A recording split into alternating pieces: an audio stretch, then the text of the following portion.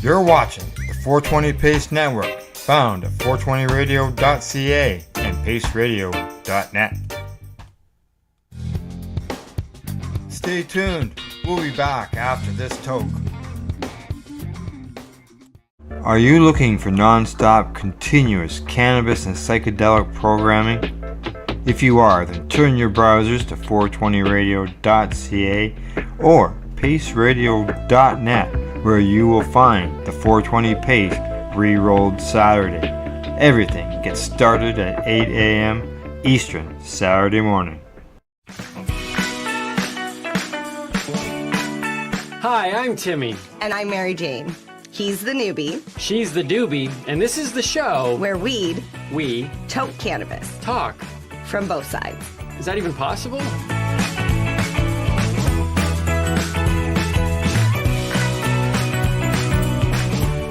It was a thing because I didn't want to be without the pot coming home for 4.5 hours because exactly. Were debilitating. They were crippling. They weren't like just, oh, I got a little pain in my temple. No. These were like full on next level migraines that never went away. And, you know, I can honestly say Canadian cannabis is what ultimately saved my life and my friends in Canada that like supported me.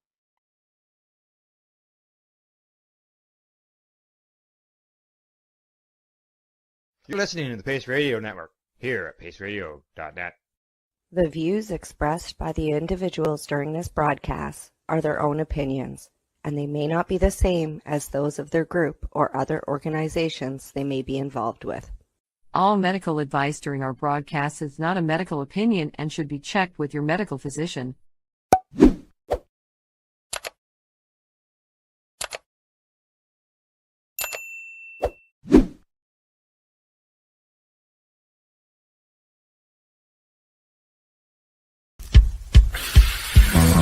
Oh yeah, baby, that's lovely.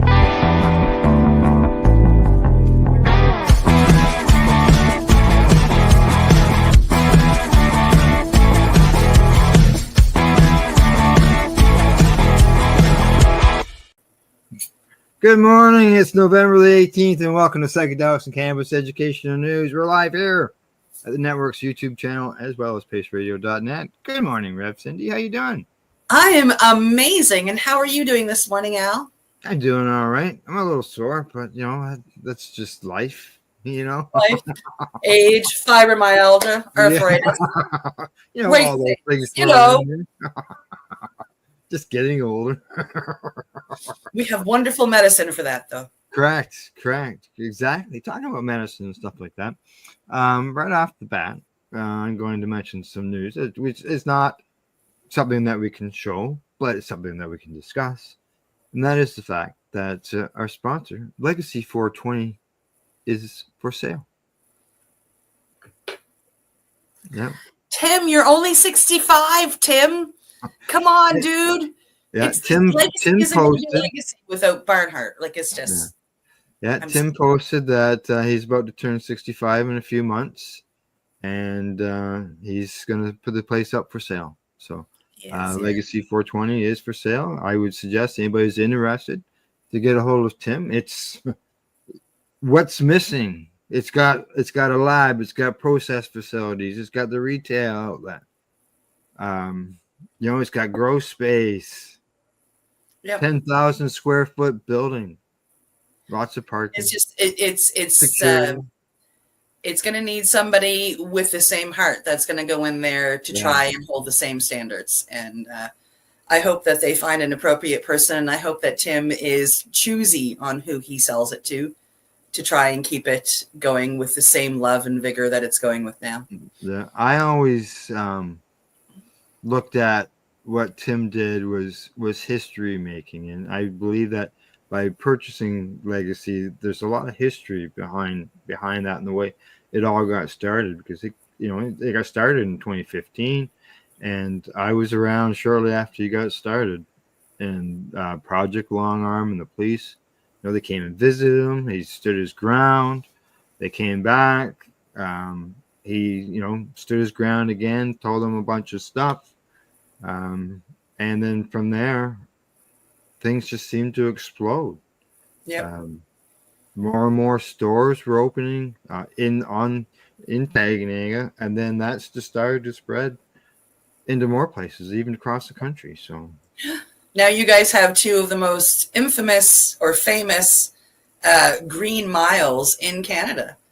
yeah, Like, oh yeah, I mean, if you are a cannabis connoisseur and you go to Ontario, like they are tourist attractions. It's hard to go to Ontario and at least not go down to one of them. I just, I absolutely love both green miles and the people that are on them. And, one of the biggest places to visit, on that one, of course, is Legacy 420.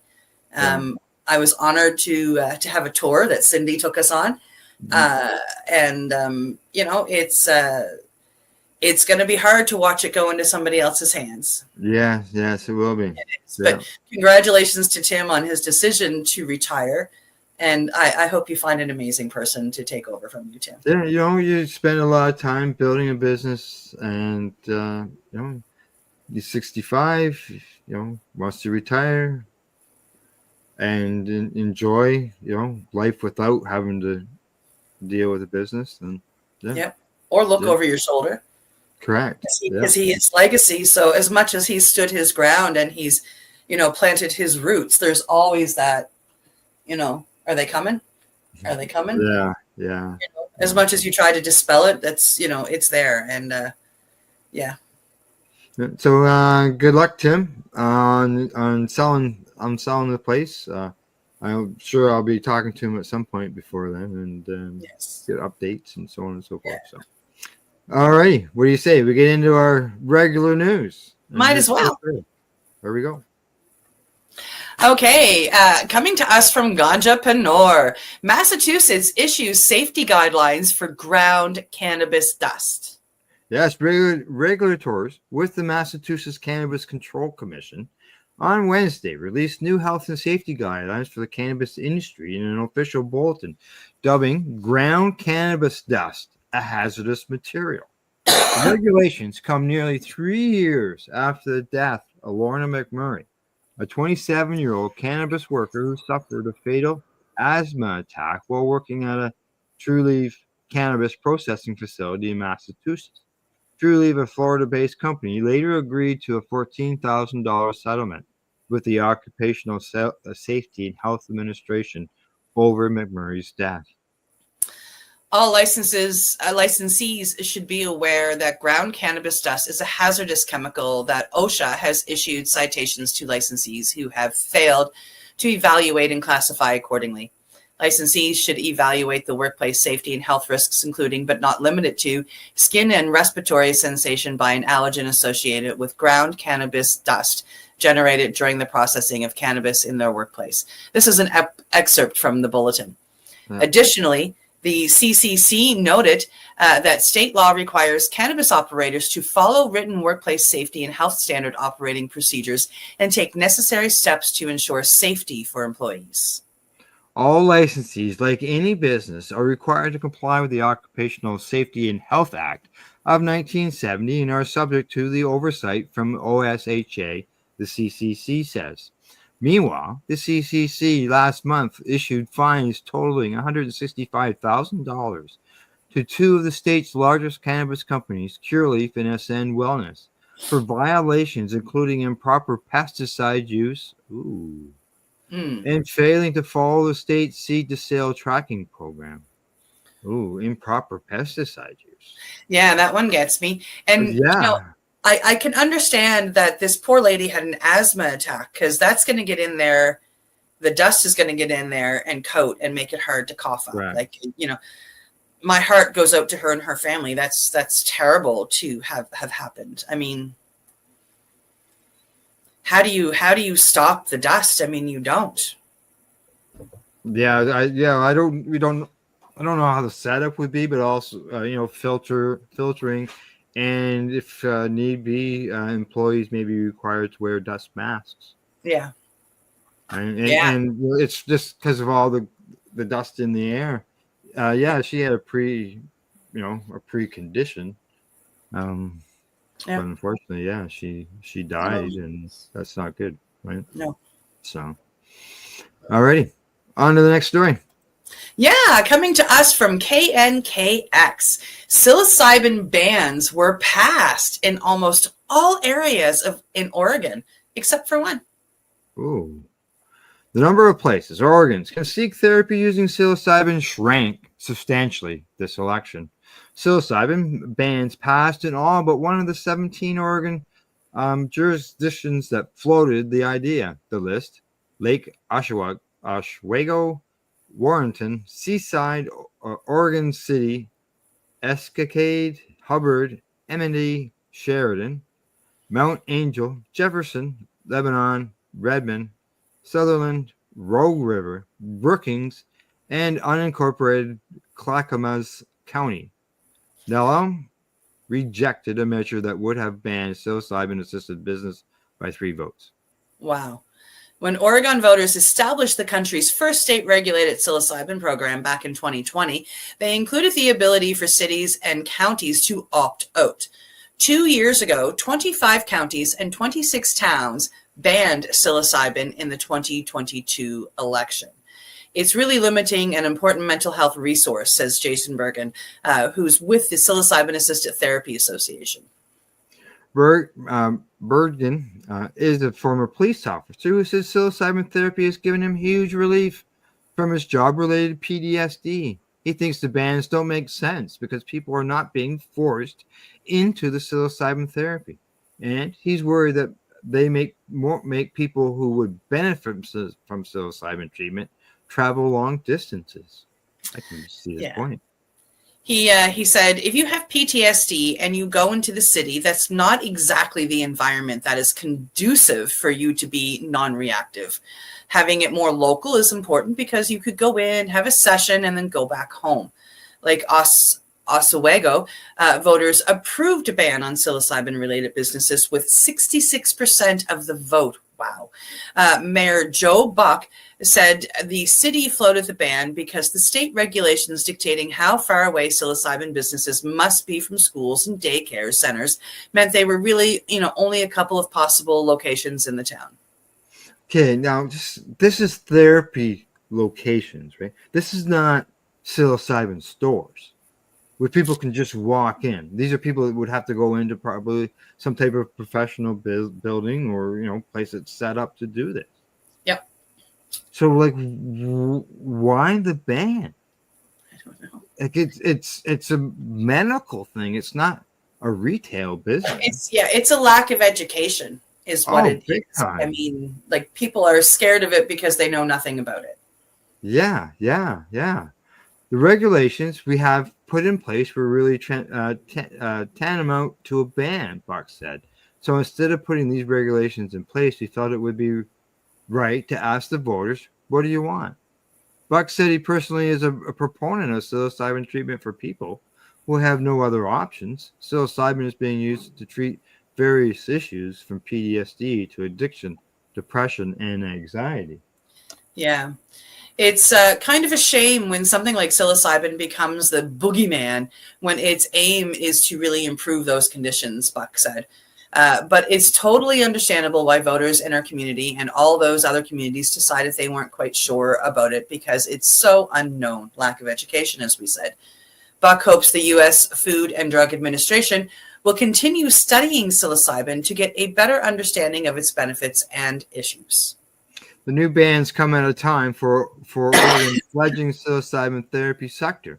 Cost remains high from $1,500 to $3,500 a session.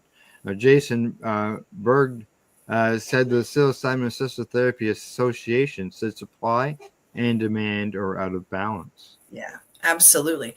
When we have an abundance of service centers and there's just not that many people that need it, he said. Many service centers are struggling.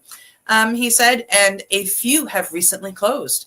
Compounding the problem is the fact that the service centers are prohibited from advertising because psilocybin remains a Schedule I federally prohibited drug. Consequently, there are few ways centers can differentiate themselves and build a niche market.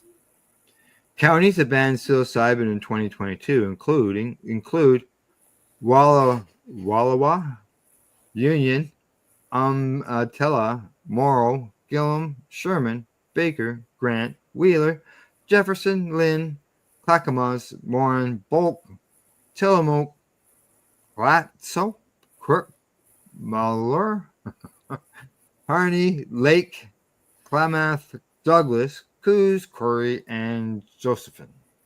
Cities that banned psilocybin in 2022 include Philomath, Class, Claney, St. Anne's, La Pine, Redmond, Cascade Lock, Central Point, Eagle Point, Jacksonville, Rogue River, and a whole whack more. I was wondering when you were going to do that. I just thought, no, I'm not going through all these things. Too many. But yeah, that's like it just comes down to the Schedule 1. But yeah, even though the state allows it, and the state allowed the municipalities to make the decision, it comes down to the municipality. Like, yeah, like if the state, still like some things still come not down worried about the federal end. Yeah, some place still comes down to federal. Like banking is all federal. Yeah. Advertising is, I'm gonna guess by this last story, something that the federal people can latch onto and come down on, and that makes it hard. I mean, and I get it. I am, with my newly decided career, I'm going through the same problems. Like, how do I advertise? Yeah. Where do I advertise? Yeah, exactly. All righty. Get the next story lined up here, and we'll get on with it. Yeah, because that's, the people have voted for it and all that, and then council's rejected. And like I said, it's not a retail store. It's like banning dentists. I don't know, maybe. Alrighty, next story. It's up. Okay. Coming to us from Strachan, one man's journey to grow the cheapest cannabis in Canada and be Cindy's best friend.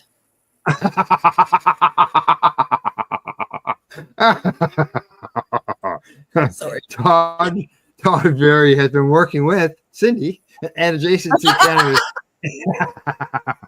in BC's Kootenay region going back decades.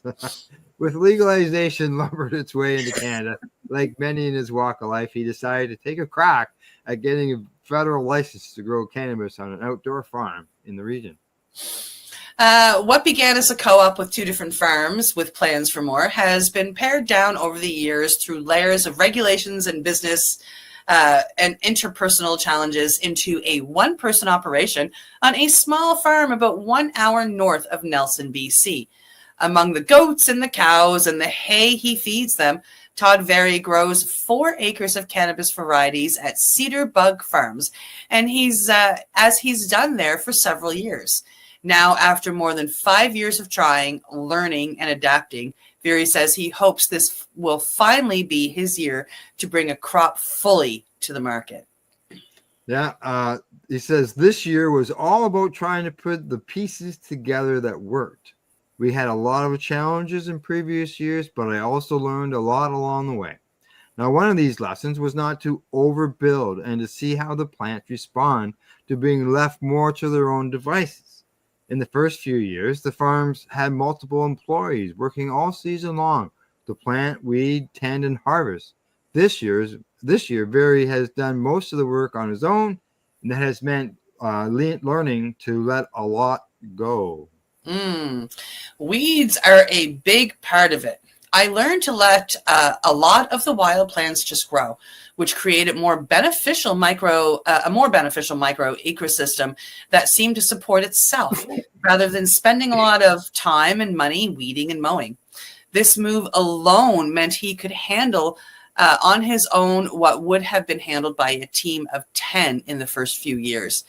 He says that keeping costs down was always part of the plan, which is one of the reasons he chose outdoor production. We chose outdoor because I saw the drive to the bottom in terms of prices. The amount of overproduction was predictable. I still see outdoor as the best way to deliver something of high quality and value for people to smoke. Though Over the years, the entire process has taken its toll on Barry and the farm. Not only did the co-op model unravel in the first few years, but he now needs to sell the farm to cover the ongoing expenses he's incurred to get to this point. Despite these challenges and obstacles, Barry is one of the more optimistic people in the industry. He says he prefers to own and learn from his mistakes rather than focusing on the things he cannot change or finding external situations to blame. It's been very hard. Having to sell the land I've been growing on is hard, but I have to stay positive, and that perspective is why I think this is still a viable business. Every year, I've learned what to do right and what not to do next time. He continues to say my hope is to find someone who will buy the farm and I can continue to operate it for them. So this year's harvest will be what I hope will prove that model. Barry has about 1/3 of his field planted this year and expects 50 to 80 kilograms to be ready for sale in the coming months.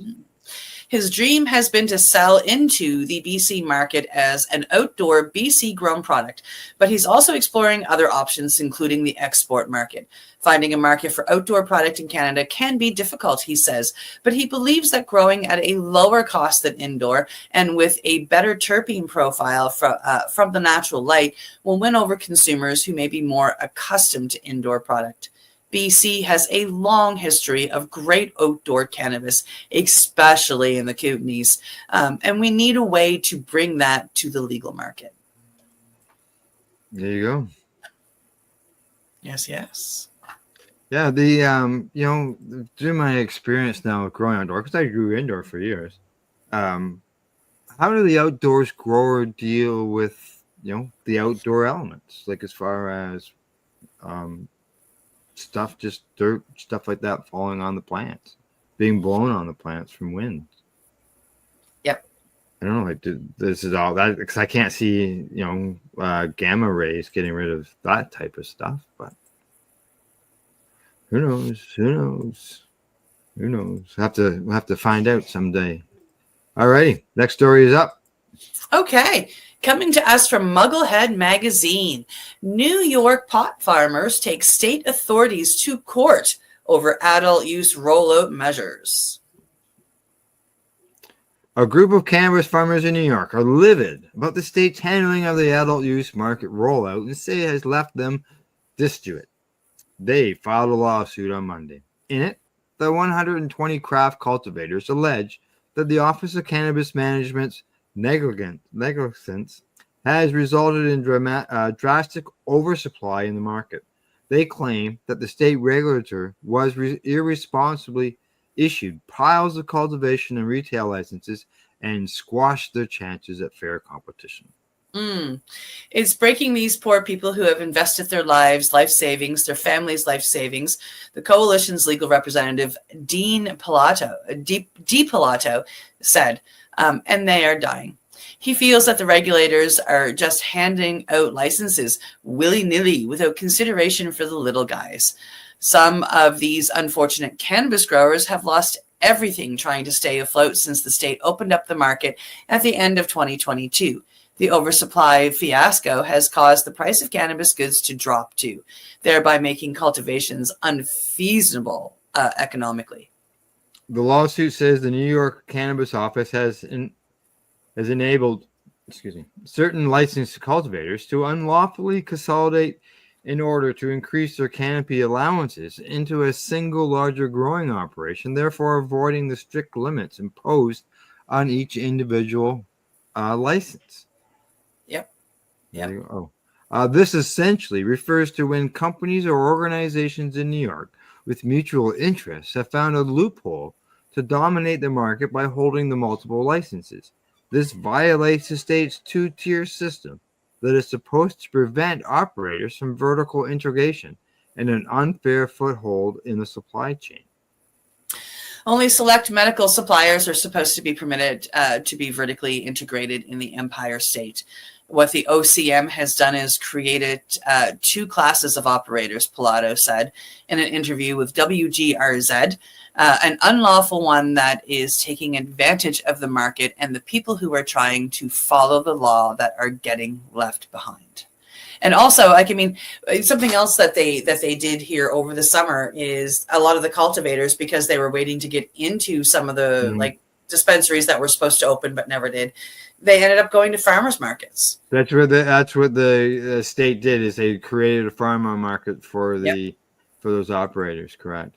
Yep. And now Pilato claims the cannabis regulatory is aware of the prevalence of these issues and isn't taking action to change them. Both 66% of the small patch growers in the state currently have a profit margin below 1%. Some of them have even become suicidal and developed health issues, the suit alleges. Market monitoring and stabilization and a regulatory framework designed to protect licensed operators from unfair competition and market dysfunction is the goal, the lawsuit stated. Cannabis farmers in the state were forced to throw away thousands of pounds of product earlier this year due to the vast oversupply in the sector. About 250,000 pounds of chronic merchandise remained unsold in February, values at over 35 million US. There you go. So basically, it sounds like, did the state just allow a free market and let the market decide on what businesses survive? Because it sort of reminds me of what Ontario did here when we just opened up the door to retail businesses opening. Oversaturated. But like, I mean, in New York, what they were doing was saying, you know, like, listen, we're going to look after all the people that have already been hurt, and we're going to help them with turnkey operations, and we're going to help them do this, and we're going to help them do that. And then now they're letting this happen. So, like, have they really helped the people they stated they were going to help, or have they hurt them further? Your dog's looking for out. What? Correct. She's wanting in, so I gotta go. All right, it's dog letting in time as well as medication time. We'll be right back after our session. You're watching Psychedelics Campus Educational News. We'll be about 3 minutes, people. You're listening to the Pace Radio Network here at paceradio.net. Legacy 420 have an awesome array of cannabis-infused beverages, from pop to Nature's Nectar's teas, all in amazing flavors. What a selection. We even have a delicious mango-infused juice, and let me tell you, it's delicious. Everything is infused in-house, so we buy our syrup from, the same place where everybody else buys their syrup for their pop, and the infusion is done in the lab. It's all canned here, labeled here, produced 100% on Tyndonega. We have two lines of drinks. One is called our Nature's Nectar. That was our original line that we came out with. And then we also have a line under the Red E brand. We have them in 10 milligrams, 30 milligram, and 60 milligram cans. What a great selection for a get-together with friends or after a long day. Remember, if you want to wet your whistle with on-site lab-tested products, come see your trusted partner. Legacy 420 out on your road.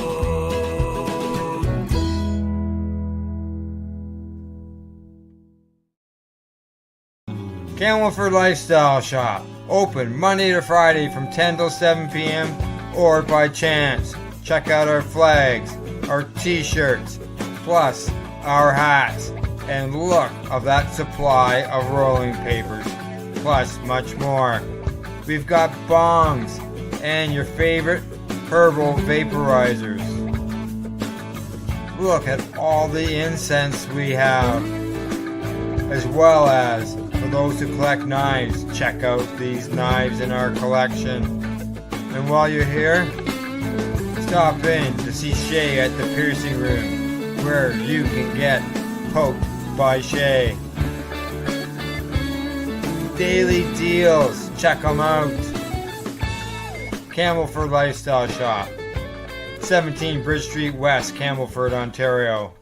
Limestone City Hydroponics is Kingston, Ontario's hydroponics shop. Take your growing to the next level and create the optimal environment with a tent kit, or maximize your yield with an ebb and flow flood table kit.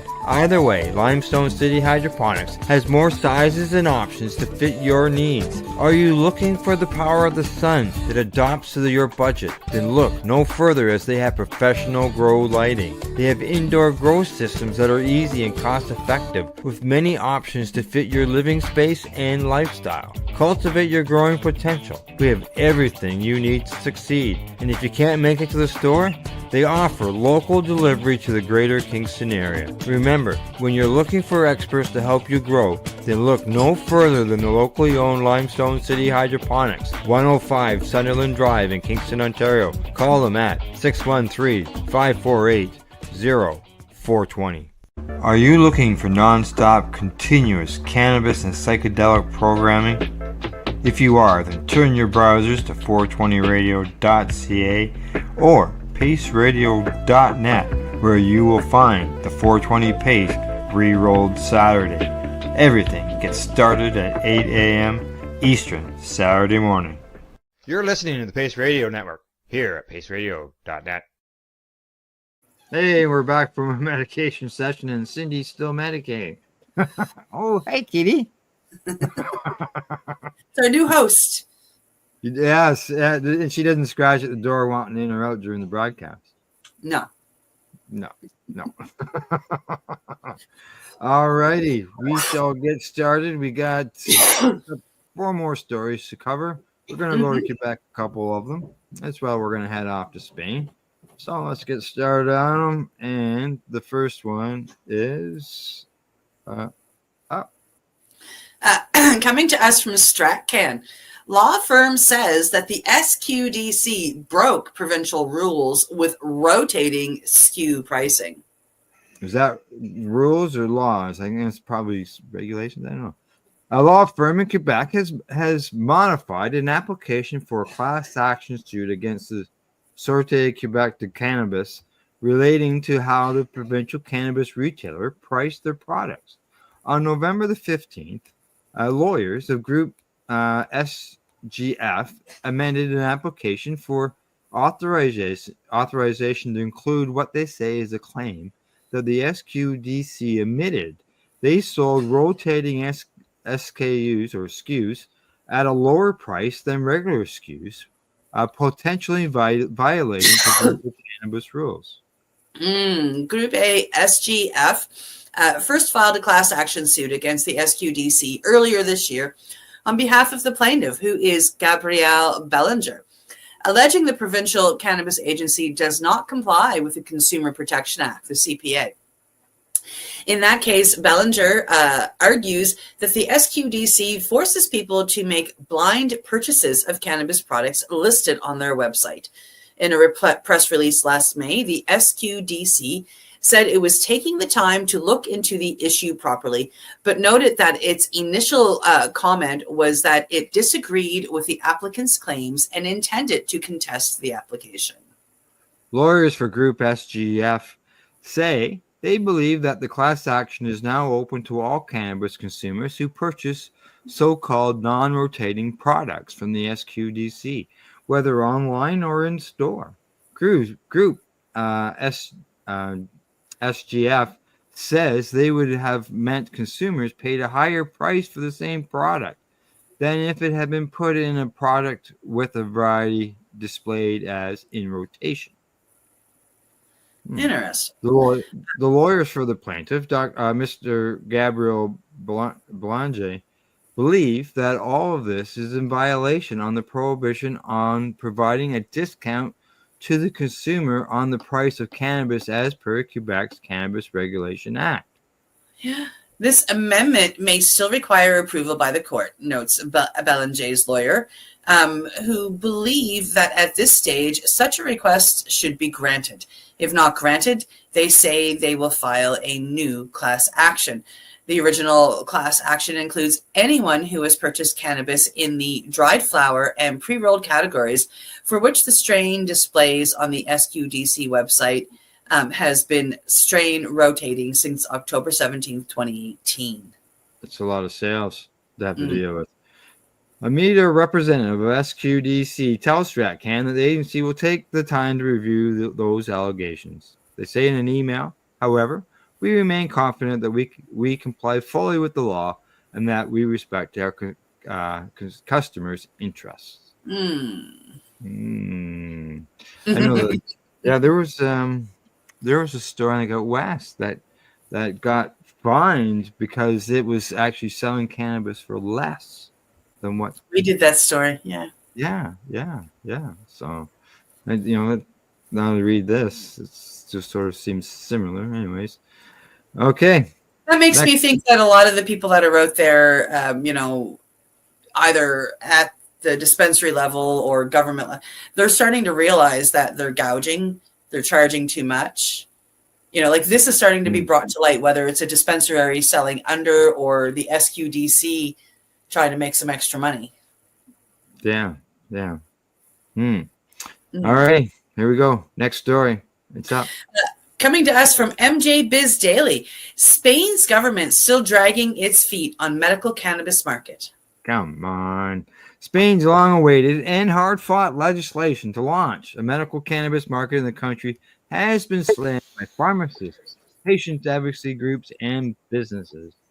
The draft decree, which was published earlier this year by the Ministry of Health, was immediately criticized for its restrictive nature, preventing the country's extensive network of local pharmacies from being able to prescribe and dismissing cannabis flower as an option for patients. Under the government's draft decree, Spain's plan for medical cannabis use outlines 4 specific indications for its application: spastically due to multiple sclerosis, severe refractory epilepsy, nausea and vomiting caused by chemotherapy, and chronic refractory pain. But with the deadline for the second public consultation period on the proposals now passed, the industry has once again been left waiting to understand what shape Spain's medical cannabis industry might take. Yeah, really, taking the time, that's not good. Patients are waiting. People are suffering. Yeah, people are suffering. But yet they just taking their time on getting something ready. Well, I mean, I feel that the only thing that they're doing there is patients are going to help heal themselves. They would rather be illegally healed than legally horrified, in pain or dead or whatever. So all they're doing is giving their legacy market a chance to step up and take control. Help the patients. Going on. Yeah. Right. Yeah. That's what happened here. The legacy market stepped up and said, well, if you don't got them, we do. We'll look after them. Yeah. All righty. Here we go. Next story is up. Coming to us from StratCan. Police in Quebec search properties, make arrests in connection to illicit cannabis. The Sûreté de Cannabis, or Quebec's Cannabis Smuggling Investigation Service, in collaboration with Quebec City's Police Department, conducted searches on the morning of November the 14th in connection with the illicit cannabis and other substances. The operation, say police, sought to dismantle a criminal organization engaged in the production, distribution, and sale of illicit cannabis and other substances in the Portneuf region between Quebec City and Trois-Rivières. Police arrested 4. 2 women aged 26 and 32 and 2 men, both aged 32, in the course of 4 searches of 2 residences located in Donnacona and Cape Sanante, a business located in Portneuf, a storage facility located in Donnacona, and a vehicle. The operation involved around 30 police officers, including investigators, the SIJ technicians, and dog handlers from the Sûreté du Québec. The Access Cannabis Program, that's Action Concertés pour, is a provincial initiative set up in 2018 by the Ministry of Public Health to combat illicit cannabis operations. Earlier this month, police in Quebec arrested 6 and seized a large quantity of cannabis in connection with what they say was a hash processing facility. There you go. A hash place sent down. We're doing really good today. We are. I know, eh? We're just getting the last story of the day all lined up here. But you know what? We'll say that, and then next thing you know, this story will be long. Could be a long one. could take us 10 or 15 minutes to get through it, right? And by the time we're done, we'll look at it and say, hey, we're done on time. All righty, here we go. Coming to us from earth.com, psychedelic use linked to higher risk of schizophrenia.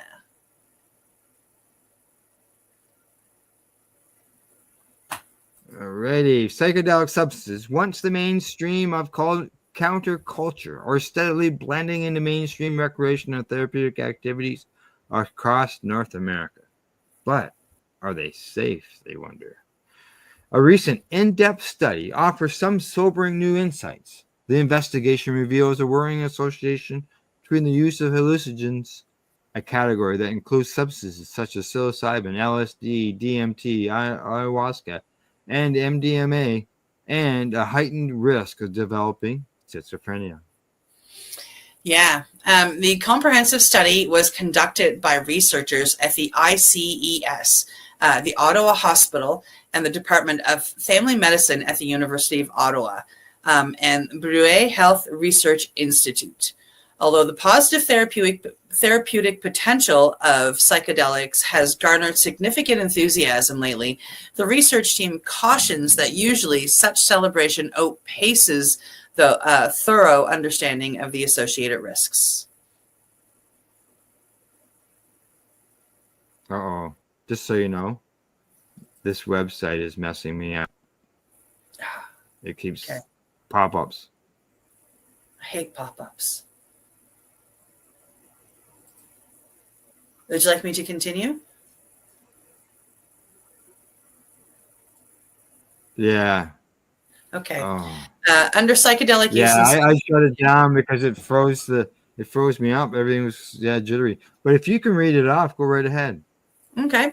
The analytic foundation of the study relied on over a decade's health data of people aged 14 to 65 years living in Ontario, Canada. The researchers monitored changes in hallucinogen-related emergency department visits and ensuing schizophrenia diagnosis rates. The results were astonishing.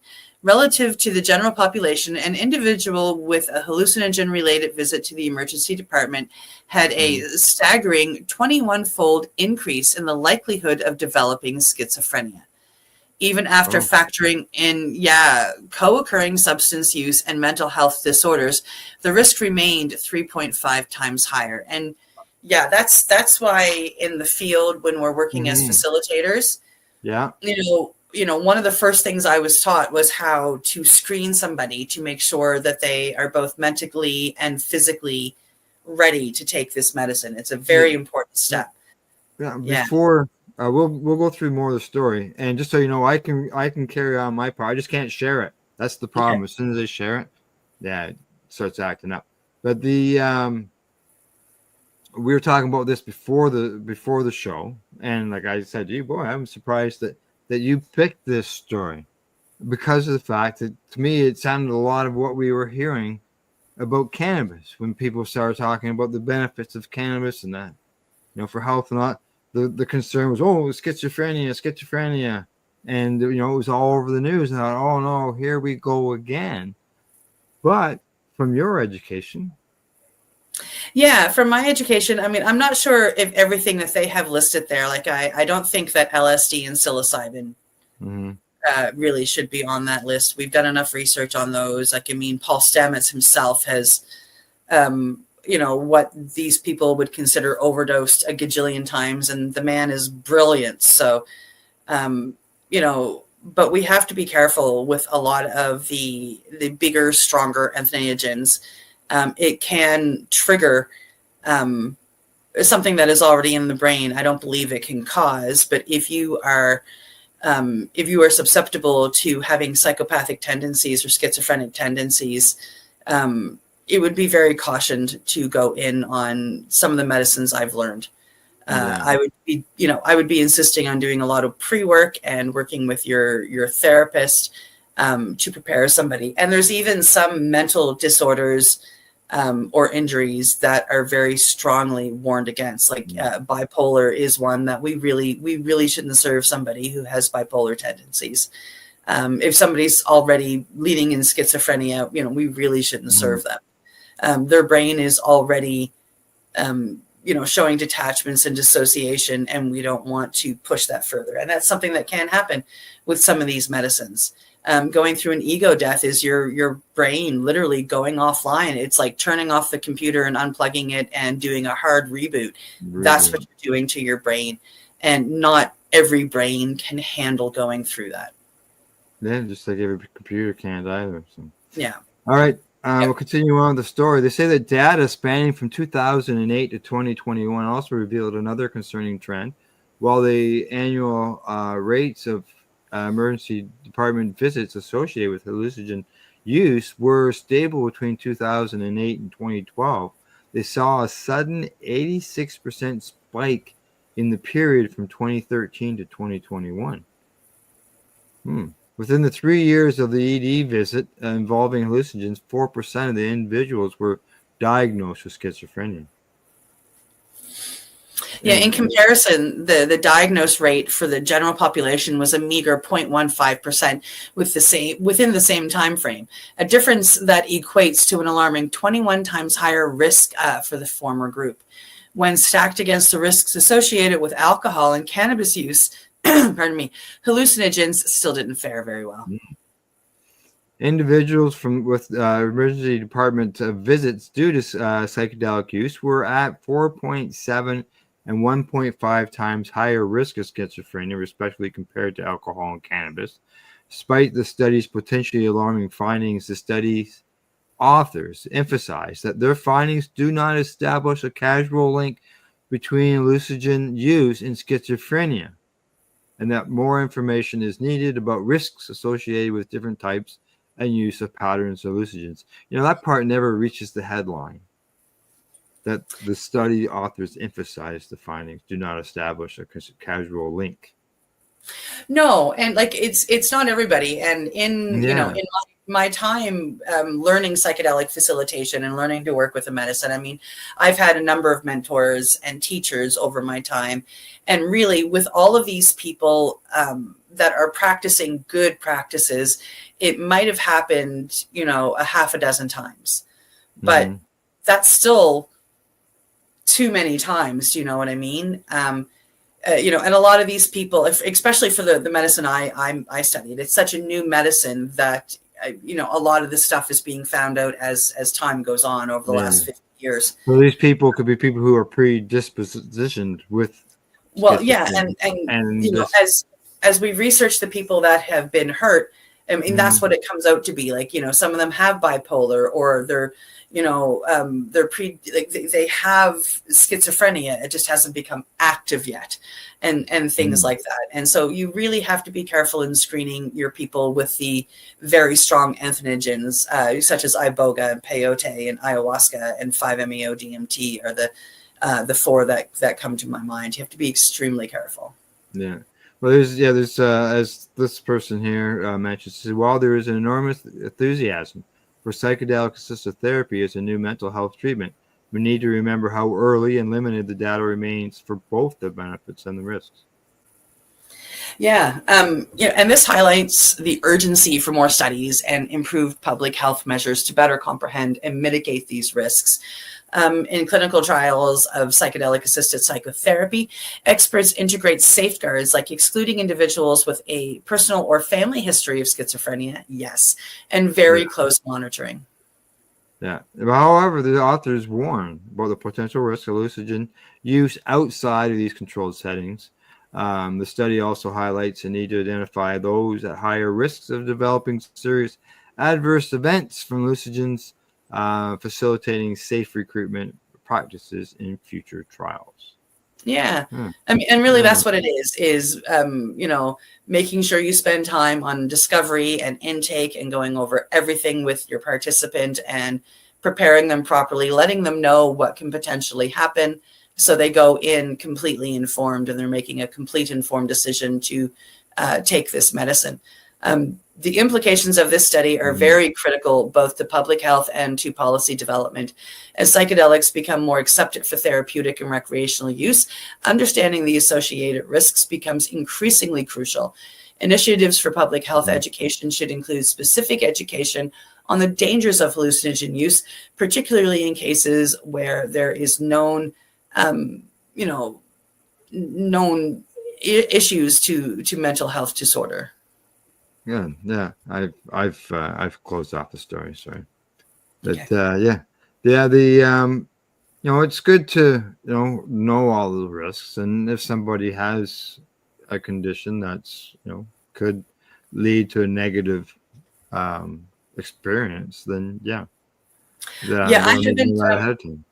I haven't personally taken ayahuasca, but I've done research into what is needed to take ayahuasca, and I've met a shaman out in British Columbia who has a place out in Maple Ridge, and he won't even take you if you've diverted from the dieta. Like there's 2 weeks previous to taking ayahuasca that you are meant to be on this certain food diet with certain things cut out. You can't even take cannabis heading into this.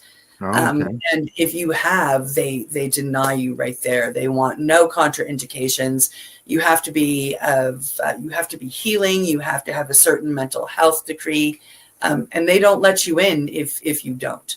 And that's one of the the oldest medicines. Like they've been using ayahuasca for a long time, right? It has a lineage, a number of lineages. So, a lot of these medicines, both in the legacy world and in the therapeutic world, they're kind of on par with that. They have pre-work that they want to do to make sure that you are viable for that medicine. Yeah. Well, they're screening, right? Yeah. Making sure that everything's going to be fine going into it. And that, in the end, that is looking after the client. Absolutely. This medicine is about healing, not about hurting. And all of these medicines are about healing, not about hurting. Yeah. So, we have to show them the respect that they deserve to get the healing that we need. Yeah, that's it. Exactly. Anything else before I sign us off? No. Thanks for letting me spew about all that stuff. It's always fun to talk psychedelics. And that's why I sort of shifted it towards the end, because I knew there'd be some discussion. I'm just, too bad that it's a website that has lots of pop-ups, and the sharing is a little bit hard. Bit hard. It's good to know. I was, like I said earlier, I was a little concerned whether everybody was just, it was just a bad headline, just like in the days of cannabis. But it makes sense if you're already predispositioned, just like in the cannabis end of things. Then if you go into a hallucination that your brain can't comprehend and understand, that's going to kick off some negative effects. You have to be prepared for the unpreparable. It's I know that it's an oxymoron saying that, but you have to be able to talk to yourself and tell yourself that it's going to get freaky and it's okay. Yeah. All right. That's our report for today from the Legacy420.com news desk. And thanks to our buds at Campbellford Lifestyle Shop, Limestone City Hydroponics, addies.ca, and Legacy420.com. In closing, I'd like to say thanks for tuning in and watching. Plus, don't forget to educate, medicate, and do not incarcerate. You're listening to the Pace Radio Network here at paceradio.net.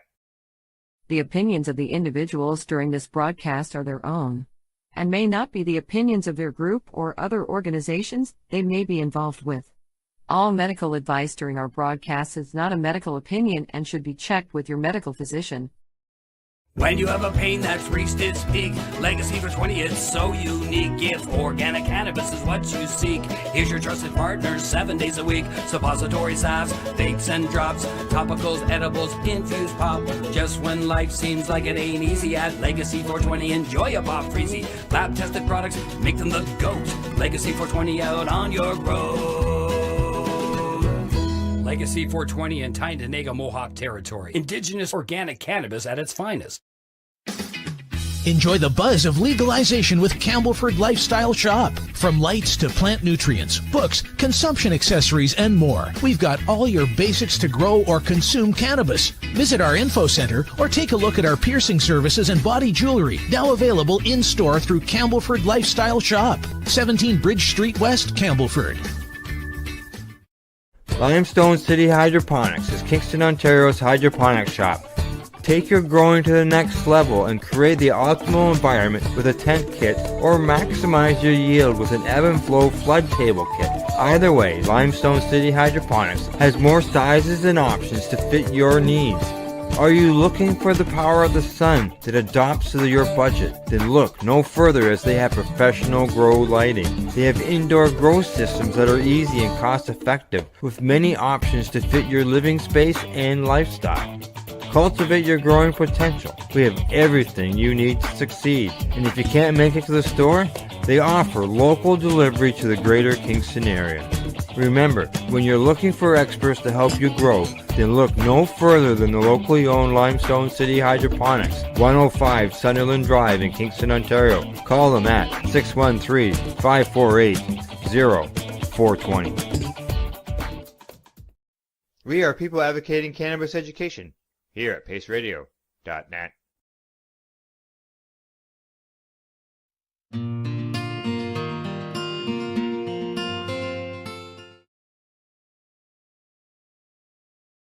I'm going to take us back down memory lane.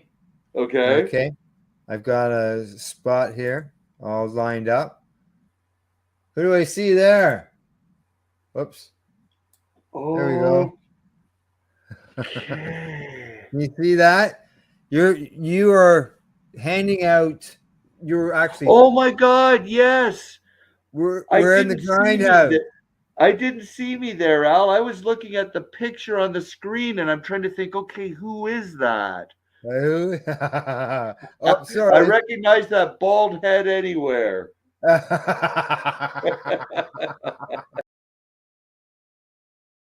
See, the article was always called "Keeping Pace Everywhere." Yes. Remember that saying that you used to always say before the at the beginning of the documentaries? It was something about adding the E to make it peace. Correct. Yeah, it was something about share pace everywhere, so it creates peace. So it's people everywhere advocating cannabis education. Oh my God, Al! Yeah, I mean that was that. Those are experiences that I'll never ever forget. Now, Well, first of all, as you were saying, being at the Toronto Home Show or the Toronto Women's Show, and these are just regular shows at the convention center, and people are walking along, and all of a sudden there's a table there, and it's all to do with cannabis, and the cross section of people that we would get. A lot of people in favor, but we used to come across some people who weren't very happy about having us there. Yeah, that's right. That would happen. Well, here's there on the screen. You can see the National Home Show. Oh, right. Yeah. Yeah. We would go to these things. Oh my God! Look at that. But do you remember what happened that night when we had it there with Boris and in the restaurant, and who came in the door? I'm not sure. What happened?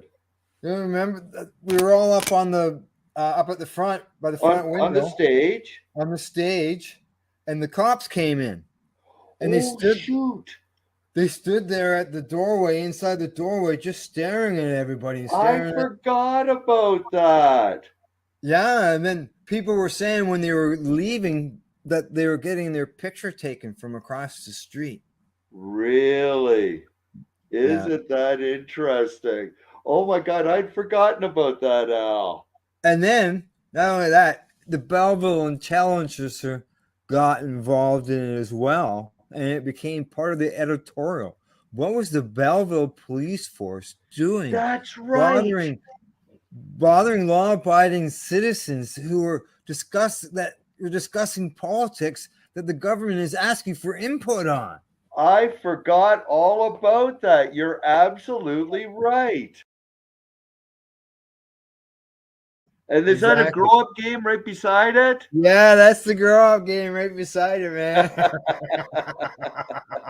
And you know what? I still got a couple games. They stopped because of COVID, but right up until COVID, we were still holding anywhere from about 2 to 3 games a year. People were still coming Al, to. We were still playing them. We should do another one. We have to. Oh yeah, for sure. Exactly. I've got Yeah. people that are on a list that are waiting to play. People who haven't even played before that want to play. So it was always a great time.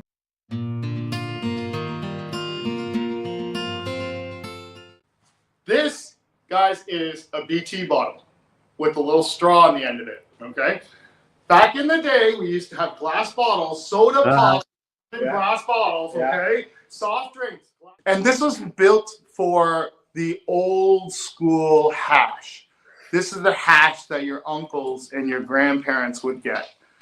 And this is the stuff that we would all treasure whenever we could get it because we thought it was the best stuff because it's the constant. It was our form of concentrate. Correct. Right? When we were young, right? Yes. This is To answer your question now. Oh, here we go. Forward. Now you're going to cut this out if it doesn't work, right?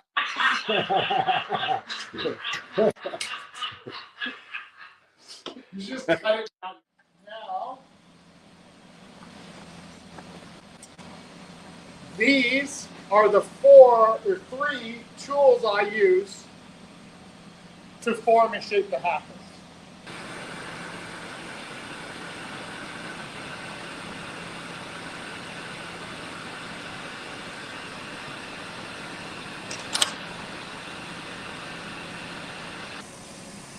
So now once the prep work is done over on the lathe, it now has to come over to me to put the mouthpiece on and finish off the top part. So first up, I just need to clean up and close off the top that's left over.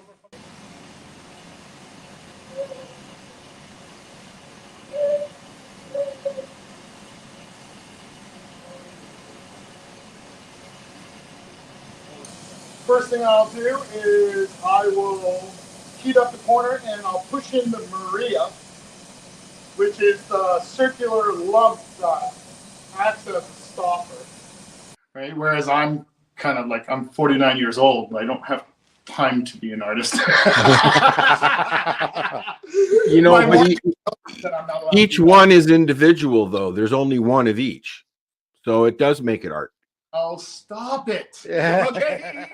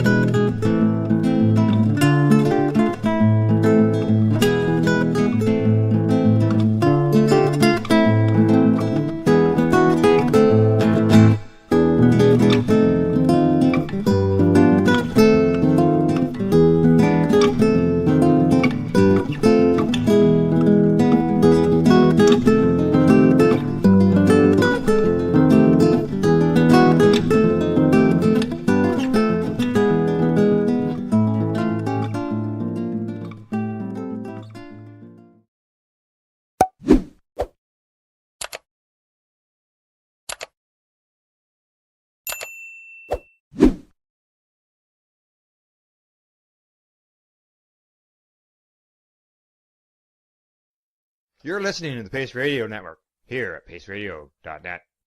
The views expressed by the individuals during this broadcast are their own opinions, and they may not be the same as those of their group or other organizations they may be involved with. All medical advice during our broadcast is not a medical opinion and should be checked with your medical physician.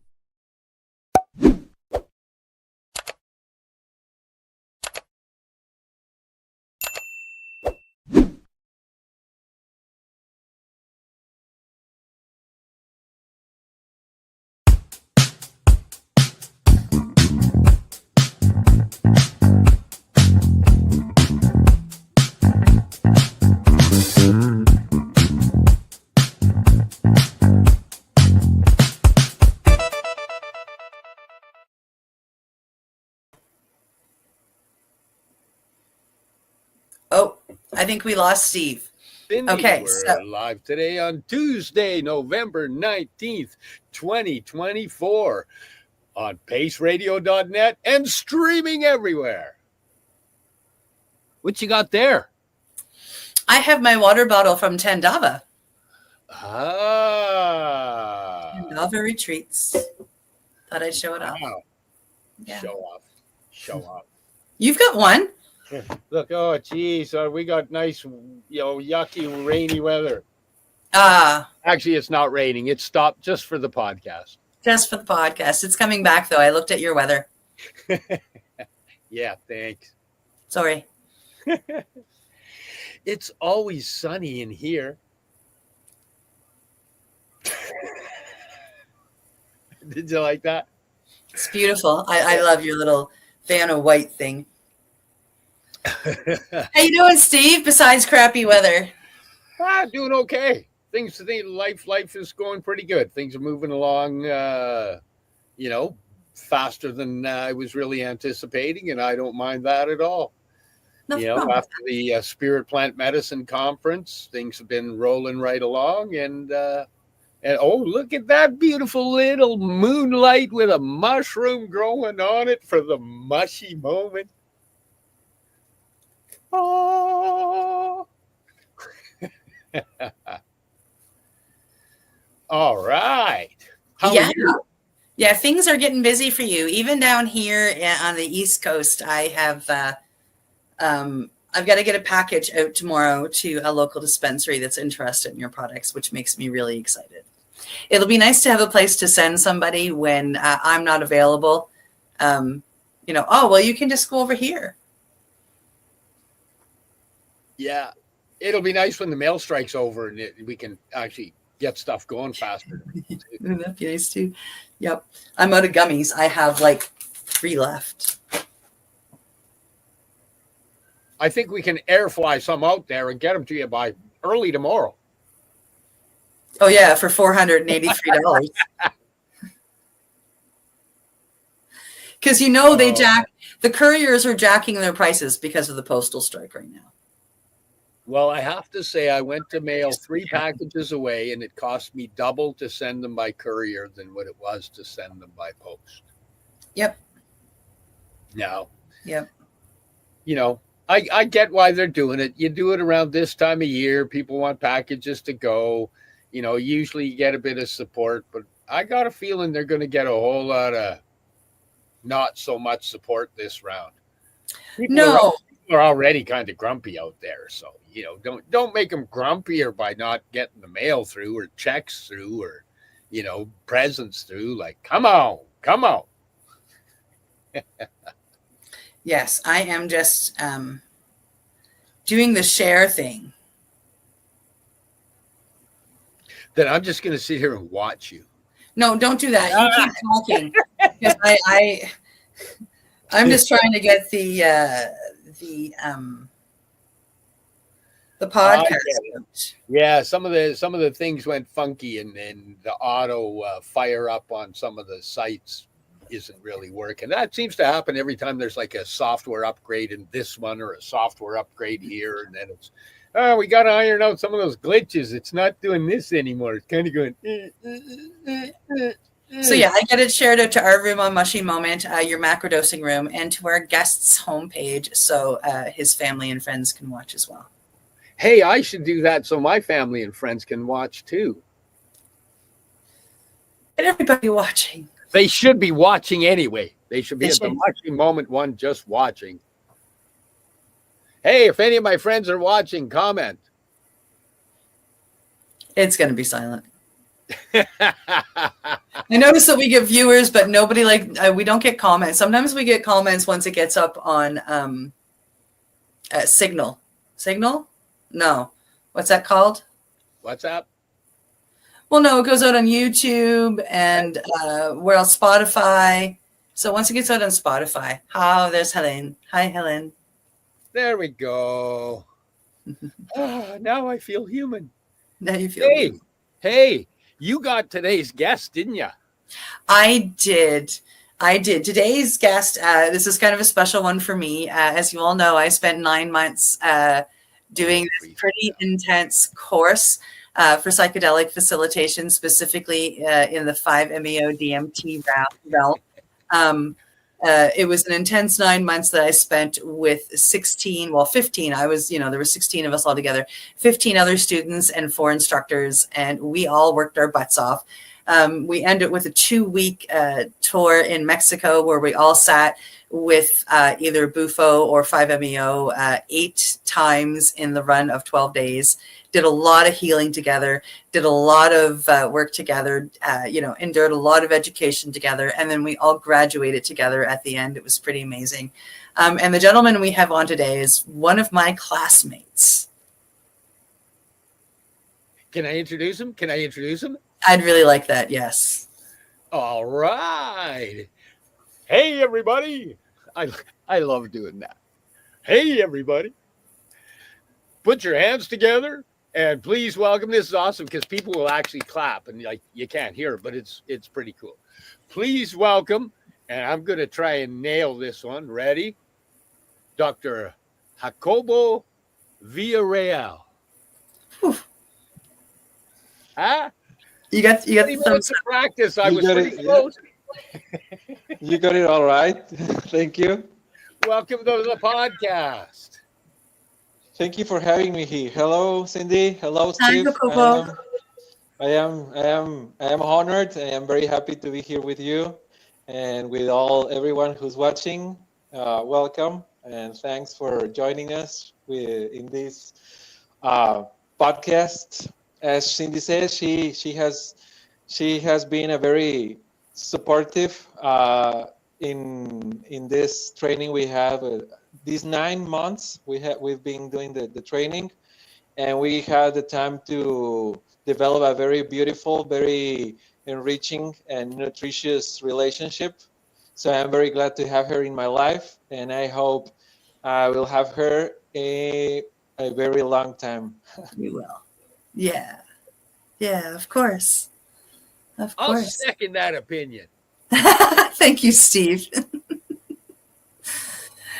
We are very honored to have you on this podcast. You were the first of anybody coming out of the 5 training, our cohort, to come on the podcast. And I'm really, really excited. And I do hope to bring everybody else over time.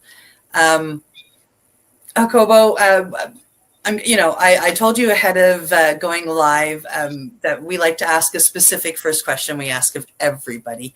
This podcast really is about healing, specifically in the natural and psychedelic realm. And that is how we met. We met through the psychedelic realm, through this beautiful medicine of Bufo alvarius 5-MeO DMT. And so my question to you is what brought you into this realm? As a doctor, as somebody who has studied the sciences, what brought you into the spiritual realm to want to bring in natural and psychedelic medicine and meld it with your practice? Well, I think if I would start with one word, it will be a rebellious act. So when I was 20 years old, I was very curious about psychedelic plants and weed and all. Mostly mushrooms. The only psychedelic I knew was mushrooms, and I had done a couple times weed or so. So I have been doing a lot of research on them. Ever since I did weed for the first time, I started to dig a lot of information. And then my family had a trip to Europe, Amsterdam. So that was when I was 20 years old. And whenever my father told me that we were going to Amsterdam, I knew what I was going to do in there. So I was really, really, really excited. And when we got there in Amsterdam, I quietly stayed apart from my family. They were sightseeing, and I got lost for the day. And I started asking the persons on the street, where should I be able to find some mushrooms, magic mushrooms. And there they were. They pointed me to a place that was called a smart shop. And upon asking one or two persons, I arrived to the place. And it was a very strange and weird place because it had a lot of paraphernalia, bongs, and a lot of stuff in the shelves in there. And there was this big man with a mustache who looked right through at me, and when I came near the shelf and asked him about the shrooms, he looked me in the eye and told me, like, "This is the first time you're gonna do this, right?" And I was like, "Yeah, how did you know?" So, well, in that case, he took 3 boxes from under the shelf and told me that this is like psilocybin mexicansis. This is the mildest room I got for you. These are 3 grams, and what you're gonna do is you're going to take this in a quiet space, and you're gonna have half of it. You're gonna eat it, and you are going to feel whatever you are supposed to feel. If at any moment you want it to be over, you just have to eat some sugar or candy, and it will go away. I don't know why he said it because it wasn't true. But so I bought the shrooms, and I went back to my hotel room with my family. It was already sundown, and my mom and sister were getting ready to sleep. My father was in the computer. He was he was looking for a plane flight to Paris. That we were going to have a tour the next day, so we had to take a flight very early in the morning. And he was buying the tickets. So I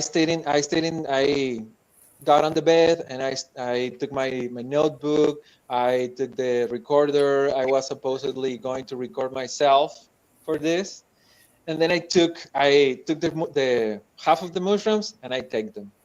And there I was, like 10 minutes, 20 minutes, 30 minutes, 40 minutes, and I wasn't feeling anything. So I got desesperated and got the other half. So it hasn't passed like 5 or 10 minutes when I started seeing the walls like it was like an oil painting where you put water on it and it started like to fall away. It started very, very, very mild, and I was like in awe of that happening. It was so amazing for me. And then I started to think a lot of things very fast, and I was in awe. I was very surprised, like white, and then milk, and then cow, and then animal. Very, very fast thinking, very fast train of thought that I was having difficulties on following. And then I was having a lot of fun, and suddenly my dad interrupted me and asked me that he was having a little trouble finding the ticket to Paris to the next day. So that he was very worried we were going to lose the tour for the next day. And I was looking at his face, and he was crumbling before me. He was like melting away, and with all the might and willpower I could summon, I told him, "Don't worry, Father. Today was a very exhausting day. Why don't you go to sleep, and I will take care of it in a moment." And by thinking back at how am I supposed to take care of that if I am like losing the grip of reality at this moment? So I noticed that he was like giving me like he trespassed his anxiety onto me, and then I started to feel very anxious, very, very anxious about the plane. And I would see the faces of my mom and sister, who were already asleep, and I was looking at them as if they were very young persons, like a baby, and then they were like very old persons, and it was coming, going and going. So I started to become a little anxious. I I standed up and was thinking about telling my mother like what I was going through, but in my mind I was like, what she's gonna do? If any, she's gonna ground me and she's gonna yell at me because of what I am doing here. So I stand up, I went to the bathroom and turned on the light, and the light of the bathroom was like the sun. It was the brightest light I ever seen. It burned my skin, and then I turned off the light, and it was like the darkest void night in the coldest dark night ever. So I just sat in the bathroom and was hoping that if any, I was going to be very grateful if I could go back, and even like I could like, how can I hope I'm gonna be able to at least wipe up my ass while coming back from this experience, if any, because I didn't want to be a burden for my father and for my family. And then I was like doing all this I was thinking about all of this, and it started to came down. So when I watched my watch, it had only been past like an hour or so. So I sat down at the computer, at the laptop. I bought the tickets for Paris, and then we went on the tour the next day. So that was my first approach to psychedelics, psilocybin, to be precise. Wow. Wow. That's pretty intense because you're with your friend. And the first time you've done them. Yeah, I know. I don't know how I was able. Cool. Come again? You got to hold your cool through the whole thing. Yeah, I think that was the greatest part. I was able to hold my poker face in front of them. Wow. Wow. So that was when you were 20, correct? Yeah. Yeah. So then you go through med school and you become a doctor. And did you continue to use mushrooms throughout that time? Yeah. Well, since that time, I got really obsessed with psychedelics. Even though it was a challenging experience for me, it made a dent on my personality, and I started studying a lot, and I had after that I had a period where I didn't do any mushroom, like 5 years or so, and then I came into touch with DMT. And ever since then, I started using DMT on low doses with myself as an exploring tool. And each time I used it, it was very illuminating for me. And as I share these moments of illumination with my friends and family, they will be very curious and ask me if they could do it as well for me. So even though I have had a lot of hellish experiences with DMT whenever I was alone, because that's the main approach I did with when I was younger, I was able to provide for a safe space, not facilitating much, but mostly like sitting for friends and family who wanted to explore the medicine as well. And as I did this, it was more like a recreational use of DMT more than a healing space for DMT. And it wasn't until the 2019 that I was having trouble getting past some point whenever I did psychedelics, whenever I did DMT, especially speaking. Now, So when you're talking DMT in this realm, are you talking 5-MeO or NN? Thank you. That's exactly what I was going to ask. Yeah, I am talking about NDMT. Okay. Yeah. I will say 5. And well, it was 2019 whenever I was struggling with going past through some stuff with DMT because I wanted to see more. And every time I would do DMT, I would go to these hellish places with fire and darkness and devils and demons. And I wasn't sure how I was supposed to face all this stuff because I would fight, I would face, but always the same and the same and the same and the same. And I would read in the literature that these medicines show you a lot of stuff, and these medicines bring a lot of healing and a lot of beautiful stuff that I wasn't seeing. Even though it wasn't beautiful stuff, it was really great stuff for me. So it was like, okay, it's difficult, but I still want to do this difficult stuff. And then that's when I tried to look for help from outside help, and I met Luis, which was a 5-MeO DMT facilitator. And we spoke a few times over the phone, and then we set up a meeting, and then he gave me 5-MeO DMT for the first time. And the first seconds I did the inhaling, I regretted it deeply.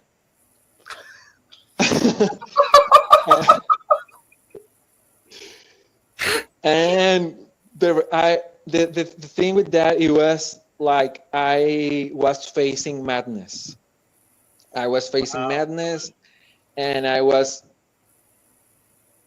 really standing still. I wasn't very dynamic at the time. I was like really trying to grip myself to this reality and being scared. Yeah, I was scared. You weren't letting go. You were doing the struggle then. Yeah, I was struggling and trying to keep my grips on reality until the effect wore down. And when the effect started to go down, I was like very shocked, and I started laughing nonstop. Like I was finally able to. It wasn't up till the effect were starting to wear down when I was able to let go, and I started to laugh and laugh and laugh and I literally became. I literally dived into madness, and I was like yelling like you could like the Joker in that kind of laughter, and I couldn't help myself, and I was rolling on the grass, and I couldn't stop. And it was really, really great for me to be able to feel and let go all that laughter that was stored up in me. I was like right up until that moment, I was a very stuck up person, and I was very serious, and I was very, well, the opposite of laughter. I was very serious, and I noticed how this laughter that was coming out in this moment was all a stuck up laughter that was inside of me that I had been repressing for a long time. So it was really healing for me. It was really, even though I realize now that I didn't let go completely, it was a somewhat release or breakthrough to some degree for me. Layers. It was a layer that. Yeah, it was a layer. Yeah, correct. And when I was coming down, I just knew it, that I have never done this in a professional way. I was keeping my friends and family safe, but as I saw Luis, who facilitated me, that was doing his work in a more professional, he makes a living out of that. I knew, like, he doing that to me was like he was showing me how to start doing that. And that's where I stuck with him, and I asked him if I could join him in facilitating 5-MeO DMT. And we will be doing this for about 1.5 years, maybe 2. and I would travel with him. I would travel with him, and he would come also to Monterey, and we will do Friday, Saturday, and Sunday, like 10 facilitations a day, one-on-one. And it was really a really hard work for me. I would do with him, I would do 5 Mio DMT once a month whenever I started doing them. And then I would take a period when I would do a little bit more to be able to get familiarized with the molecule. And then I was at first afraid of the implications of giving 5 Mio DMT to other persons in a more structure or in a more, well, this is me and I'm facilitating you. I am not just taking care of you. I am giving you a safe space. I'm trying to maximize benefits. I'm trying to help you get the most of this experience. And that's how I started to study. Well, I have always studied a lot. But since that experience and me following Louis, I started to going more deeper and specifically to 5 Mio DMT, which was the tool that gave me my first real breakthrough. So that's why I have these special feelings for 5. More 5, it's the toad secretion, the bufo secretion. Mm-hmm. And that's my story about it. That's amazing. Thank you so much for sharing. Perfect timing too. That's actually an awesome story, man. That really is. You had me sucked right in there. I was right on it. It was like, wow, that was beautiful. But this is a good time, so we might as well take the commercial break now. Yes. It's break time. So time to check out our sponsors, pay some bills. You're here with us live on the Mushy Moment on paceradio.net, streaming everywhere. We'll be right back. Back in 3. You're listening to the Pace Radio Network here at paceradio.net. Legacy 420 have an awesome array of cannabis-infused beverages, from pop to Nature's Nectar's teas, all in amazing flavors. What a selection. We even have a delicious mango-infused juice, and let me tell you, it's delicious. Everything is infused in-house, so we buy our syrup from the same place where everybody else buys their syrup for their pop, and the infusion is done in the lab. It's all canned here, labeled here, produced 100% on Tynaniga. We have 2 lines of drinks. One's called our Nature's Nectar. That was our original line that we came out with. And then we also have a line under the Ready brand.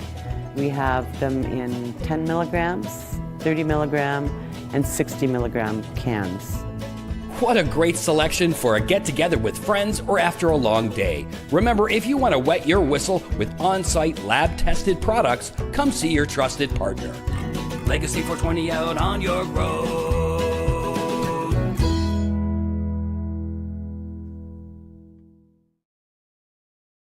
Camelford Lifestyle Shop. Open Monday to Friday from 10 till 7 p.m. or by chance.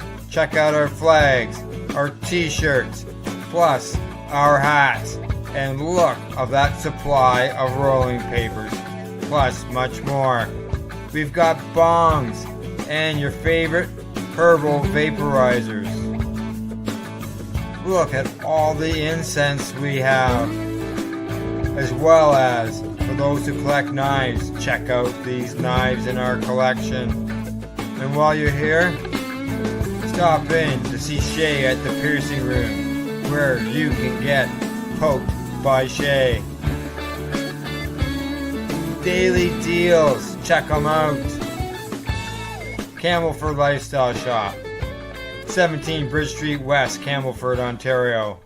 Limestone City Hydroponics is Kingston, Ontario's hydroponics shop. Take your growing to the next level and create the optimal environment with a tent kit, or maximize your yield with an ebb and flow flood table kit. Either way, Limestone City Hydroponics has more sizes and options to fit your needs. Are you looking for the power of the sun that adapts to your budget? Then look no further, as they have professional grow lighting. They have indoor grow systems that are easy and cost effective, with many options to fit your living space and lifestyle. Cultivate your growing potential. We have everything you need to succeed. And if you can't make it to the store, They offer local delivery to the greater Kingston area. Remember, when you're looking for experts to help you grow, then look no further than the locally owned Limestone City Hydroponics, 105 Sunderland Drive in Kingston, Ontario. Call them at 613-548-0420. Are you looking for non-stop, continuous cannabis and psychedelic programming? If you are, then turn your browsers to 420radio.ca or paceradio.net, where you will find the 420 Pace re-rolled Saturday. Everything gets started at 8 a.m. Eastern Saturday morning. You're listening to the Pace Radio Network here at paceradio.net. And Steve has missed it. That's okay. Here at paceradio.net. We're here with Dr. Jacobo Villarreal. Huh? That's nice. Nailed it. I have a question, because there was in your story, there was a point you said something, but that both Cindy and I laughed. And it was a very unexpected moment when you said, and on my first vape of the 5-MeO DMT, you regretted it instantly. You regretted it instantly. Now I know we both weren't expecting that. So can you just elaborate on that a little bit? Because that completely caught me off guard. Well, yeah, sure.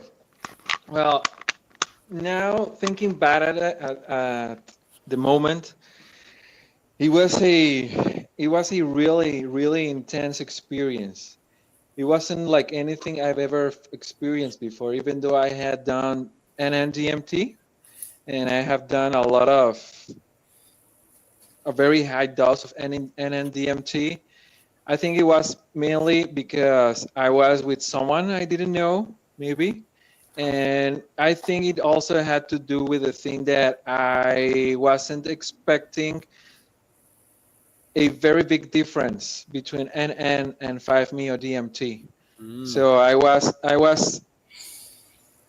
was maybe, what's the word that I could use? I was naive in a sense of what to expect. Maybe I did lack a little bit of preparation while doing for the first time 5-MeO DMT in order to expect, well, you shouldn't expect anything in a 5-MeO DMT session, but maybe you should have I'd invite you to have, not should have, maybe it's better if I say I'd invite you to have a little bit of rhetoric or background whenever you're doing psychedelics. So for me, it was really unexpected. It took me off guard, but right at the moment, I was the only thing the first thing I thought was I shouldn't have done that, and the second thing I was thinking was, well, suck it up. This is what you wanted. This is what you wanted. This is what you wanted. And I did suck it up. I was really, really, really tight. I was like fighting for my dear life. And whenever the effects started wearing off, I did felt a sense of achievement because I was like able to withstand whatever I had withstood, even though I hadn't really understood what happened. But it did give me a really very big sense of achievement. And when it started going down, I was finally able to let go of all that laughter that was stored up on me. So that boost in achievement that I felt was like the permission that myself needed to be able to unapologetically be myself and laugh at the experience I had just experienced.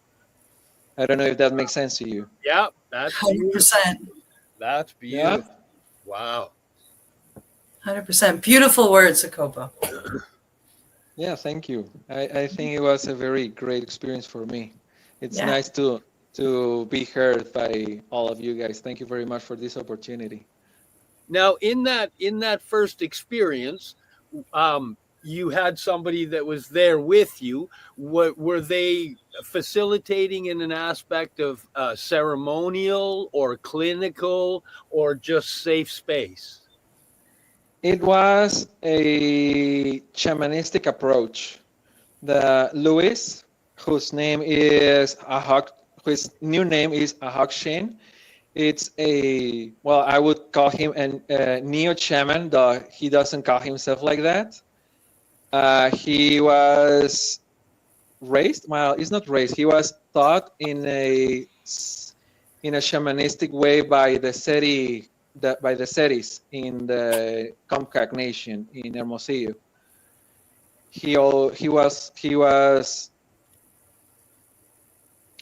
was dressed in a very humble way. He would be wearing some necklaces and some feathers and stones, and he would sing to me.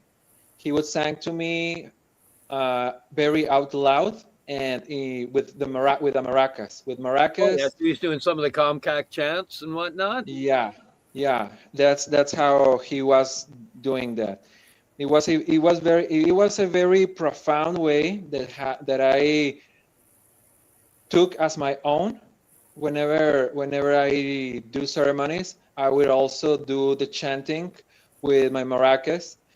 And in one way, I think it couldn't be different for me, because that way that was shown to me was how I learned and understood how authentic, how to express my authenticity to my participants and to my participants and patients.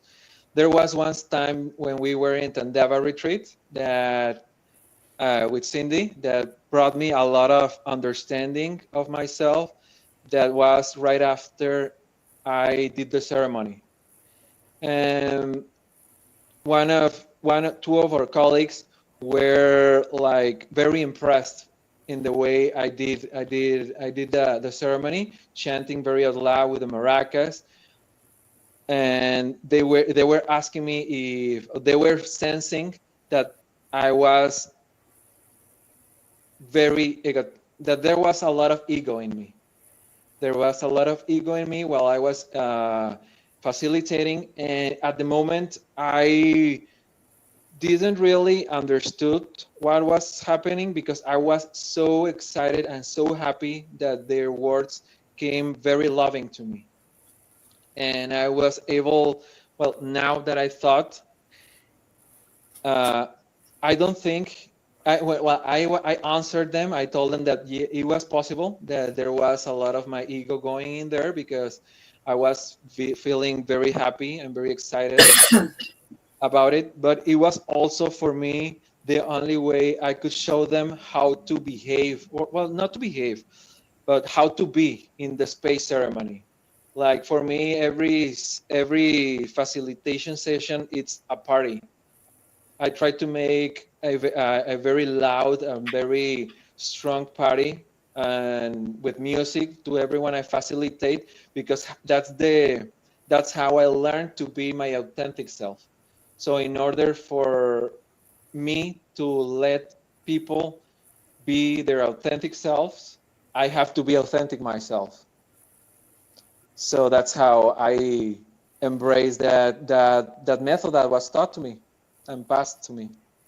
I know what ceremony you're talking about, but you're talking about when we were doing the co-visibility, right? Yeah. Yeah.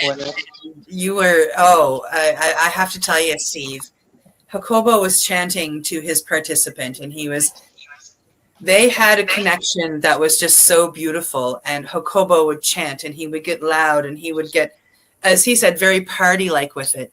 And when the participant and Jacobo would lock eyes, Jacobo would know, and he would come out with a yee-haw, And it was perfect timing every time. And it was just so beautiful to witness. And it was, it's not something that I don't think he would use for every participant, but in that moment with that participant, it was definitely a necessity. It was very beautiful. That's awesome. Wow. Wow. Yeah. What's your most magic moment you've experienced so far in your journeys? Well, I think it has to be the third time I did 5-MeO DMT, when I finally was able to let go and break through and go to that non-dual state. I was going with the intention of reaching that space, and I have been doing the first time that I already told you, and the second one that it was also very magical, but I also got a grip. And the third time, it was that time that I got to that non-dual space where I became everything, where I became one with everything, with the air, with the stones, with the facilitator, with Louis and all the person that were with me. I recall there was my mother with me. I drove her with me. I wanted her to be with me. So I think that's one of the things that helped me to release definitely for the first time. And it was wonderful. It's at point, it's like maybe I don't know if, everyone who has breakthrough through that space can tell you that there's nothing like it, and they have no words to describe it. But it was the best feeling, and it was the thing that reassured me that I was on the right path. It's kind of weird, like when you come out and you're in that space, because there's all of a sudden there's a coherence between mind, body, and soul. The DNA seems to be at rest. There's no the central nervous system is calm, and the brain comes in quiet, and just the observer gets to just observe this interesting moment that isn't really that normal for us as humans. That's what I found when I come out of it. It's like there's a coherence between all three. Mind, body, and spirit are all in harmony, and it's like, yes, this is a beautiful moment. Yeah, it is indeed. I think that what I experienced is something everyone has the right to feel at one point in their lives. Whenever I felt that for the first time, I felt grateful for feeling that. And then after, I was like, how wasn't I able to feel this before in my life? Like, now I think it was just the perfect timing, but I was like, one of the things I've been working through in my personal stuff is around the shame and hiding the fact that I am using these medicines for work in my community, mainly because all of the demonization that's going on. Yes. And I felt a little bit of guilt that I wasn't rebellious before, or starting doing this earlier in my life.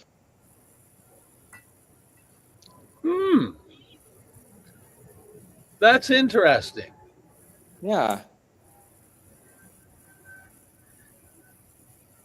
What's going through your mind, Steve? I see you think. Well, mainly because when you first started, you were rebellious, and then you went through the doctor phase, and then you're coming back in, and you're kind of like, I should have been a little more rebellious there in that doctor phase rather than then. But really, we only get to be where we are. So yeah, sure. Everything is as it should be, and you're in the perfect spot now. Which is now I know better, right? Well, now we all know better. Well, a little bit better. Oh yeah, I'm still getting my ass kicked all the time. Yeah, me as well. I sometimes you think it gets easier, but it doesn't get easier. It only gets weirder. Well, that concept of letting go, it's a hard thing to really in those medicines. That's been one of my biggest struggles too, is the letting go. But in that letting go, the one thing I remember is when all of that fight finally went, okay, I'm done, and I just let go and breathed, and said thank you and welcomed. All of a sudden, I was no longer me struggling. I was this little spot in this huge pool of energy that was in a huge, beautiful harmony of frequency. And it was like, oh my God, why have I been fighting this all this time? And in becoming that little spot of energy in that massive, massive pool of loving energy, it made my DNA understand that what my brain has taught it is really important, that keeps my central nervous system on edge and the hypervigilance. It taught the DNA, hey, none of that's needed, man. It's not as important as you think, and we need to just and it's been a beautiful change of state for literally my whole avatar being. It took quite a while for me to have that breakthrough period. But when it did, you realize you're just a small piece of this beautiful, huge picture, and the importance that we've laid on it as this avatar that needs to. No, it just needs to love the fact that it's a piece of it all and enjoy this whole reality. Yeah, for sure. That reminds me that one of the, not one, but the reason that I was laughing nonstop on the first time, and also the third time when I was coming back, was exactly what you were saying. That I was like laughing to the absurd of, we are just what we are, and what am I fighting everything, and what I am so angry at, and what I am so sad at, and what do I complain everything about? All that stuff that stopped having meaning at the moment where you are under the effects of 5. That makes it so. I was really silly at the moment. Oh, I can see the laughter coming out because you get to see the absurdity of everything you've been holding in your brain, and you're struggling so hard to hold on to all of it. And there's so much absurdity there. There really is. There's so many programs and just absurd things that we drag through our lifetime. And, when you get to realize, oh, hey, this is actually a beautiful place, and our struggles are actually beautiful things to be walking through. That, I had it pointed out that after every struggle, it was pointed out to me after every struggle, I seem to be in a better place. So a friend of mine said to me, when you look in hindsight, you can see that, oh, that struggle, I came out better. That struggle, I came out better. So now if you struggle, just know, oh, it's going to come out better, and then stop struggling because you already know it's going to come out better. So that's my concept I'm trying to achieve and make happen right now, is that, oh, if I hit a struggle, stop struggling. You already know it's going to come out better than where you are. So just get to there, because you can see it in your past already. Your hindsight's 20/20. So just take that and go, oh, this isn't a struggle. It's just a period. I'm going to come out better. Beautifully seen, beautifully said. Thank you. Now it's to live it. Now it's a what? To live it. Now it's to live it. Absolutely. Ever you came down of that kind of experience, all you want to do is it's live, experience, enjoy everything, the little things. That was a very changing life-changing experience for me. Very, very, very changing. I am very grateful for that. I am very grateful for for stepping into this role and finding this molecule in my life. I think it has brought me a lot of compassion, a lot of wisdom, a lot of understanding, and well, responsibility as well to be a voice And for this gratitude. I can hear it in your voice. Yeah, thank you. Yeah, I am very, very grateful for this. And I'm also very grateful to be here and to be able to share all these experiences with you and to meet you all. I am very, very, very happy for being here. Thank you for Well, I having got to me. say, this is like honestly, this has been an honor. I'm Cindy said I was going to love you, and you're absolutely awesome. I love your authenticity. I love your story and your journey. And hopefully one day, maybe we'll be down in Mexico. We can all go up to Huatla de Jimenez and go do some mushrooms at Maria Sabina's there as well. Sure. I'll be happy to join you. I'm happy to join you, and you are welcome to. I would love to have you here whenever you want to. I don't say that. I'm already in love with Mexico. Yeah. I can't wait to come back again. Like a She's serious. already on her phone looking up cheap flights. Mm-hmm. I would love to have you here whenever you want to, Cindy. Just tell me, and we'll arrange everything for you to be here. Oh, that would be amazing. I love Mexico. For the short time I was there for 3 weeks, and I fell in love with that small town of Tepoztlan. What a beautiful little area. Have you ever been to Oaxaca?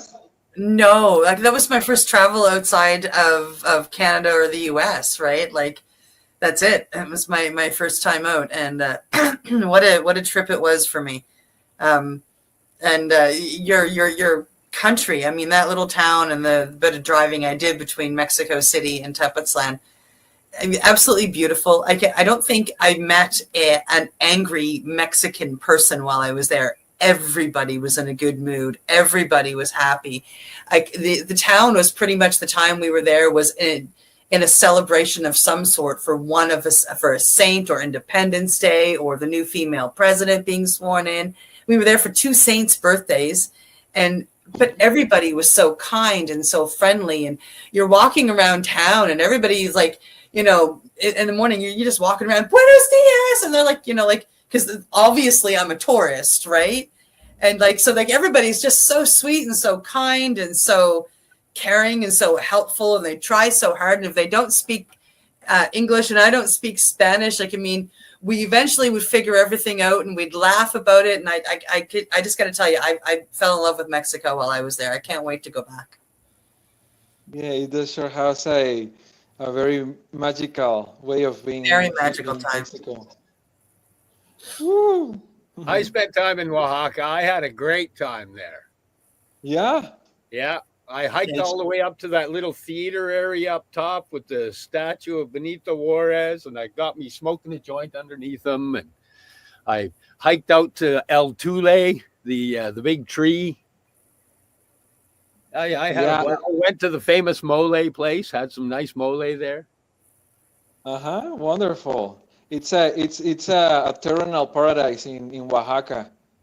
It's really, really beautiful, wondrous, and magical. Yeah. We should go. We should get together one day and go to Oaxaca.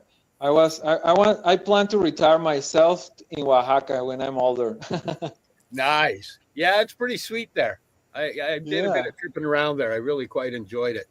It was quiet when I was there. It was COVID, so I was able to walk around all over the place, and the streets weren't busy. I was walking around at night and just having a blast. It was pretty cool. Did you have any mushrooms in there? When I went to Huatla de Jimenez and I went to San Jose del Pacifico and did mushrooms both places there. Yeah. We went to Maria Sabina's her museum, and then her nephew. We did mushrooms with her nephew, and we went up to her shrine and sat up in the mountains at her shrine. Yeah, it was pretty cool. Yeah, awesome. That's the best place I've ever done mushrooms in my life as well. But that will be another story. I would love to go there. And hopefully we can come down and write another story. Huh? A lot of stories. Wow. Yeah. Yeah. Well, Jacobo, we are getting close to the end of our podcast here. So this is where we ask you, if you have anything else you want to tell us, if you have anything else that you want to share, any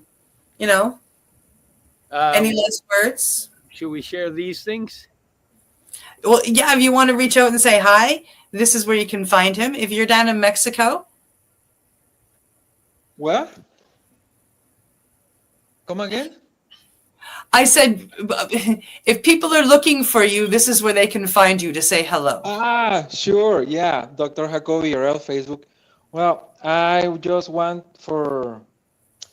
ending. Well, I want to, again, to thank you for having me here. I want to thank you for making this space for all these persons that are walking this path on psychedelics. I think that it's very important for people to speak up about these topics, and it's going to be increasingly more important for everyone to be educated and well informed about psychedelics, so they can integrate them in their lives as they were once used by the Asian people on the world. So I am so glad that you are doing this work. I am so happy that I am on this path as well. And I am very, very grateful for all the people that I've met in this path as well. Thank you for having me here.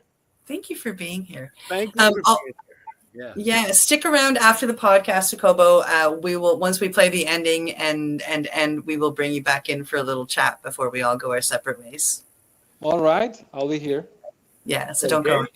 And in the meantime, it's that time again. So thank you for joining us here on The Mushy Moment with my co-host, Rev Cindy, myself, and our awesome guest, Dr. Jacobo. We're proud to be coming to you live from paceradio.net. We'll see you next week with more exciting guests, healing information, awesome sponsors. Much love.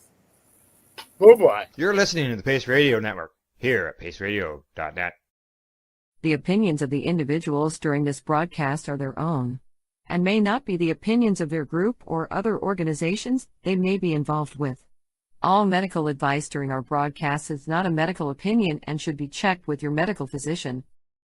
When you have a pain that's reached its peak, Legacy for 20 is so unique. If organic cannabis is what you seek, here's your trusted partners 7 days a week. Suppository salves, vapes and drops, topicals, edibles, infused pop. Just when life seems like it ain't easy, at Legacy 420 enjoy a pop freezy. Lab tested products make them the GOAT. Legacy 420 out on your road. Legacy 420 in Tyndonega Mohawk territory. Indigenous organic cannabis at its finest.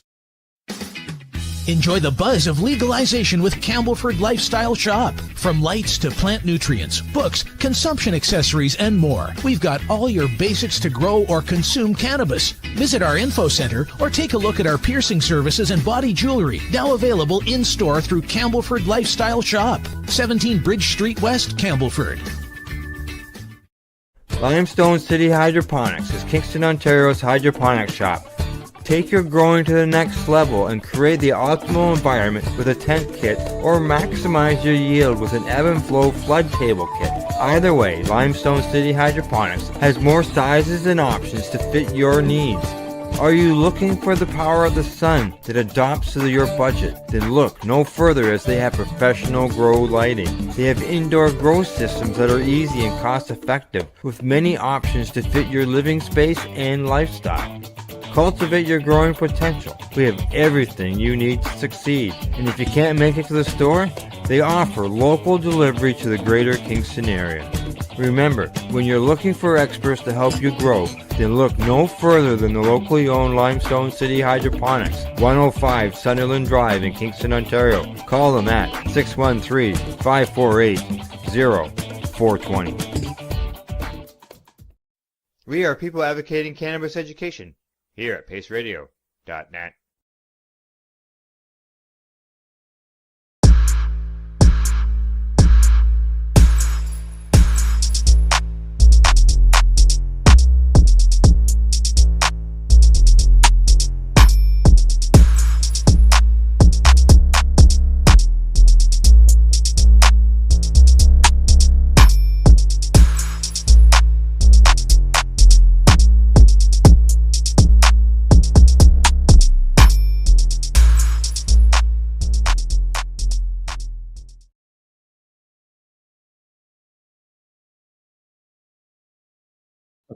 All right. As we make our way on to testing sample number 11. Number 11. We're 7. You weren't here for the first 7. You missed the first 7. We're on free roll 4. Yeah. Pre-roll 4 is what we are on. Everybody move. Pre-roll 4. I got a meatloaf in the oven that I'm going to eat when we're done, and I'm going to enjoy it. Send it up, Sarah. Bring it on now. All righty. Delicious. So this goes to Deb. Yep. Deb, it's up. You're up. Deb gets to do the Dum, dum, dum. Yeah, go. She doesn't want any more. I can't get them open. She can't get them open. Oh, You know, that's just one of the things. You got to think.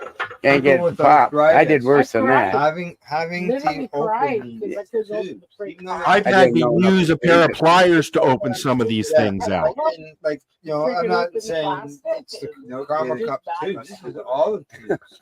No, it's whoever's making the tubes. It has nothing to do with the Karma Cup. No, exactly.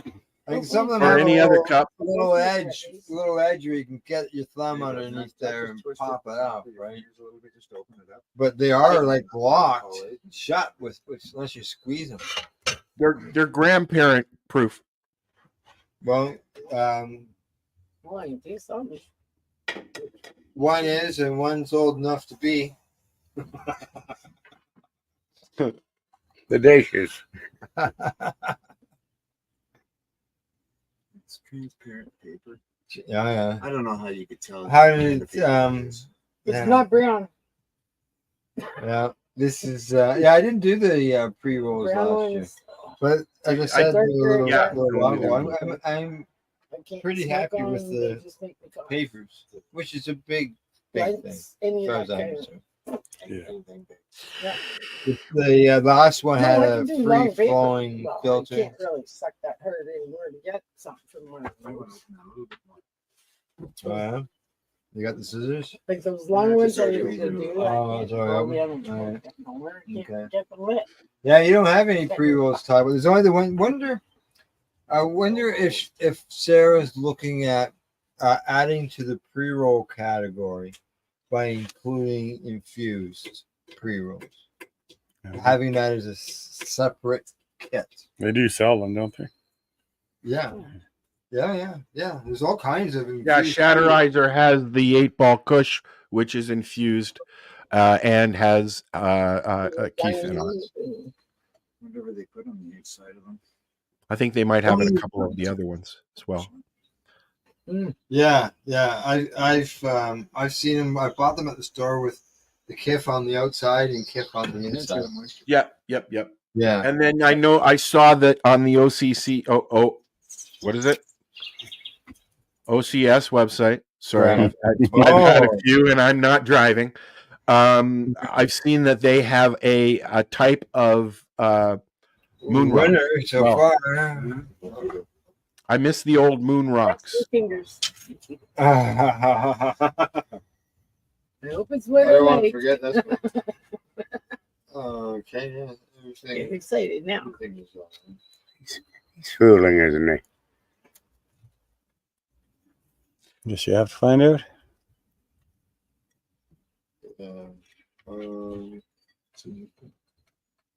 Actually, probably needs to be I think I'm going to put That that out. that dry inhaled taste. I should have rolled it. I'm thinking That's got a nice taste. yeah, Eh? exactly. There you go. All right. So I We ready? say to me, as a regular class kind of Plus people. 4. Yeah. Visual feel.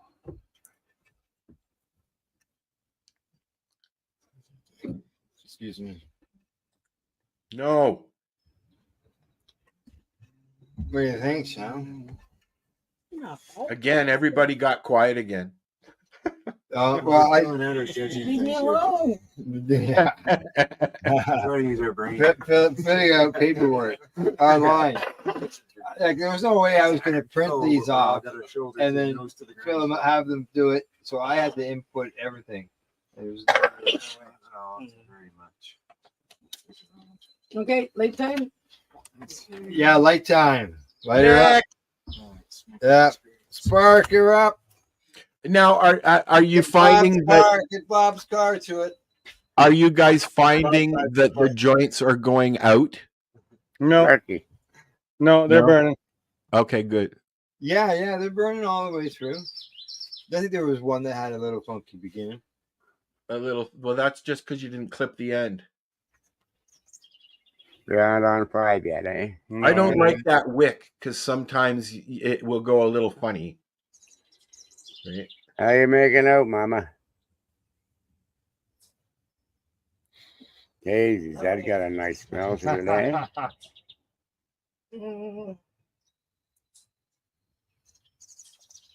Here comes that little breeze my way. Breeze, you can hear the birds chirping. There's definitely a lot of birds Can you hear hanging. the birds, Al? Oh yeah. I can hear birds here too. Can you hear the cars go by? No. No. I can hear cars go by here too. Yeah. And No, trains. You can hear the cars, but it's good that you can't hear the cars, but you can just hear the birds. Yeah. Yeah. I used to do the last summer. I was doing the radio show at nighttime, sitting over there on the lounge swing, and it'd just be pitch black around me, and that's how you could hear was the animals. Yeah. How was the bullfrogs and stuff last night? Were they quiet? There's only a couple of them. Oh. The funny thing was that glowing orange thing I saw. Oh yeah. Might have been the moon. Yeah, I think it was. It just peeked out. It was really low. And then I looked at in the trees. above the trees. They're in the middle of a spot, but it was like this orange spot. That flying saucer again, do you think, Al? That's what I was hoping to see. Flying saucer might be. And then it rained right after I was outside. I miss the sounds from the farm. The biggest ash of all of them. I miss the sound from the farm, but it's different here. The sounds are different up here. You know, I was really happy with it. Like if I ran over that was wet. And then I was just. It's nicely done. For me, the aroma didn't seem to come off the taste. Is it for you? Yeah, I like and it. then all of a sudden, Yeah, it just a little bit. like the clouds went and covered it again. But it could have been setting. It wasn't very little harshness to it. Reflecting off the sun, you But know? it still had, Yeah, had a yeah. deep flavor to it. I don't know. All right. It's just kind of creepy. How many strains you got left, Al? 3, man. Well, we're 3 hours and 47 minutes into this. Let's see if we can do 420 exact. Okay, well, that won't be a problem. And just so you know, anybody who's watching, when this ends, there is more programming that will start up at 6 o'clock. So, like, we might end up at 5:15 or something like that, for example. And there's more program that starts at 6 Does it p.m. taste like a smell? and it will run straight through till after midnight. And what that is all the programming that both of our networks have put out this week. Correct. Last week. Yeah. I Like, don't for work it too example, good this, neither. I'll probably do some editing on this Working and it- run a couple different sets. Smoking next experience. Saturday. Eh? Harsh to And smooth. it's for Harsh re-rolled to smooth. Saturday. Every morning, starts at 8 o'clock until whenever. Ash. Ash color. Yep. Deb has it there. Can you hold that out for me? Are you looking for non-stop, continuous cannabis and psychedelic programming? If you are, then turn your browsers to 420radio.ca or paceradio.net, where you will find the 420 page pre-rolled Saturday. Everything gets started at 8 a.m. Eastern Saturday morning. All this stuff that you read. It's pretty good oil too. Vapors, you know. Oh, good pot. Yeah, just making a point. I smoke cigars. Right. Yeah, I'm not Yeah, like yourself. they're reviewing There's the no fucking the end to oil it, that's really. on the paper from it burning and seeing that there's oil on the paper. On the paper. There's no outside ring when you get a heavily oiled joint, but yeah, the paper is showing that the oil is running out. And maybe Sounds that's like good. they- and what's the Or buzz maybe like? that's bad, I'm not sure. What's the buzz like? Good. Lift. It's like a sativa. What are we on? Five? Yeah. This is more uplifting. What's your guess? An indica or a sativa? Number 4. Hybrid. I read. Yeah.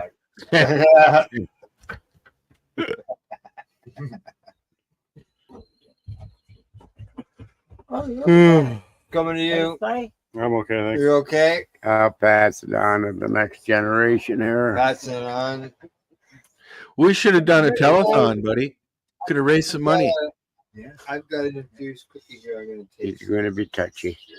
Was that a butterfly that just flew by you, Al? Yep. Flew right in. What Looks like kind? a big moth. A moth. I haven't seen any monarchs up here yet. Takes a while to get up here, I guess. We've had monarchs here, but that's just a butterfly. Just flew by. I didn't pay much attention. Yeah.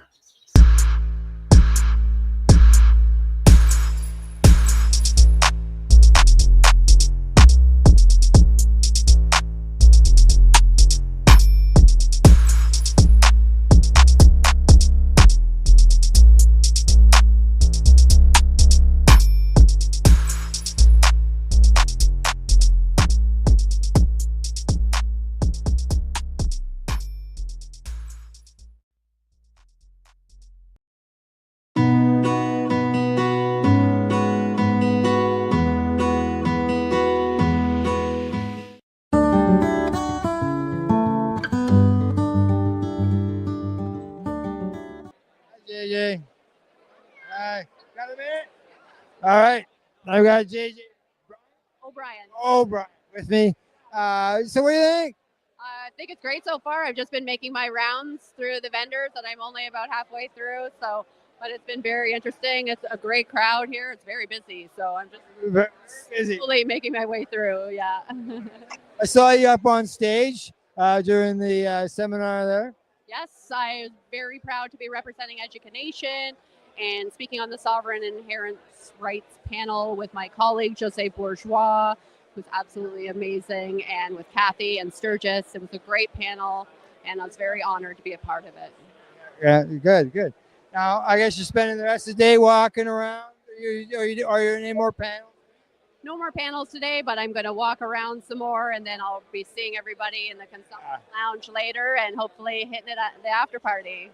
It was raining when I was outside last, so I came in, do some more interviews, but it was nice out there earlier. I know. I'm hoping it's going to clear up, and we can. It was crowded. It wasn't big enough. No, I know, and they kicked a bunch of us out, so I hope we're getting back in. I just have to move out of the way. All right. What else offhand? Can you let us know we're doing anything independently, but I know you're with Education. So shout out to Yes, absolutely. Shout out to Education. We're a nonprofit here in Canada that's dedicated to promoting responsible cannabis education in Canada. So check us out at education.info or send us an email. We do have a membership. We have a community and leadership membership. If you have some level of cannabis education, come and join us. Or if not, come and join us as well, and we can educate you. All right, super. Thank you very much. All right, I'll let you go and make your way. Okay, you too. Bye-bye.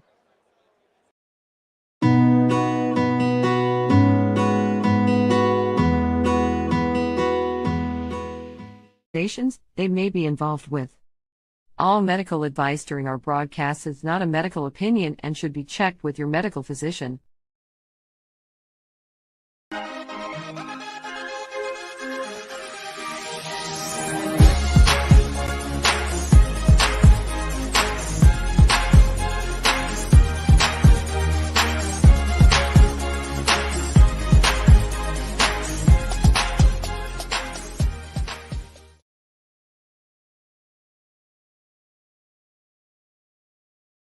Here we go. There we go. There we go. Now picture this 5, 10 years ago. Oh, it was solid people, man. It was Yeah. huge. But Huge. you know, okay, like I mean, I grew up in Toronto, and we used to go downtown on any given day, and you'd be shoulder to shoulder people like this. Yeah. And Oh, that yeah. doesn't even happen anymore downtown, Sidewalk unless to there's an event. sidewalk. Yep. Yeah. Sidewalk to sidewalk. But you know, it's not one of those this year, and then we have to start fresh and build again. Yep. And you know, it's doing things like this to allowing people to know that, hey, this is still going on, and why we should be getting involved in it. And we like to air these things so that people like myself who can't do this anymore, you know, get a. I mean, even if you're not there, you're still supporting us, and you're supporting this event, and that helps because it creates a conversation, and maybe next year there'll be double what's here. Yeah, exactly. As long as I don't forget, throughout the parade, I'll grab some people. I'll ask them why they are marching. Yes, I think you should. All right, there you go. So, what do you think? I think it's excellent. I love, again, you know, I was talking with Timmy earlier, and it's always like somebody starts something and everybody responds. And that's the beautiful thing about it is we're all here, and it's these events to give us a chance to kind of find each other.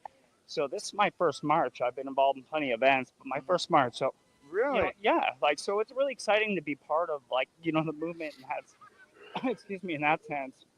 And again, any opportunity that we get to kind of unite commercial, legacy, home grower, you know, and just cannabis advocate together as one voice, collectively, we're going to get more done. So, bueno. Exactly. More people will speak up, our voices are louder.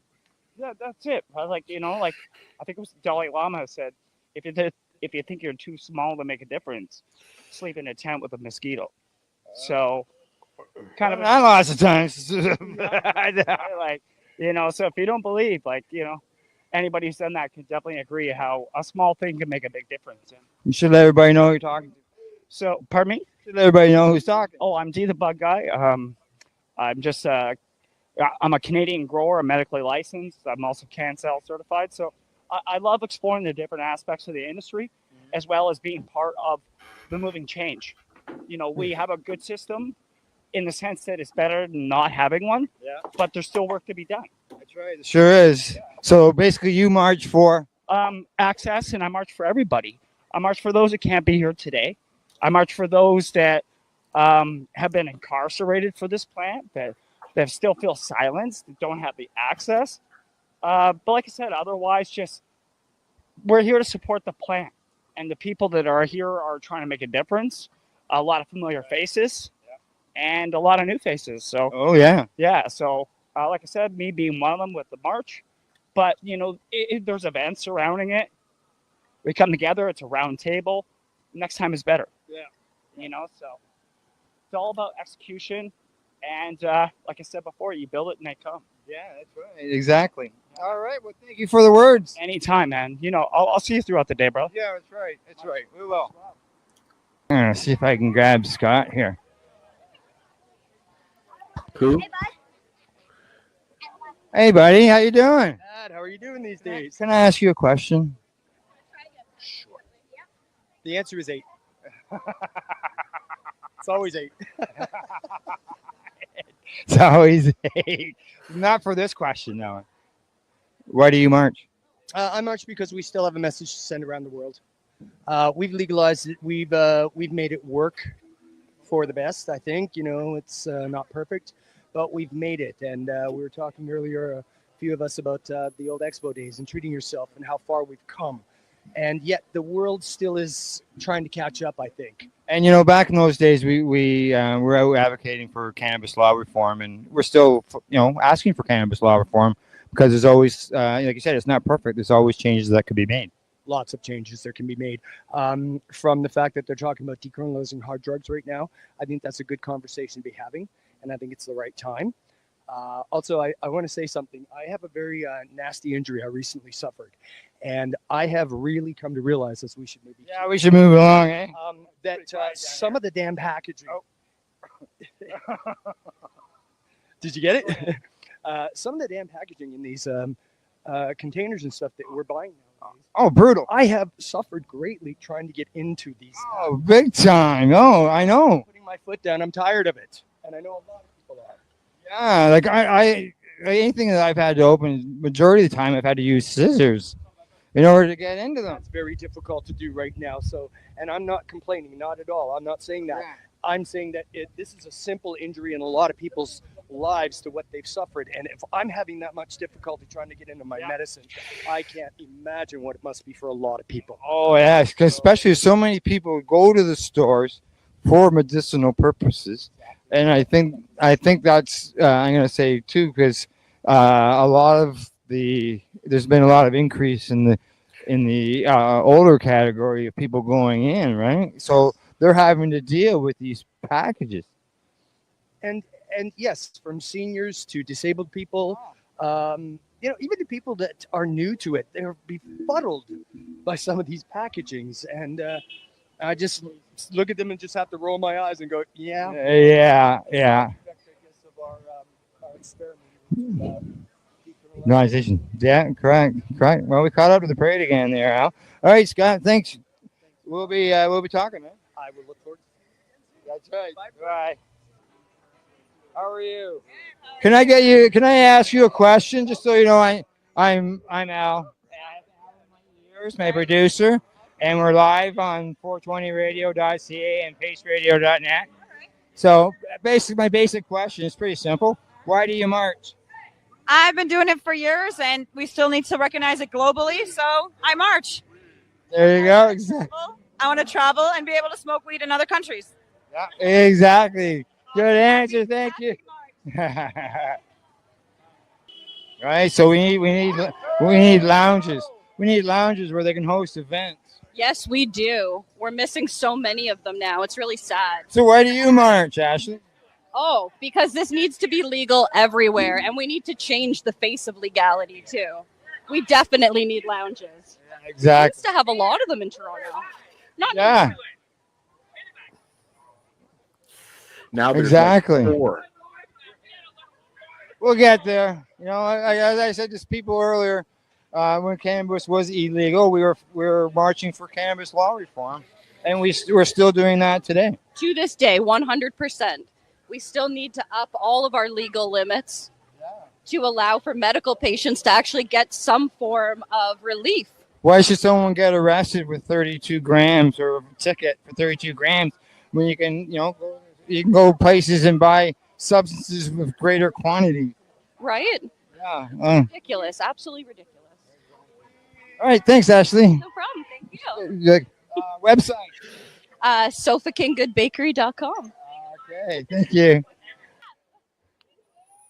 Do you remember the days when the chant was so loud it would echo off the buildings? Oh my God, you couldn't see the street. Oh, yeah, side to side. Sidewalk to sidewalk.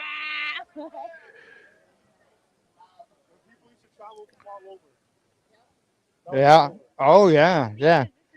I have a simple question for you. I'm asking everybody as we go along here. Why do you march? I march because just because cannabis is legal here, it doesn't mean it is in other parts of the world. People are jailed for this everywhere. Yeah. And even with legalization, there's still there's still a legal system that's attached to this. Like Legalize people have 28 cannabis grams of everywhere. cannabis. It's a little crazy. And there's people suffering around the world, jailed, facing death sentences for cannabis. A year ago, there was a couple of guys in Singapore that got hung.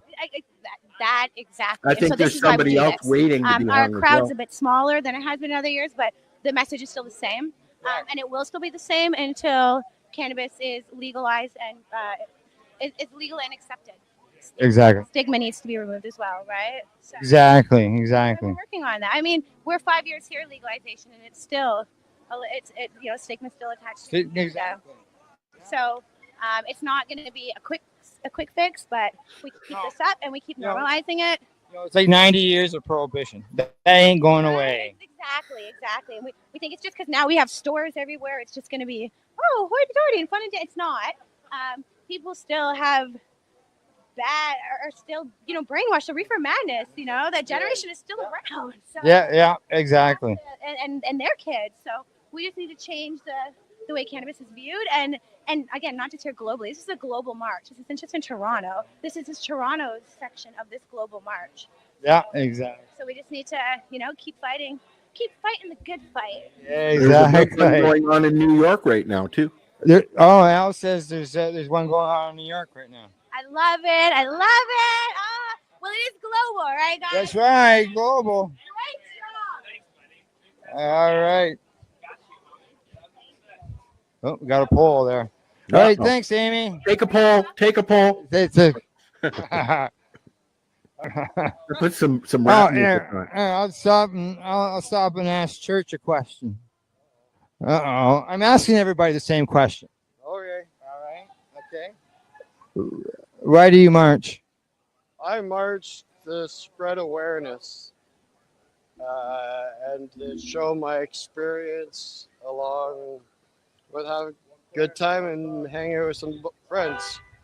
That's right. Yeah. Awareness is good. That's right. Okay. Thank you. Bye. The Hamilton Police Headquarters. I've got 11 here, and I've got a question for 11. Okay, you go ahead. And I asked this question of everybody I've been talking to during the march. Okay. Why do you march? 7.5 inches. Oh, sorry, what? Why do you march? I thought it was something else. I thought you were going to ask me something else. I mean, one, it's just great to see everyone. Let's be honest. Should we keep walking? Let's not lose the herd. So it's definitely a community thing. It's definitely a beautiful energy, but we got to show up, just like with the podcast, as the different manifestations as we are as like consistent cannabis users and community members, to show how diverse, like you got to show up for it, to kind of like share the colors inside of the community and kind of just like represent. So I think it's rewarding definitely to be part of it, but yeah, like to show up and to march, I think you gotta give that respect to the plant by like presenting yourself as part of something that is involved with cannabis. So I feel like it was just representing, but also it's totally selfish. It's 100% selfish because I just get to hang out with a bunch of stoners. Yeah, dual purpose. Fight for cannabis law reform and hang out with friends. Yeah, I feel like we even just shifted the energy to like fun. I mean, it feels protesty because we have a chant, but it's like, me, I prefer to kind of focus on the, on what's working, on what the positive is. So if we can all just constantly live a good example, like by checking ourselves first, and then what people notice of the community is positive. Like, look, everyone's just goofing around, laughing, being creative, colorful bunch. Like, it's about the opportunity to, offer that impact as like what collectively as a group a stoner's supposed to like be. Not that it's period after this group. It's just like here's a bit. Here's like a Toronto vibe. Yeah. And in this march are some people who've been here since the beginning, and it's good to see that this year's a bigger march than last year. And last year was sort of it wasn't really much promo or anything, and this year some promo done, and we got more people out. Just keep moving with it, man. That's it. Let the momentum build. Do it all again next year. Just try to build again, rebuild. It's always a fun time, and it gives you the opportunity to probably try some new shit or smoke a joint with someone you ain't never smoked a joint with before. Somebody maybe you only knew through Facebook. Well, that's what I said. I was joking about that when I was getting the chance together. I'm like, it's like this is a fucking bunch. Like I see a bunch of faces that I only see online. Yeah. Well, it's true. It's true. So, all right, 11. Well, let's shout out to where people can find you, man. Discipline Stoners. Me and my wife, Winnie Clark, have a podcast called Discipline Stoners, and I mean, a bunch of people who are here have been on it and will be on it. And we just are lucky enough to be documenting this time period in history and going at it through the lens of mindfulness. So that's like what we talk about. And yeah, we do canna covers, all sorts of stuff like that. So you can check us out. Discipline. We'll have a show about the march. And after Yeah, I don't know. Song or something? I don't know. Yeah, maybe a song. Yeah. Damn, didn't someone catch the ball? I think Spliff McKenzie, we just made history. I was just freestyling, and then a homie comes up and starts freestyling next. It was awesome. And like we, there's always those moments that happen authentically and when you exist in the cut, Yeah, exactly. All righty. You're documenting it. Oh, yes. Been doing it for years. We used to just do it in audio. Now you got the cameras going. So, yeah, that's right. Cannabis. There we go. All right. Thanks, 11. Yeah, buddy. Good chat. Thank you. Good to see you. I got a question for you, Val. All right. Why do you march? Because we can. Yeah, we can. That's right. It's allowed in our country. We sure can. There's a lot of countries where you can't. Absolutely, you bet. And we're so lucky to be here in Canada. Mm-hmm. That's right. Yeah. 11 getting the chance going there. Job. Yeah, he does, doesn't he? Eh? Yeah, totally. All right. Oh. Okay. On to my next interview, I guess. Yes. Pop-up question. That's what I'm going around asking everybody. Why do you march? That's a great question. Talked to, I don't know, half a dozen, 7 people so far. Why do you march? Why do I march? I march for cannabis law reform. That's the same reason I marched for when I started this, going to these approximately 20 years ago. And I still do it for today because even though cannabis is legal, we still need cannabis law reform. People can still get fined or even arrested for quantities of cannabis that are, they're only 30 grams. Some people need more than that. You go camping for 2 weeks. You're going to take, some people, 30 grams isn't going to be enough. So people risk that. There's the taxes. There's people getting just arrested. There's other stuff as well. If you could deal with those excise taxes, that would help lower the cannabis. Maybe make it so that you don't have to climb a mountain and swim through the ocean in order to get to the regulatory part of it all. Yeah, agreed. So, all right, Val. Good talking to you. Hooray. Hey, Thomas, how you doing? Good. I got a quick. Yeah, that's right. I got a quick question for you. Ask away. All right. Legalization globally, and for me, it's logical legislation here in Canada. We're just doing it badly for the wrong reasons. So for me, I want to stand against that. Still fighting for cannabis law reform. Exactly. What a way to say it. Yeah, that's what I thought. I was thinking, well, why do I march? And I thought, why did I march in the beginning? And it had to do with to change the cannabis laws because cannabis is illegal, right? This is the second march for me in 25. I think I went 20 years ago when I moved way too much weed to be out here openly. I never went again. Now back then I was marching for cannabis law reform, and today I still march for cannabis law reform because there's things that could be changed.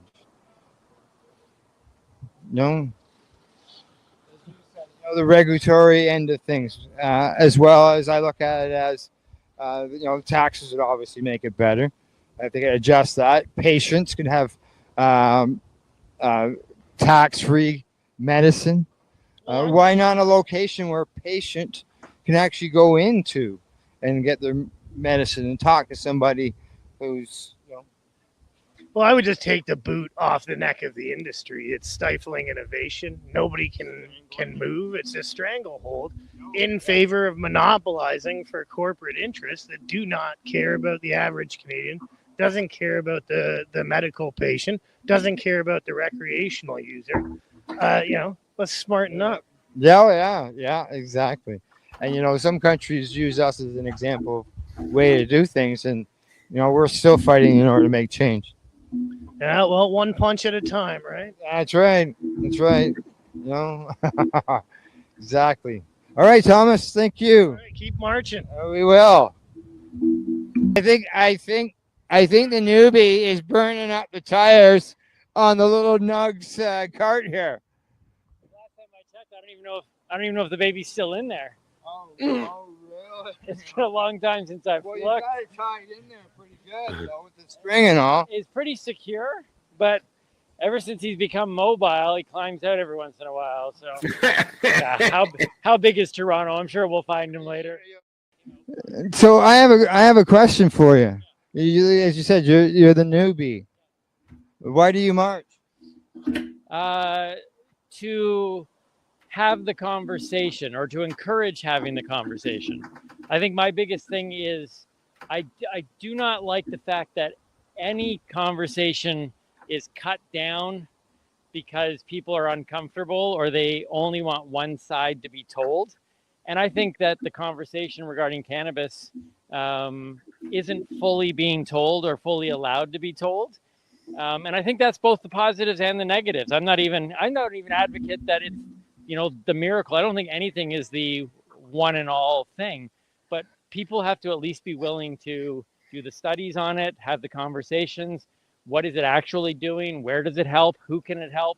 And allow people to find that personalization that I've really come to understand. Like I used to think that weed equals weed. And now I've become fully aware that it's so personal in terms of how you take it, how much you take it, what you take it for. And if the conversation isn't allowed to be had, then people will constantly be quite possibly utilizing it in the wrong way because they have nobody to really go to find out how they can improve, I guess, their experience with the plant. That make sense? Yeah, it sure does. And being you're a newbie, it's good to hear. Yeah, you know what? And I think if the conversation is allowed to be had, then the stigma breaks. All those other things that people are wanting to have happen. I think it just starts with people being allowed to even discuss it. Yeah, exactly. Because before, without legalization, that was that would be an issue with a lot of people. They didn't want to discuss it because it was illegal, and they figured discussing it would be taken negatively by somebody within their family or a friend or. I don't know. You tell me, Al. You've been in this community for way longer than I've even been in it, for sure. But I think the conversation doesn't want to even be fully had within the community, lest some of the I think everything has positives and negatives, and I think sometimes even the community itself doesn't want the full conversation to be had. It just in case, even MJ and I talk sometimes, and she's worried sometimes that she might find out that maybe she isn't a fully medical user, and that bothers her. Maybe she is more of a recreational user, and not that there should be a stigma attached to that either, but she's preached so long in her own mind that this is why I consume, that she's almost afraid to find out that maybe there are other reasons she consumes, and then that changes the narrative that's been built up in her own head. Okay, yeah. I think that's scary for some people. Well, personally myself, I've been consuming cannabis since I was 13. And when I became a patient when I was 41, it was something that I knew I could use as the benefit wise, and would help me. There was a benefit for me to consume it because it was going to help me with my condition. And because of cannabis, I never got prescribed any opiate drugs other than when I was hospitalized. Do you? So because I couldn't shut up. So let me ask you this, just because we're talking conversation, or having the conversation. Yeah, and we're stuck here.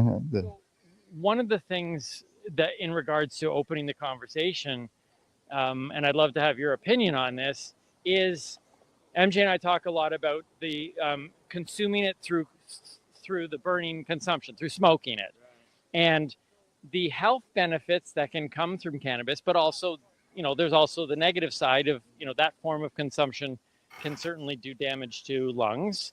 And I think I think that's the conversation that even people in the community are afraid to have, because everybody just wants to talk about it as if it's this perfect thing.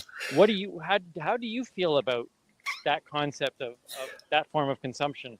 Oh, I've been a toker all the way along, but I push and discuss the non-smoking methods, because I don't expect somebody who, let's say, is 75 years of age and is going to start using cannabis medicinally, who has never smoked anything in their life. I don't think that they should be forced to smoke cannabis, and that was part of the argument before the courts back in 2013, because at that time smoked cannabis was the only way that we were legally allowed to consume it as patients. And so it went battled through the courts, and we had like a 5-year-old lad whose mother was making him cannabis oil, but that at that time was illegal, and she was risking arrest. Do you I think, okay, so I as you're just talking there, I'm just thinking this out loud. Sirens blaring. Right, we better. MJ always makes comments about the fact of, 5 years ago, this whole place would have scattered as soon as they heard the sirens go. Now, No. now they ride by on their bikes and they say hi. I think one of the things also about why I advocate for having the conversation is because of things like you just described, where somebody now comes into the world of going, okay, there is a more natural way for me to maybe, fight against some drug that maybe the pharmaceuticals have been working with them with, and now they're like, oh, well, maybe cannabis can actually do it for me. But there's very few people, though, that they can actually go to have the conversation to say, hey, guess what? You don't have to smoke it, because the stigma and the perception is like, I thought that was the only way it was ever consumed. Like, the fact that there's so many methods now has blown my mind over the years. But again, it goes back to having that conversation. People still don't know. So now they're thinking, oh man, I could probably use cannabis, but I don't want to smoke it. And they don't even realize that there's an option. They said they don't. That only happens when people are willing to sit down and go, we talk about bud tenders being kind of handcuffed, that they're not able to, they often are the doorkeeper, and someone comes in and they're interested in trying something, but the bud tenders aren't equipped and empowered and trained enough to really share any information with them. And so where do people go who are like going, I think this can help me, but nobody can talk to me about it, and nobody's willing to talk to me. Oh, believe me, in those early days, that was big time, big issue. And there's more now than there was 5 years ago, but 10 years ago, it was nasty. Well, I can tell you this, and I'll end with this, because there's lots of other people. Right, we got to go. Yeah. But this conversation that I'm just having with you, if you had told me 10 years ago that I would be at a global marijuana march on a video feed having a conversation about cannabis, I would have been like I would have thought you are nuts and you're high. You got to be high, clearly. So just that's why I'm here, is the fact of, even as a non-consumer, I still believe that these conversations need to be had, and that's what I'm advocating for. Yeah, exactly. All right. Thanks, Timmy. Where can people find you? Oh, well, you can find us at the Newbie and the Doobie, and we do have a show here. What is it, Wednesday nights, I think? 10 o'clock. Wednesday nights is 10 o'clock, the Newbie and Doobie podcast, and we're actually working on a bunch of new stuff right now that we'll be looking to release in the next little while. Then, of course, Mary Jane Baker's got her own stuff through Instagram, and I'm at The Real Timmy Boyle. But Newbie and the Doobie, check us out, and we want to break the stigma, have the conversation, bring the fun, and raise the bar. There you go. Thank you very much. All right. Okay. All right. Well, signing off here. We're live here at the Global Marijuana March at Queen's Park, Toronto, the North. And come on, check us out. We'll be here, well, obviously, till after the 420. If you're close, stop in for a visit. Check out our vendors. Talk to you later. Bye-bye.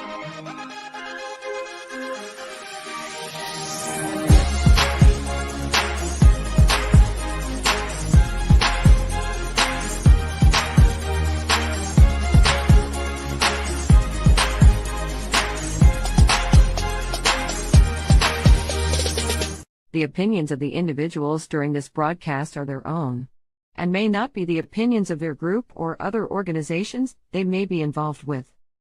All medical advice during our broadcast is not a medical opinion and should be checked with your medical physician. You're listening to the Pace Radio Network here at paceradio.net. The views expressed by the individuals during this broadcast are their own opinions, and they may not be the same as those of their group or other organizations they may be involved with. All medical advice during our broadcast is not a medical opinion and should be checked with your medical physician.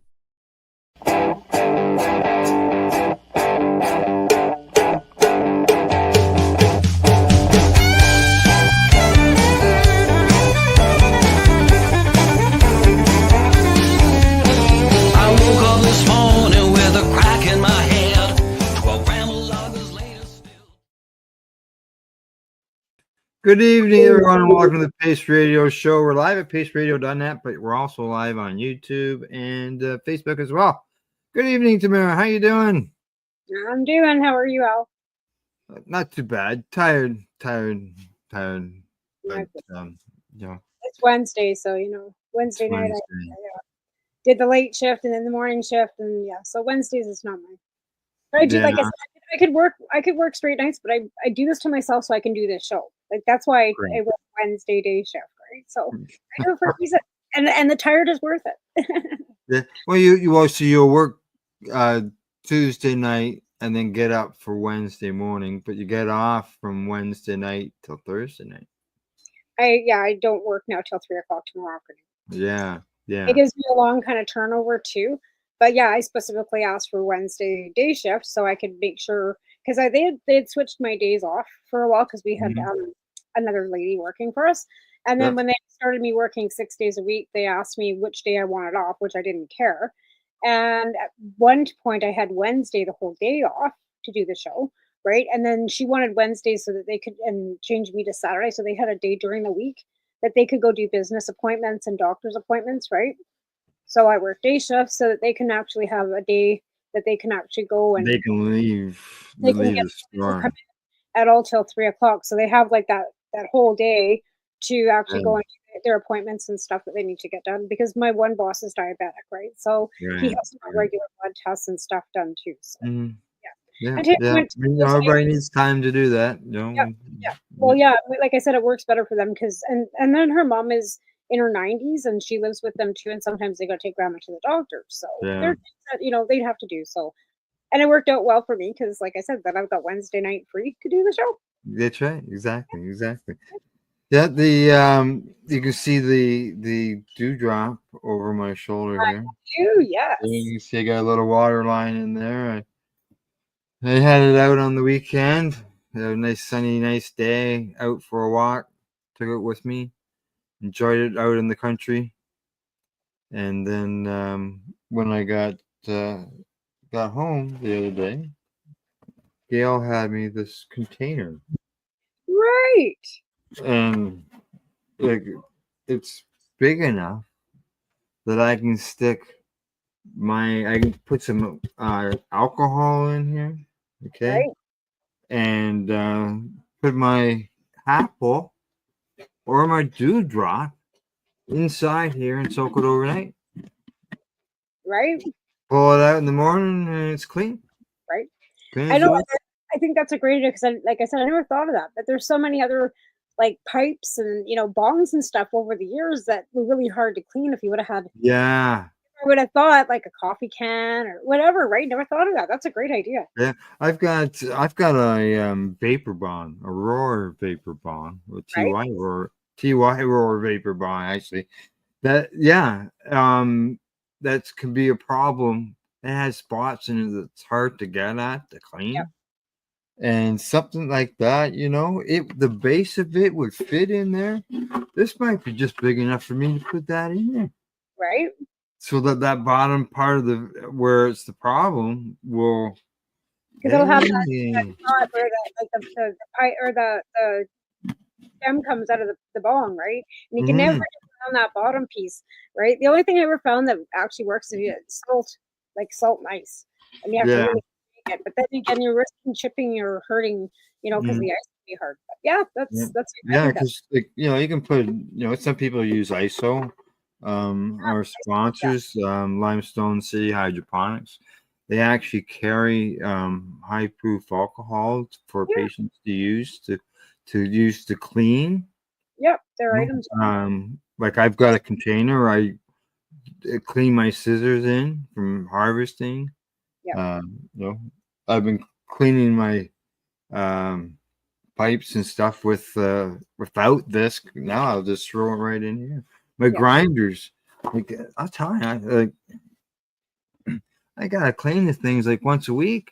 Yeah, I know, right? When you're using them that often. Yeah, it's just gum right. No, Really, you can't use them. it can be a problem, but really it's a good problem because of the fact that if it's gumming up, then there's a lot of trichomes on that cannabis, right? Yeah.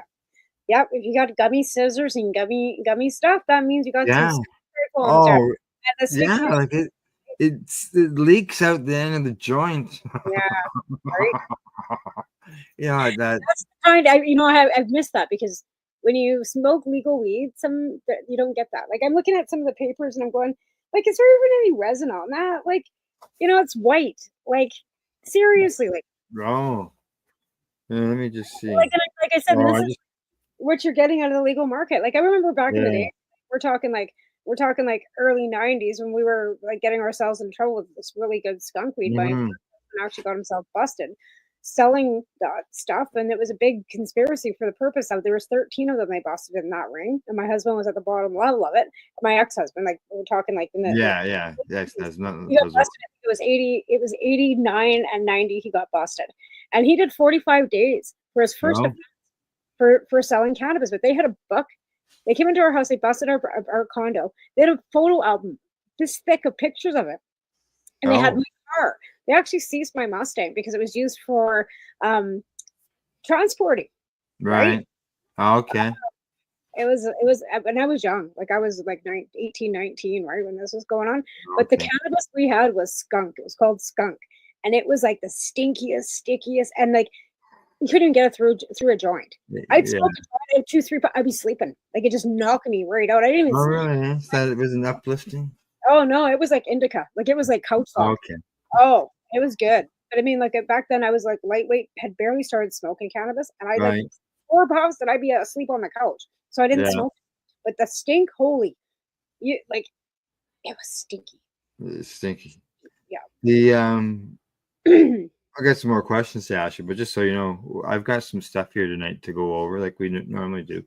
I got some continuation of women in cannabis. Got a continuation of that.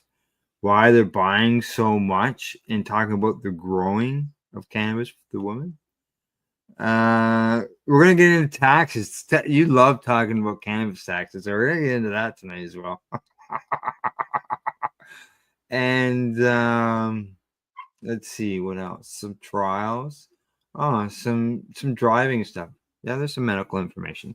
So we've got different things to discuss throughout the show. That's excellent.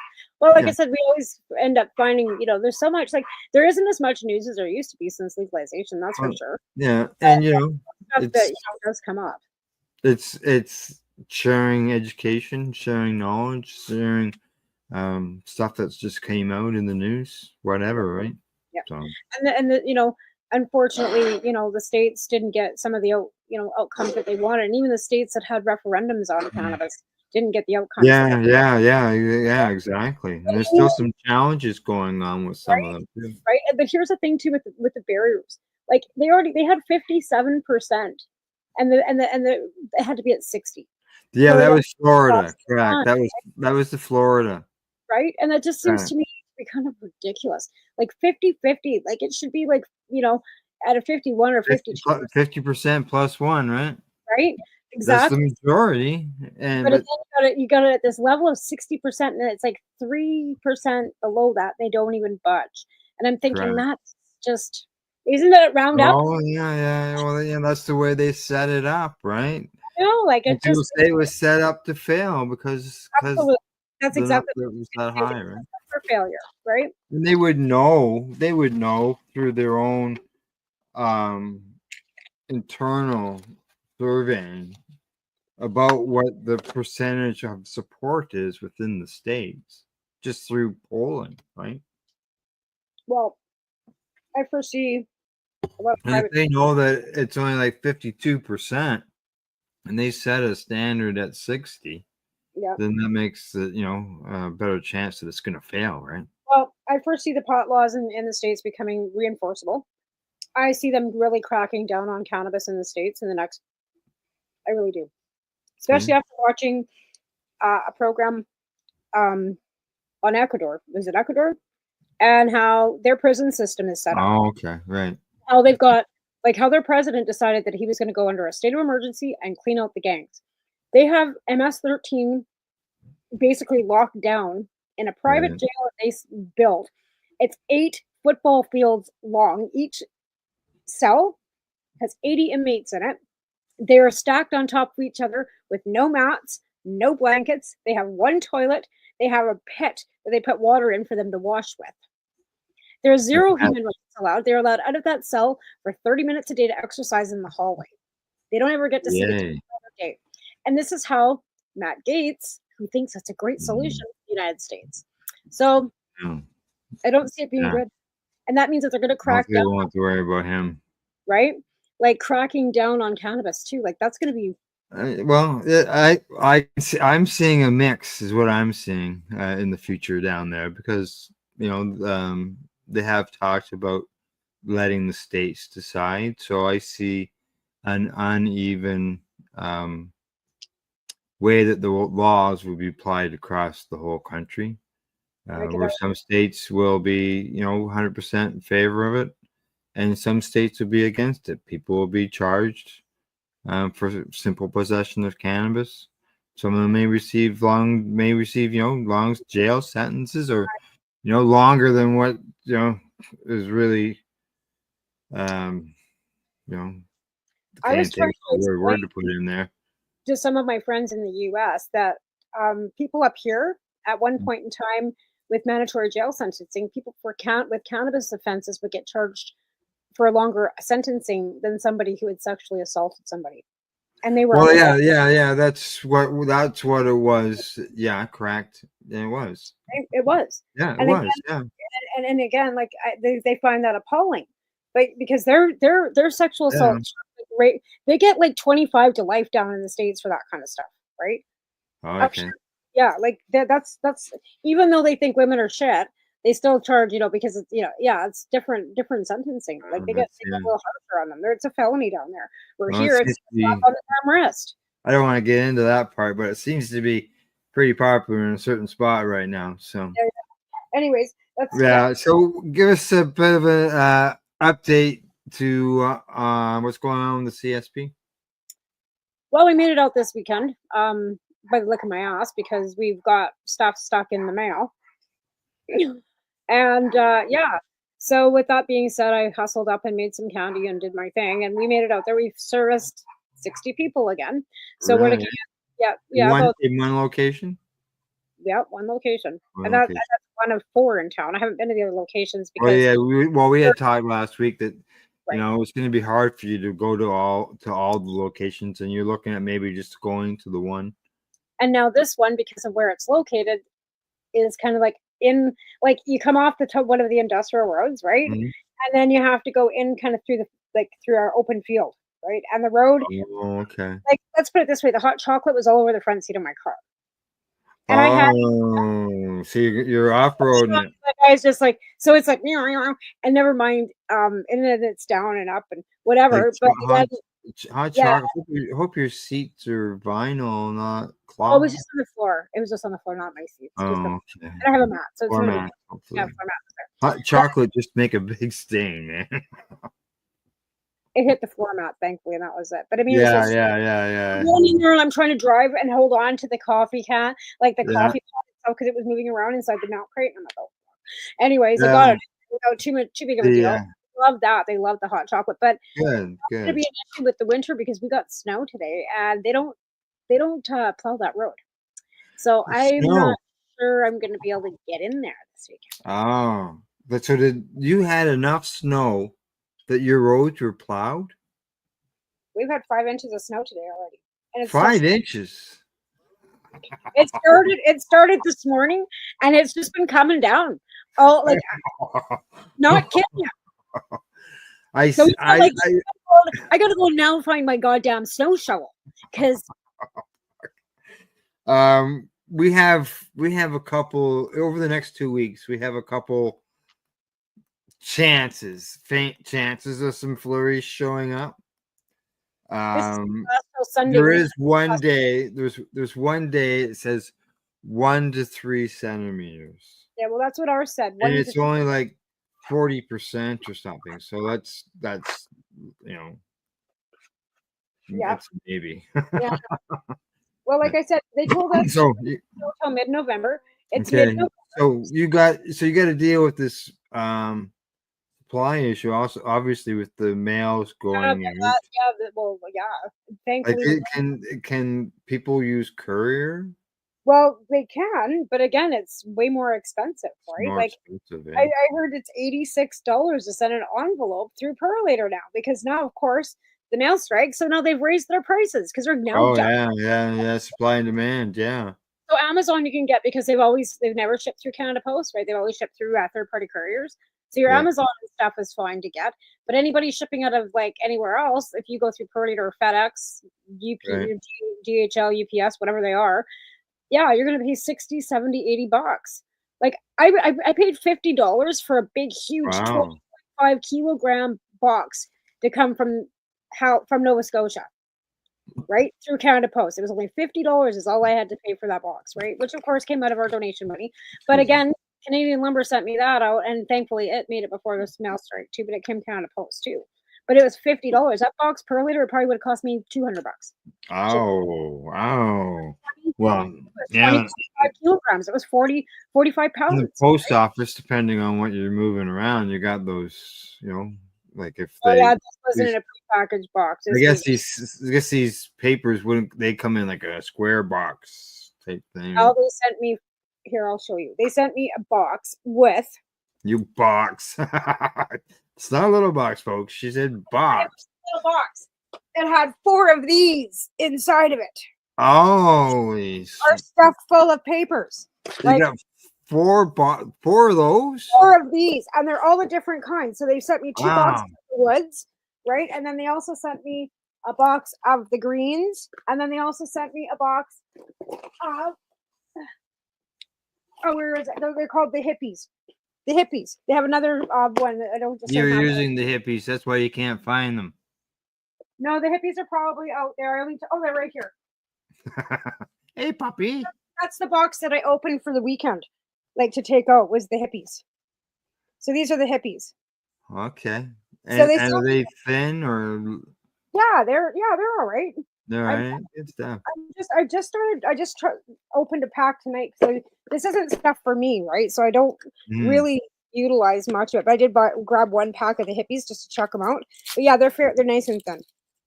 And then they come with like filters too, right? So right, nice. So that's one of our sponsors for CSP is Canadian Lumber. They send us, and every CSP across the country, Canadian Lumber has sponsored. So they do Halifax, Surrey, Langley, Cranbrook, and I believe they send out to Vancouver too. I'm not positive about that one, but I know that Rosie gets these for Surrey, Don gets these for Langley, and Chris gets them in Halifax, and now I get them in Cranbrook. So Canadian Lumber, they're our sponsors for our Alrighty. Right? Good. Oh, yeah, that's great. Yeah, you always need papers if you're. We didn't have them. They showed up Friday, so we had them. This is the first weekend that we've had them, and we've already been going out 6 weeks now, right? Right. So those are now. I'm assuming those are for pre-rolls, or are you giving out packages with some cannabis?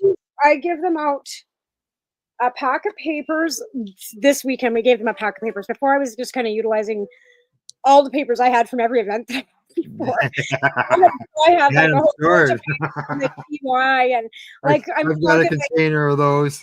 Oh yeah. So I had like lots of papers from leftover events and stuff.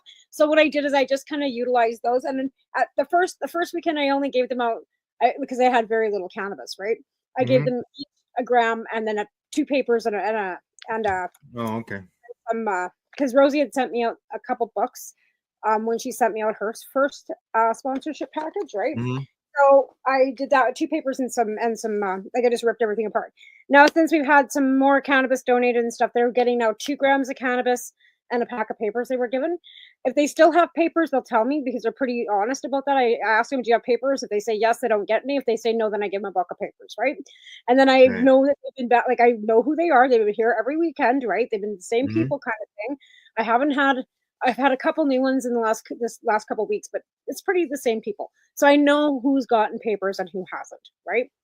Right. So if they tell me that they haven't got any papers, I'll go, "Yes, you do. I gave you some last weekend." "Oh yeah, yeah." Right? So, like they're pretty like I mean they like I said, they know that they can't pull the wool over my eyes. Like we've already kind of gauged each other as to how much my limitations are going to be with them and what because I've got Mhm. one guy that always asks for more cannabis and I said, "No, man, until everybody's taken care of, if there's anything left over, I can maybe hand you an extra one." I says, "But it's one pack for everybody until everybody's taken care of. And then if I've got extra, then yes, I'll help you out, right?" Right. Sometimes I have extra and sometimes I don't. And this weekend he was just ended up being lucky and I had a couple extra to give him. So he got a couple extra grams. But I mean, if that's what helps him and I've got extra, I'm not gonna tell them no. Right. Right. But when I found out the one guy doesn't smoke it at all and he was just getting and lying and saying he was getting it for his girlfriend when he didn't have one and selling Yeah. it, he didn't get anything this weekend. Right. Right. He Yeah. came to Yeah. me, I said, Okay. "Oh, aren't you the guy that doesn't Right. smoke cannabis?" Right? And he looked at me because the other ones they talk, right? They tell me, right? And then they told me that he's the one that stole all the cancer patients stuff. It's like, buddy, you can't steal from somebody Yeah. else and expect me to help you. Like it's not gonna. And I put it right on him. I said, "You stole from JD. You're not getting anything. Sorry." And he looked at Right. me, and I had 2 big guys standing behind me. He wasn't gonna challenge me. So Well, hey, you take advantage, you you lose lose your your privilege, right? Like I privilege. mean, Yeah. I have to be like that because Everyone. if they all start doing that and they all start taking advantage, then there's not going to be anything for anybody, right? And I Right. want to Oh yeah, for sure. that Yeah. I just want to be fair with everybody. So I'm trying to be fair. And if you're not going to follow a little bit of rules that I've given out, like please do not Yeah. You're don't sell you're this. This is not for sale. This is not diversion. yeah. This is why they don't want to follow the rules and they just don't get any. Correct. Yeah, because getting it from you and then turning around and selling it. I'm to not somebody trafficking it. else. Yeah, I'm not trafficking it to you. I'm gifting it. Yeah. And then you're You're giving it to you. It's going to you as medication. right. It's right. So you're taking advantage of the fact that I'm trying to get you well, and you Correct. don't want to be well. You just want to use it for diversion. So sorry. Yeah. Yeah. Yeah. And they're the ones that are so grateful because they do utilize it and they love it, right? They think it's great. And I hear that. And I hear, well, I haven't used, or this is really helping me sleep, or I really appreciate Mhm. this. I haven't eaten in 4 days and I wasn't hungry. Now I'm hungry. And some of them wait for Saturday because they don't like they think it's great because on Saturday they count on it. They know it's going to be there. Right. They know that they're going to sleep Saturday night. They know that they're not going to be using on Sunday. They can make it stretch. Those tinctures, I told them, you get one a month. You guys got to make that stuff stretch, right? Because I can't be bringing out tinctures once a week. I don't get that much donated, right? Like I only No. Yeah. Exactly. yeah, right. And I'm grateful for every little bit that we get. Like, don't get me wrong. I'm very Yeah. grateful. It was double, it'd be even better, but I can only work with what I've got. And that's what I Correct. tell them. Yeah. Yeah. Yeah. Yeah. And if stuff runs out, unfortunately, I won't have anything to give you. So. Right. And that's where we're getting close to that. I need to start hustling because the last bit of money that the program had, I sent off to get the stuff that's stuck in the mail. And now I had a very Now it's stuck in I the. have a little bit of money, but that's the only money I've Right. got. 4 bags of bottles. That's not really going to Mhm. cut it. So we need to, start hustling. Well, Christmas is coming. Hopefully, some can of Santa comes along, and That's the reason why I'm not expecting a lot of donations right now too, is because Christmas is coming. yeah, And people are, thinking of their families and, keeping their money tight because it's Christmas time. And I understand that too. Right. yeah, yeah, Yep. yeah. Well, if someone's gonna send you a package of gummies, maybe they can't send you the gummies in the mail anymore, but whatever they were gonna pay for those gummies, they could send you that money and you could go purchase those gummies. Yeah. Right? And then that way you avoid the mail end of things. Well, the nice thing about it too is I have to get out there, but we have a res store that Right. wants to meet with me. And Right. like I said, I was going to go out today after work, but we got snow. And I'm not driving that road in the snow because I got to go Well, across hopefully it's better. the bridge and not doing it Well, today. yeah, So well, hopefully tomorrow's a better day and you'll be well, get. I'm hoping, that I can get out there because then I can purchase from them too. Like if the matter is, I'm not sure what they're offering. If they're offering anything, Right. if they're just offering discount prices, They I don't just know. want, yeah. You posted that they want to talk to you. They have some questions, and Right. Yeah. correct, So and they'll make the decisions from there. right, I don't know whether they're doing anything. Correct. So Yeah. I still need money. You know what I mean? Like I still need Yeah, to get or I access. make a lot of stuff. You know, I can make a lot of stuff myself, right? there's And possibilities, maybe access to a a lower price product to allow you to right. do what you're doing, or who That's knows? Maybe there's an opportunity that they're willing to help you out with a certain product, or there's all kinds of different things that they could. I've Like worked I in know I have a friend of mine who's diagnosed recently with cancer, and the location that she was going to is now supplying her a free RSO, oh, free that's Kiko. that's terrific. That is so Yeah. nice to hear. And that's what Yeah. like I said, that's what we've been doing with the 2 cancer patients out there too. Well, I've been buying it. I got the one that I have to have 500 milligram gummies for to keep her Mhm. a safe supply, right? And Right. Yeah.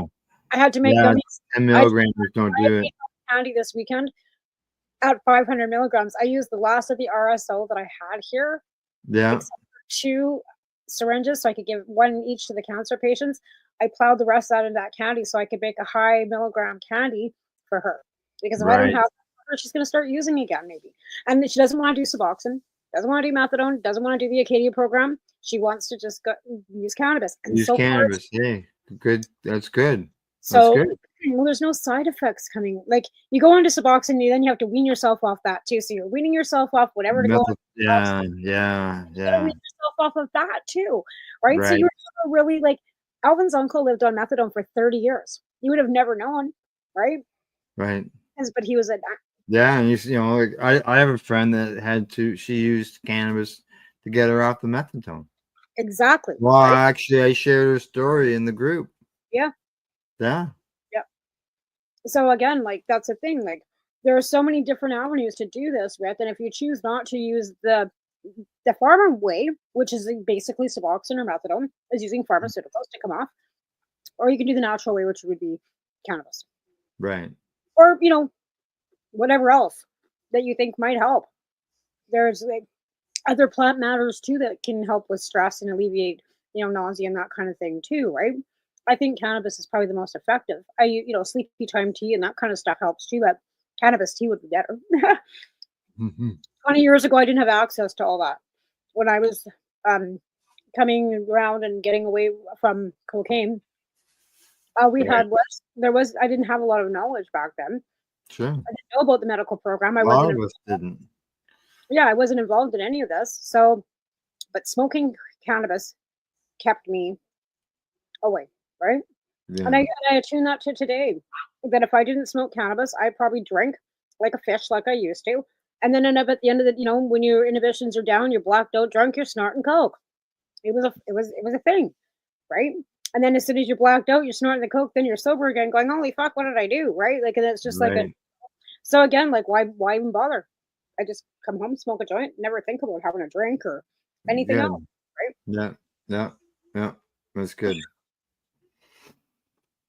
And I hope that works for You've been there. If you've used cannabis to help you deal with that addiction. I know myself. I used cannabis to avoid going into an addiction because I made that choice when I got my Crohn's. Do I want opiate drugs or do I want cannabis? And I went with cannabis. Right. And the thing is, when I first was diagnosed, they gave me a can of Metamucil and said, "Here you go. This is what you get. Drink this." That's all. That was in 1986 for colitis. That's what I was told to do. Metamucil. Here's some fiber. have this every day. It should help. I'm not kidding you. I was handed a prescription or a pad of paper that said buy Metamucil. Not fucking kidding you. So then Wow. to Things have Tabor. really changed since then. Well, never mind. So I'm in Tabor, right? I get my colonoscopy. My GP there prescribes me Asacol, which is a high level of aspirin, right? And codeine, 90 milligrams a day to slow down the diet. They're trying to plug me up, thinking the codeine. Yeah. That's what the opiates do. They clog you up. Besides all the other problems they do. It didn't work. Yeah. 90 milligrams of codeine, I was still shitting through the eye of a needle. It didn't matter. Right? Like, Yeah. Mine was the opposite. I was constipated even without the opioids.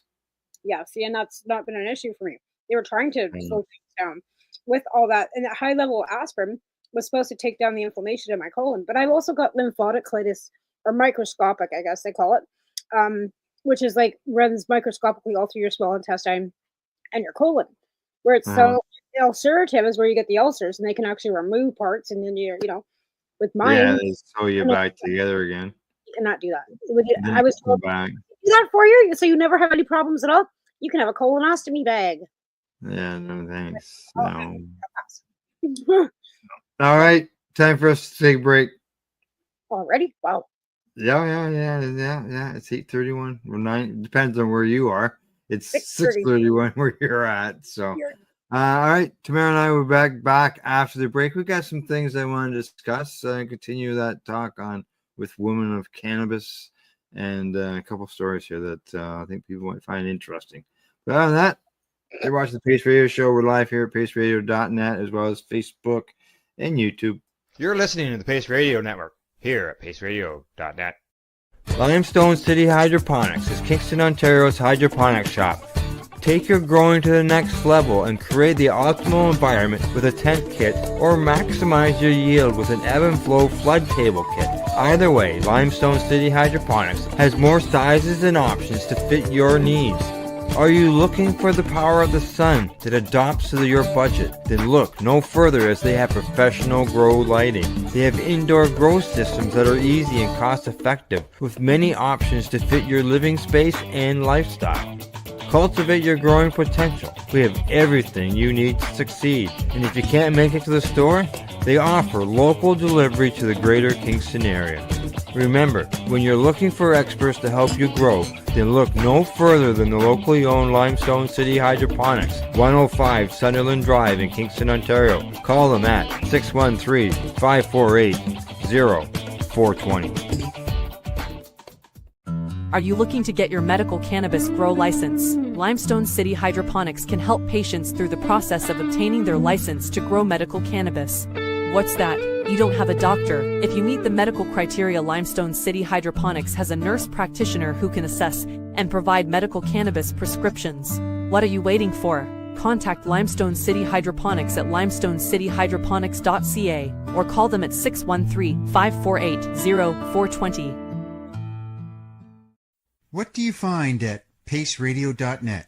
People advocating cannabis education. Enjoy the buzz of legalization with Campbellford Lifestyle Shop. From lights to plant nutrients, books, consumption accessories, and more, we've got all your basics to grow or consume cannabis. Visit our info center or take a look at our piercing services and body jewelry, now available in-store through Campbellford Lifestyle Shop, 17 Bridge Street West, Campbellford. Are you looking for non-stop, continuous cannabis and psychedelic programming? If you are, then turn your browsers to 420radio.ca or paceradio.net, where you will find the 420 Pace re-rolled Saturday. Everything gets started at 8 a.m. Eastern Saturday morning. Cannabis edibles are an effective way to manage pain and other ailments, especially when you deal with your trusted partner, Legacy 420, in Tyendinaga Mohawk territory. You see, we lab test every product on site to ensure proper dosage every time, which is critical when consuming cannabis edibles. All Legacy 420 edibles are made by our classically trained baker and chocolatier, and we also have super tasty vegan options. Our baker has been in the industry for 25 years. She's also a chocolatier. Everything from savory to sweet, your chocolate bars, brownies, butter tarts, you name it, we make it. Talk to our knowledgeable Cannatex about our incredible variety available. Give your trusted partners a call. Legacy 420 out on your road.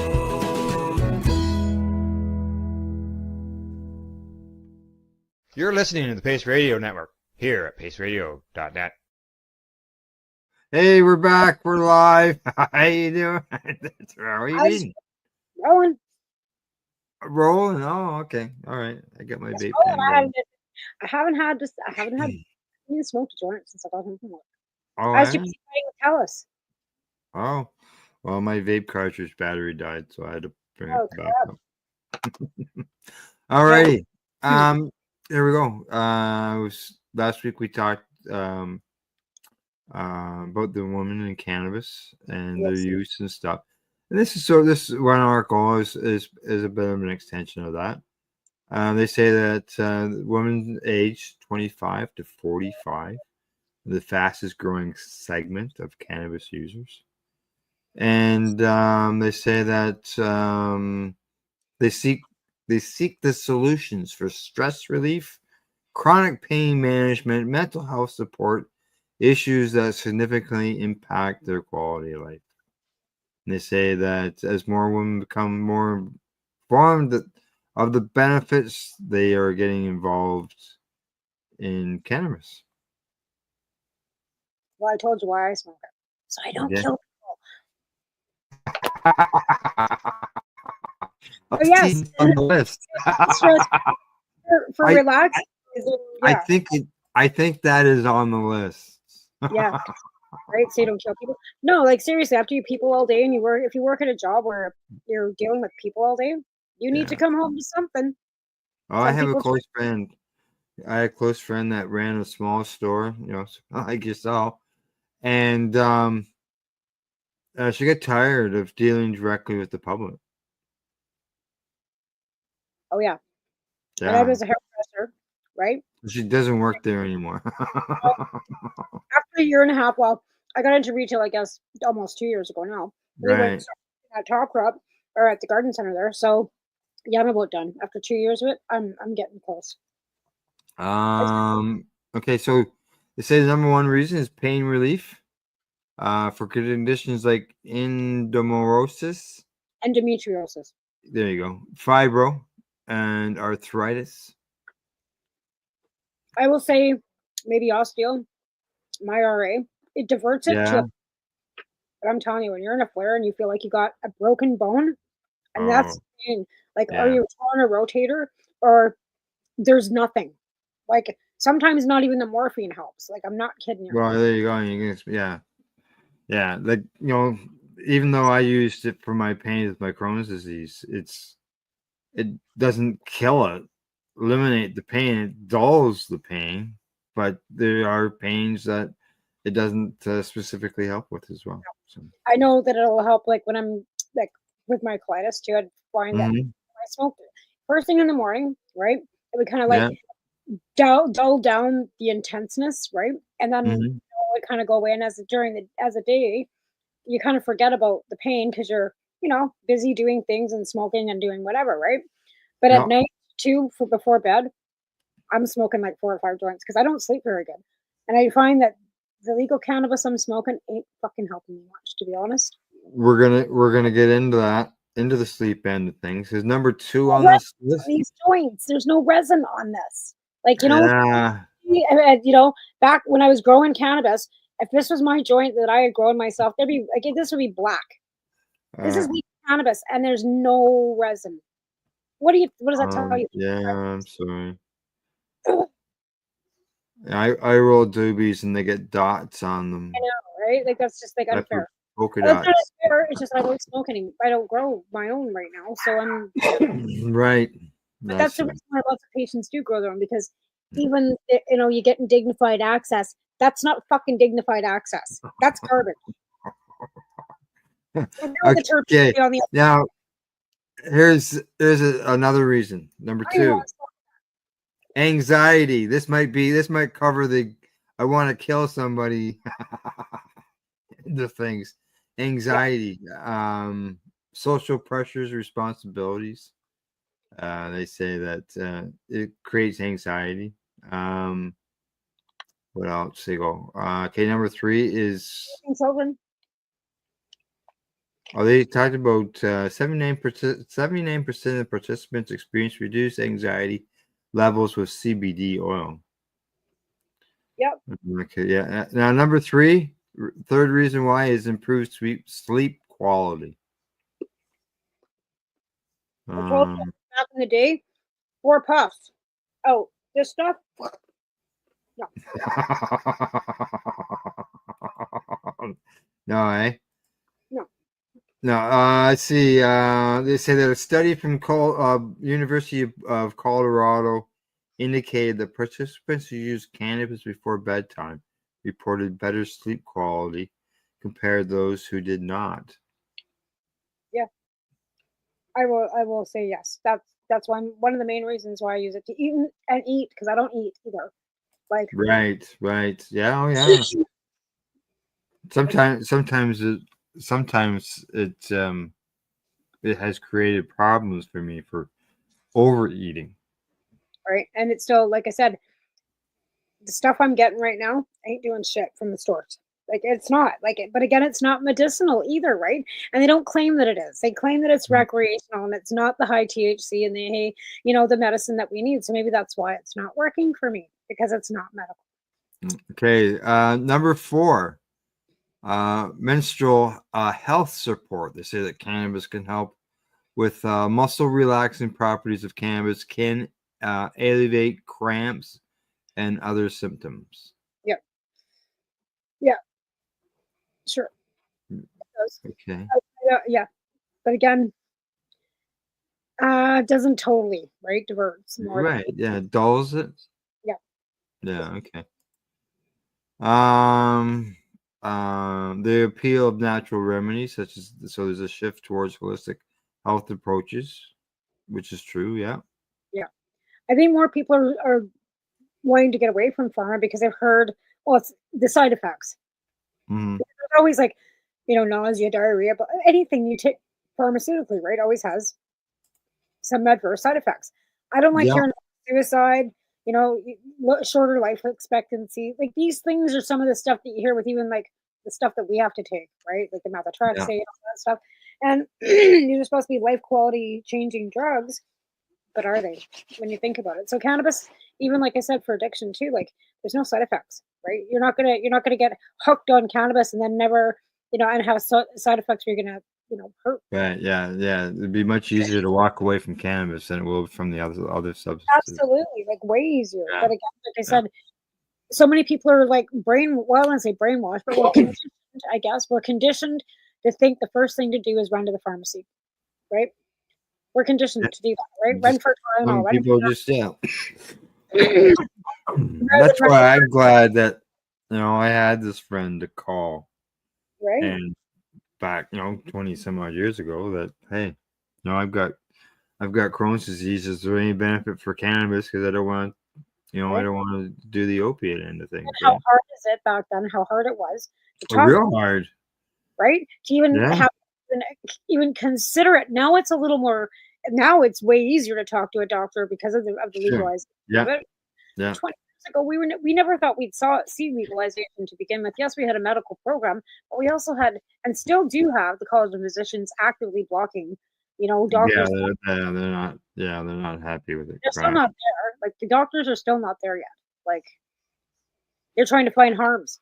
All these studies they're doing are trying to find harms in driving, impairment, addiction, all these things, all these studies that are being done. It's not to find benefits for cannabis. It's all to find harms. It's been like that since day one, hasn't it? Safety, right? Public health and safety. But you do see them doing studies on Advil and Tylenol to find the harms all the time? No. No. Well, as they say, some people say cannabis is the most studied plant. Alrighty, on to this other little story here about women in cannabis. I don't know if you know about this, but women make up 61% of cannabis home growers. I believe that. Wow, Well, Yeah. because in hindsight, it's kind of a natural gardening thing that we have, but The gardening thing, correct? Yeah, yeah. men garden too. Like, don't get me wrong. Like, there's lots of men that really enjoy gardening too. They do the yard work. They do all the Yeah. gardening. So Um, I'm not shocked. I thought it'd be more like a 50-50 kind of yeah. thing. But This was a survey by the looks of it on home growing. And they say that other things that they found in the survey was 50% of respondents agree that home growing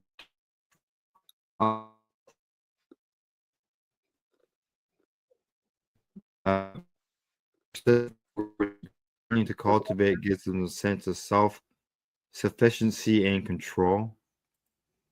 And 35% of respondents said that they cultivated home to dictate the strain selections and quality of their cannabis. And here you're sitting here complaining, I wish I grew my own again. Then you get something that's better. Yeah. right? Yeah. Well, if those master growers are doing their jobs, good for them. But then it's hitting the eradication on the door, on the way out the door. So you can grow the nice and beautiful, like it looks good, looks great. But if you're eradicating it as it's going out the door, you're killing everything on it.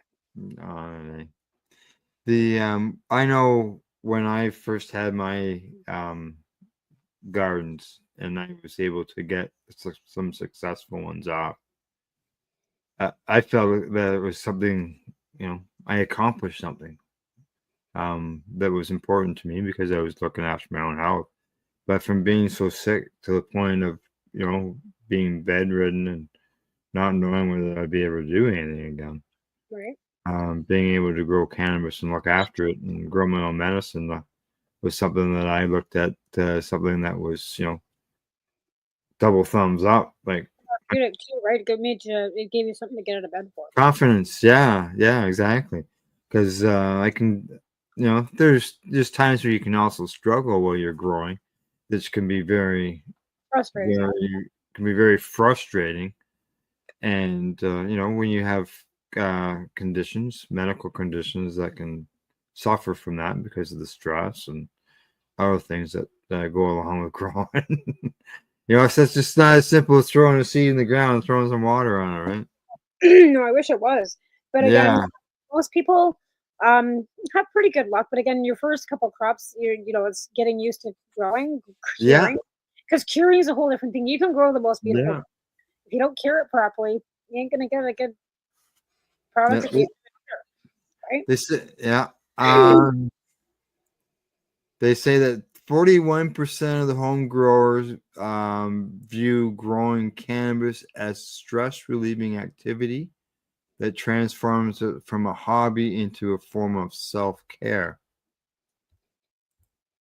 Yep. Yeah.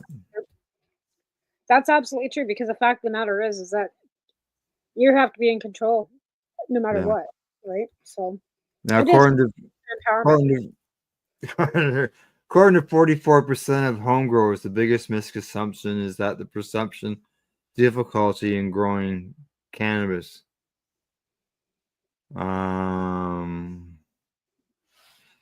Hey, it happens. It doesn't all just grow, trouble free. I read, in the groups on Facebook and stuff. There's people who have a lot of problems with growing cannabis. Yep. And it can be stressful if things don't go right. Well, yeah. Your medicine, and for it to go bad because of some gardening practices that you learn. Some people just learn by trial and error. Like that's all you do. Well, a lot of times too, you find that I did anyways when I was trying to train or Mhm. teach people. They always had, and I never said there's no wrong way of doing it. Everybody does things differently, right? Right. But a lot of times, and I'm just gonna say it, if I'm a girl, and men don't Yeah. like to listen to women, and I'm trying to tell them what they're doing, and they basically did their own thing, and then when it all went bad, then I just kind of sat back and went, I warned you, right? Yeah. Anyway, don't let your temps get away, people. So the next thing, away from those stories, I mentioned taxes to you earlier. Cannabis taxes. Mm-hmm. Oh Okay, yeah, I'm gonna come at you two different ways on this. All Okay. right. Okay, I'm ready. Okay, the Canadian Revenue Agency has written off nearly $5 million worth of excise tax that is uncollectible. From the Five LPs, probably. Yeah.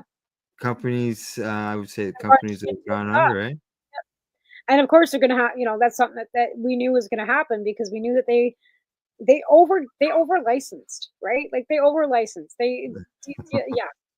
So you They know say what? that In their face, I don't care. all all the companies, all of them, it says all the companies are from Ontario. No, really. Yeah. 12 companies. 11 of them show a balance of debt that remains after compromise settlement pursuant to applicable authority, it says here, whatever that is. Okay. So what The about all the largest amount of a single company's uncollected excise tax debt is $1.9 million, while the smallest is 136. 7 show a debt incurred in 2024, 3 from 2023, and 1 from 2022. Okay, so what taxes weren't they paying? Because then that would Excise tax. They weren't paying the excise tax. why are they paying excise tax? They pay the excise tax Then why are we paying excise tax? because they're not going to suck that up themselves. We pay it. Well, then why Yeah. do the government then, right? They have to pay that 1%, that 1%. How is it? It's $1 on each gram or 1 or 10% of the value. There might be something in here that explains it to us, but these are unpaid excise tax. Now, according to the Insolvency Insiders, 47 cannabis-related businesses in Canada have filed for creditor protection since 2019. Wow. Yeah. So they get to run away with all the money they made off the stocks. Yeah. Okay. Well, here you go. As of January 31st, 2024, the federal government says it has collected $3.4 billion in federal excise tax, with nearly $2.7 billion going back to the provinces and territories. So the excise tax is the GST and the PST that we all pay on that stuff. No, it's excise tax. Here you go. Here it is. I'll explain it to you. Excise tax for dried cannabis flowers is effectively $1 per gram, and 75% of this goes back to the provinces, as well as an ad valorem rate of 2.5%. Yeah, okay. That's it's not okay. just HST and GST. This is yeah. So all that money, okay, and then that 75%, they're supposed to filter that back down to the municipality. Yeah. Well, the Yeah. municipalities are supposed to be getting $11.5 million a year from the provincial government. Yeah, it's supposed, and it doesn't come that way. Well, look at there's even numbers here. Breakdown of taxes for the year. I know the stores send the PST directly to the province. Mhm. But they charge at the stores. The GST goes directly to the feds. Right? Yeah. So 7% plus BC charges another 20% on every vape that they sell. So the province is getting 27% on a vape. Yeah. I know, eh? Isn't that crazy? Where's the money? Where's the fucking money? Where's the money? Yeah, I know you keep saying that. Where's the money? Well, let's find out. Let's find out. I knew that was going to come up. Where's the money? So I just happened to find an article. It's a U.S. based article that tells you. It says that cities where they get the money. Okay, this is for cities. Okay, not provinces, but they mostly put cannabis tax revenue towards the police and general funds. We have RCMP. That's bullshit. I would say cities or province is the same spot where the money's going. What do you think? That's bullshit. And they say community safety units. We don't need community safety units. That needs to be changed. Like I said, I'm going to, I'm going to the next city council meeting. I'm going to put it right on them. Where the fuck's the money? And don't tell Yeah, me don't tell me that you're giving it to the RCMP, because you guys just told us that we couldn't afford 11 new members because we couldn't afford them. We were the RCMP is begging for 11 new members for our town because of the Okay. population size, and our city council just told them, sorry, we don't have any money for that. Where the Where's the fuck's cannabis sales? Yeah. Trust me, I'm Yeah. low. Now they say here. Where did it go? Where did it go? Yeah, bulk of tax revenue from legal cannabis sales goes towards law enforcement and municipalities' general funds, with relatively few cities and towns allocating cannabis generated funds to support education or health programs. No, they're not doing. Where's the fucking money? Yeah. And our, Is like I this said, what they said they would use the money for? Health programs and it was supposed to be used for addiction services. yeah. That's what they decided to do with it. When we were talking, we wanted it to go to education, healthcare, and building parks, and like doing things that are good things, like paying for a new hospital, Yeah. paying for a new school, not fucking and we do need law enforcement, but not for cannabis offenses. So what No. law enforcement are they looking at? You're not. What are you chasing people down for smoking a joint? No, you're not. No, they're not. They're not. No, they're not chasing joint smokers. Now they said they reviewed 3 states where existing adult use cannabis programs, which are Michigan, New Mexico, and Oregon, as well as Ohio, where they started in August. They say that tax revenue has not yet been allocated to local governments.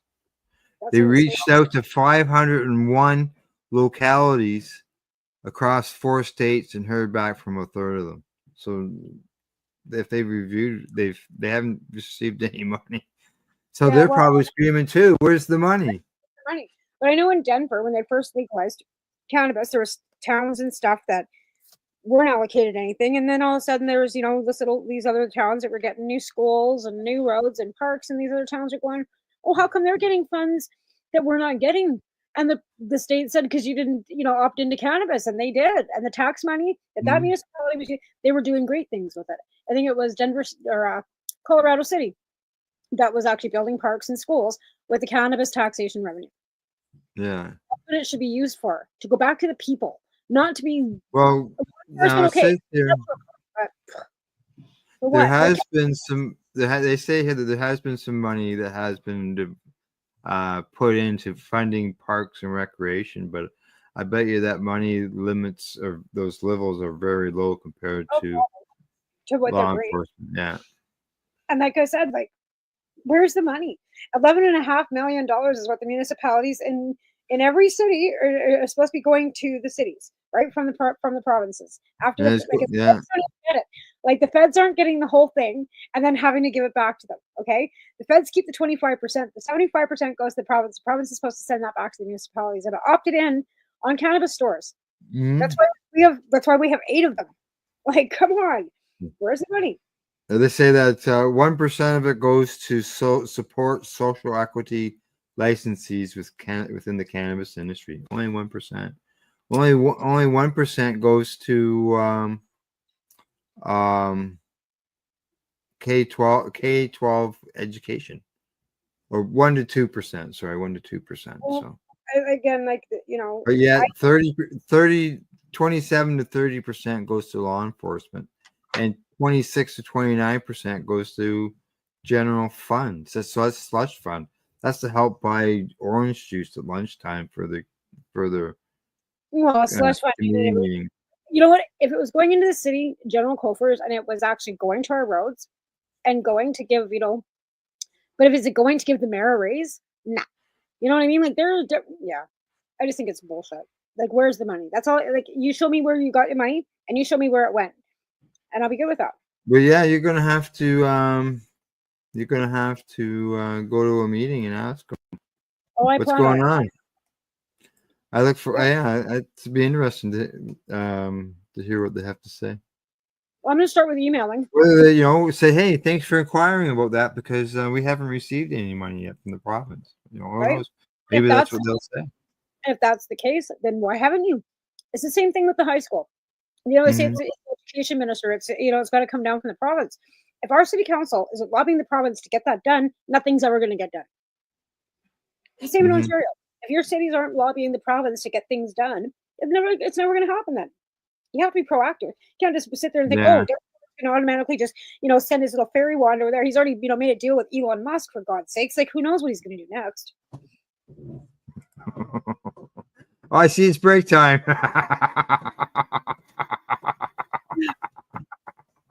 Well, hopefully Starlink will make it so that you get cheaper power or something that so more people can grow cannabis out there. Yes, yeah, I know. It'd be nice. It'd be nice. It'd be nice. Your That's for power is sure. outrageous Right. up there too, isn't it? It's outrageous. Yeah, our power is too. I can remember the days we used to pay 4.3 cents per kilowatt hour. Now That's what- it's like the lowest is like 15 cents per kilowatt hour now. My Something like gas that. is outrageous, but my electricity is dirt cheap out here. Like dirt cheap. Oh no, not here. No. We have our peak hours cost, and then we have our evening hour cost where it's I think reduced the max peak. our peak hours is 14 cents a kilowatt at max. Peak Yeah, hours. no hours. All right, time for us to take a commercial break. We'll continue this discussion when we get back. You're watching the Pace Radio Show. We're live here at paceradio.net as well as at YouTube and Facebook. You're listening to the Pace Radio Network here at paceradio.net. Legacy 420 have an awesome array of cannabis-infused beverages, from pop to Nature's Nectar's teas, all in amazing flavors. What a selection! We even have a delicious mango-infused juice, and let me tell you, it's delicious.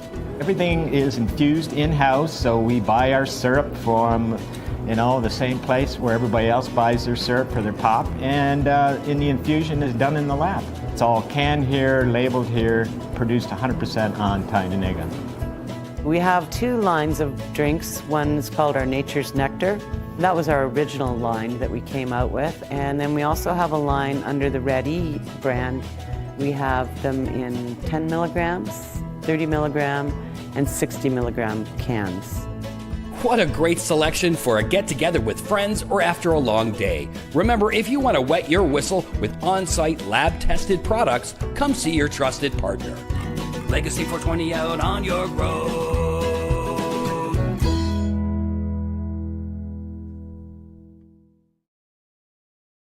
Camelford Lifestyle Shop. Open Monday to Friday from 10 till 7 p.m. or by chance. Check out our flags, our t-shirts, plus our hats, and look of that supply of rolling papers, plus much more. We've got bongs and your favorite herbal vaporizers. Look at all the incense we have, as well as for those who collect knives, check out these knives in our collection. And while you're here, stop in to see Shay at the piercing room, where you can get poked by Shay. Daily deals, check them out.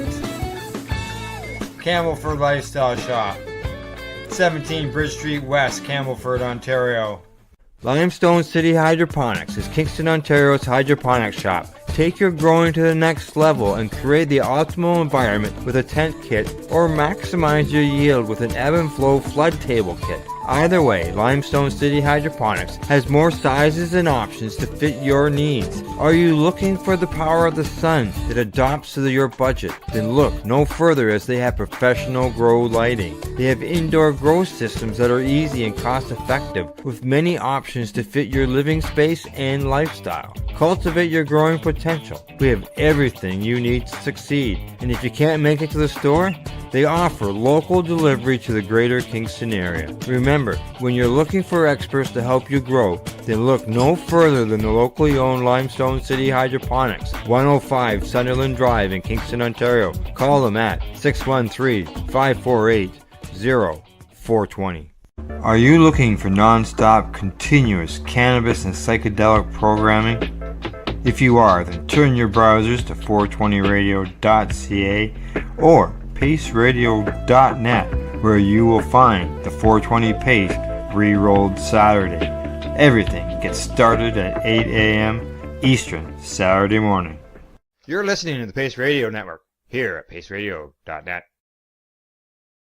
And you're watching the Pace Radio Show. And don't forget, if you miss this episode, you can always catch it at the paceradio.net website or at paceradioshow.com. Actually, that's a website address. I haven't said that in a long time. Something I meant to talk about earlier that I forgot to bring up, and that is the fact that our sponsor, Legacy 420, is for sale. I was just gonna ask you that. Actually, you get it out of my head because I had seen that somewhere, and then I was gonna ask you about that, like how Yeah. Tim yeah, posted it. Tim yeah, posted it. posted that. He posted it and he shared it to the Pace group. And yeah, he's turning 65 in a few months, and it's time to retire. Good for him. I'm happy Yeah. for him. He's had it, Yeah. and Legacy 420 is an amazing place, right? Oh, And he's done such an amazing job with all the testing in the lab. His vision has been taken to the fullest, and he should be yeah. super proud of himself and all the people that he's got It's working for him. Like, it's yeah. amazing. It's a 10,000 square foot facility, complete with retail store, which is actually 2 floors. Like it's one floor, but like the height of the ceiling inside is 2 floors up. So say somebody ever wanted to expand the store, you could actually create a second level if you needed to, right? And then there's all the office spaces. There's the lab, as you mentioned. There's a big lab in there. There's the kitchen where the baked goods and everything are done. There's the area where all the concentrates are made. There's a processing spot for their products, for doing packaging and all that. There's where they make all their own beverages. Those lines, those beverage lines and everything. The warehousing that's there, all the security. It is built to Health Canada's regulations when it comes to all this type of stuff, like even the lab equipment as well. So it's all fenced, all that stuff. There's room for growing, if you want to do a greenhouse type thing. And as far as expansion, if you need to make a bigger building. Now, would it have to be somebody though that can would you have to be First Nations because it's on the reserve, right? Well, yeah, that would probably be up to however things are set up in Tanagaga as far as businesses, way they run things. Because I know, like they're at Roseneath, I don't know what it's like now, but I know at one point, yeah, you had to be First Nation. Well, you'd think you'd have to live and play on that land. It would have to Correct. And in order for you to be able to run it, you should have to be First Nation. Yes. So yeah, I'm not sure what the rules are. Whether there's bylaws, whatever, however you want to call it, on Taganaga when it comes to the businesses there. I don't know. So I don't know. Like I said, yeah, that's but anybody's looking for up and it's already there. It's already well established. I know that his Legacy 420's products were in many stores right across the country. Yeah. Well, I'm hoping that you can sell it. That's decent yeah. takes it can continue on, right? Yeah, they do nation to nation business. Yeah. Right? Oh, of course. Yeah. So they'll sell to other stores across the country. So it's well established, and anybody who buys out of obviously got a well established business, but they also there's a lot of history behind Legacy 420 because if I look at it as Tim and the guys were the ones who got things rolling when it comes to the First Nations with cannabis and all these stores opening up. Because Project Long Arm, which was a big cannabis police enforcement agency that was going on here in Ontario. They visited him more than once, and he stood his ground and gave them the information on why he was right and what he was saying, and providing all the the information to the police. And then they came back and said, all right. It's Not we can do, right? sovereign land. It is. So yeah, It's and things just exploded from there. well, The word got out. that's a downside for BC being unceded because there's no treaty agreements. So the province could do whatever they wanted. But Yeah, there is right now.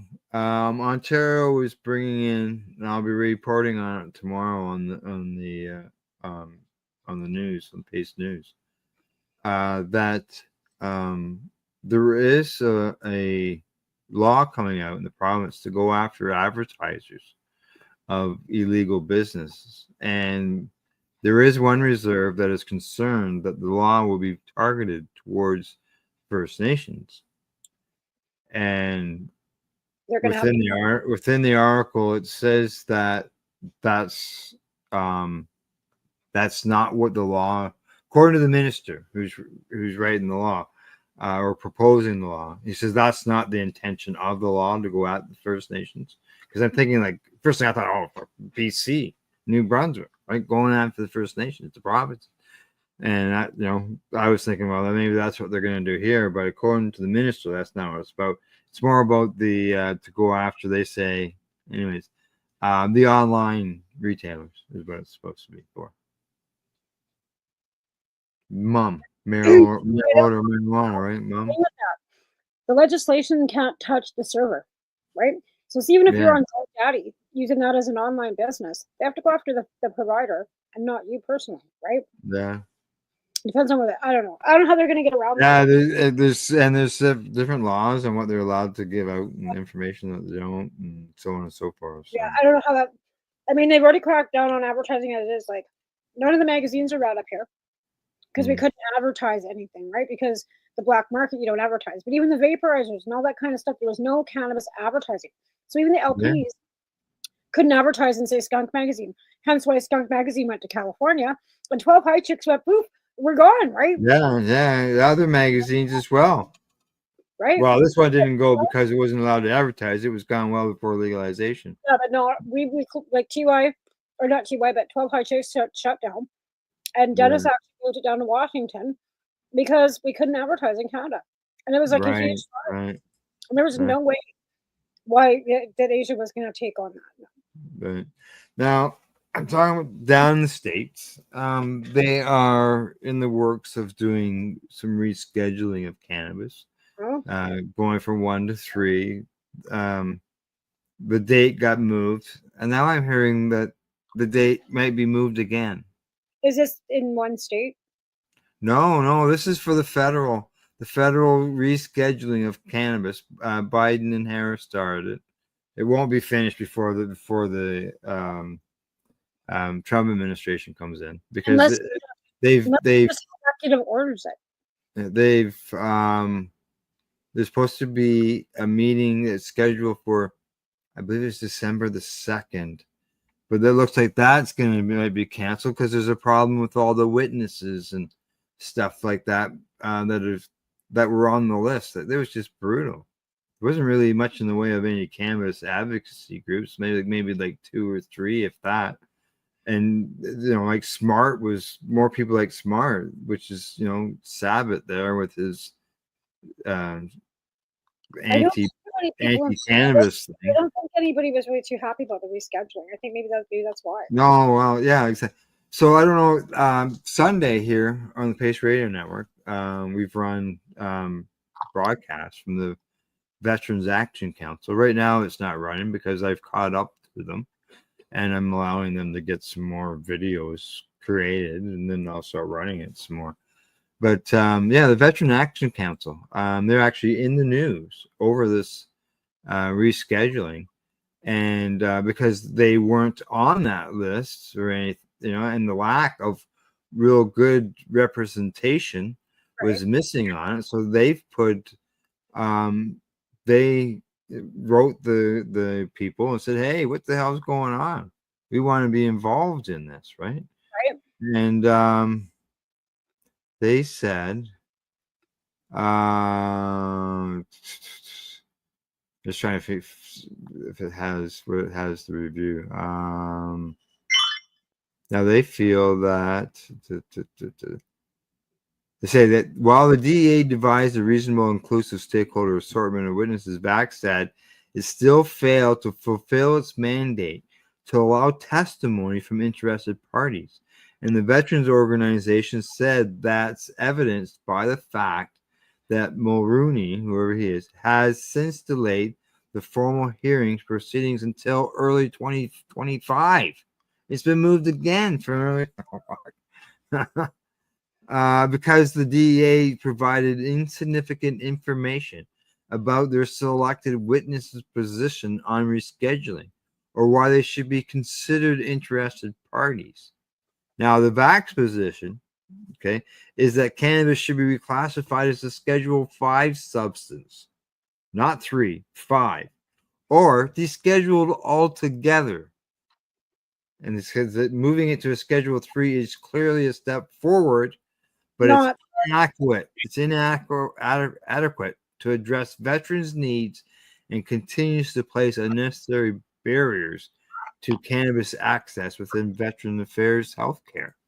Well, that too. Never mind anybody else. Oh, yeah. Right? They're always involved. They're always involved in stuff when it comes to the cannabis and things. They speak at the UN. They go around in the different states, talk about cannabis. Well, that's so effective for PTSD because it really is.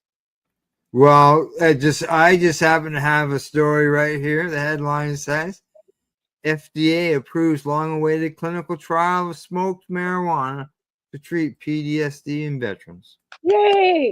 There you go. But you know what? It's been the veterans advocating for themselves about this. Yeah, and that's what these guys do.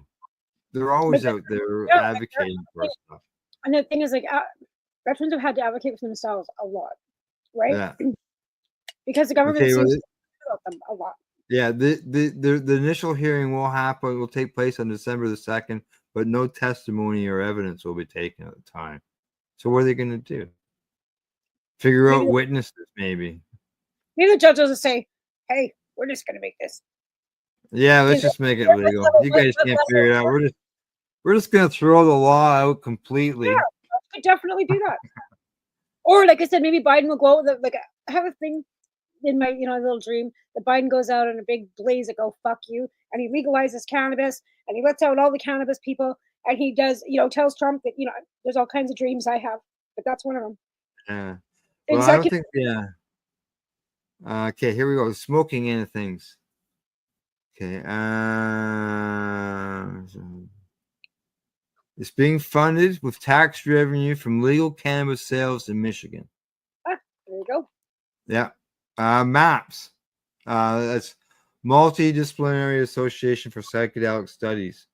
Announced this week that the U.S. Food, FDA, granted approval for phase 2 research that they described as a press release as a randomized placebo-controlled study of 320 veterans suffering from moderate to severe PTSD who had previously used cannabis.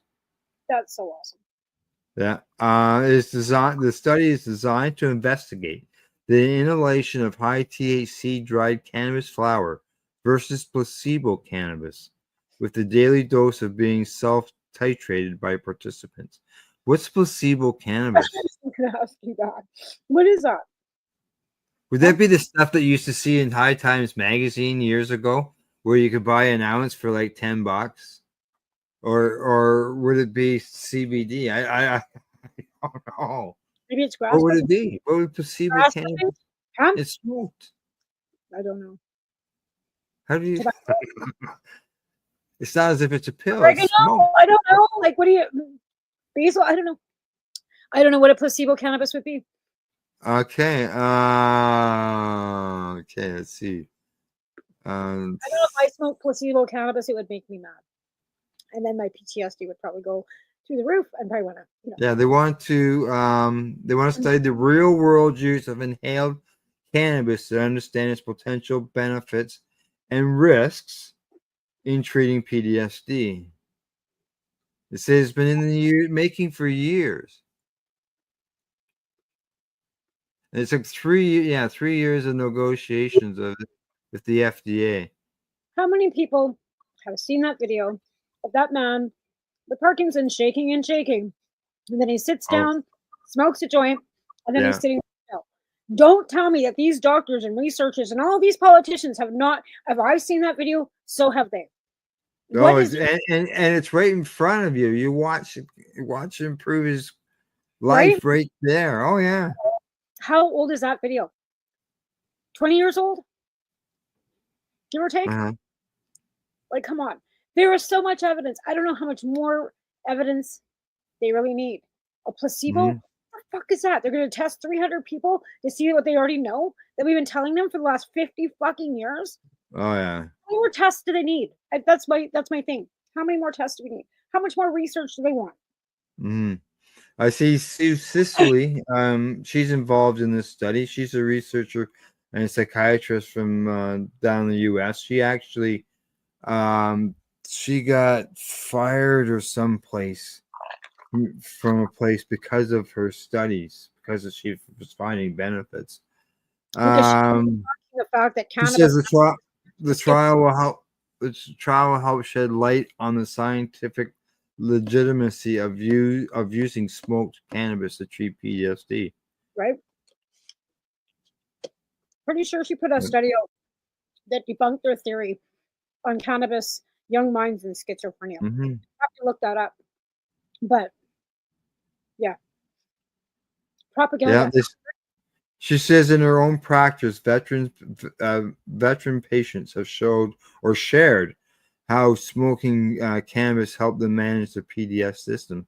So, like she is seeing that in her practice, right? So now we can do an actual study of it, and it's been approved. Yeah. They say it would generate data that doctors like herself can use to develop treatment plans to help people manage their PTSD symptoms. Which is rage. Mm. First and foremost, usually rage, depression, anxiety, all that kind of stuff. But Yeah. rage is the number one contributor, which then you never mind the flashbacks and all that shit. That I Yeah. adds. But rage is the first reaction to PTSD. Rage. Mm-hmm. Mm-hmm. Oh yeah. Oh yeah.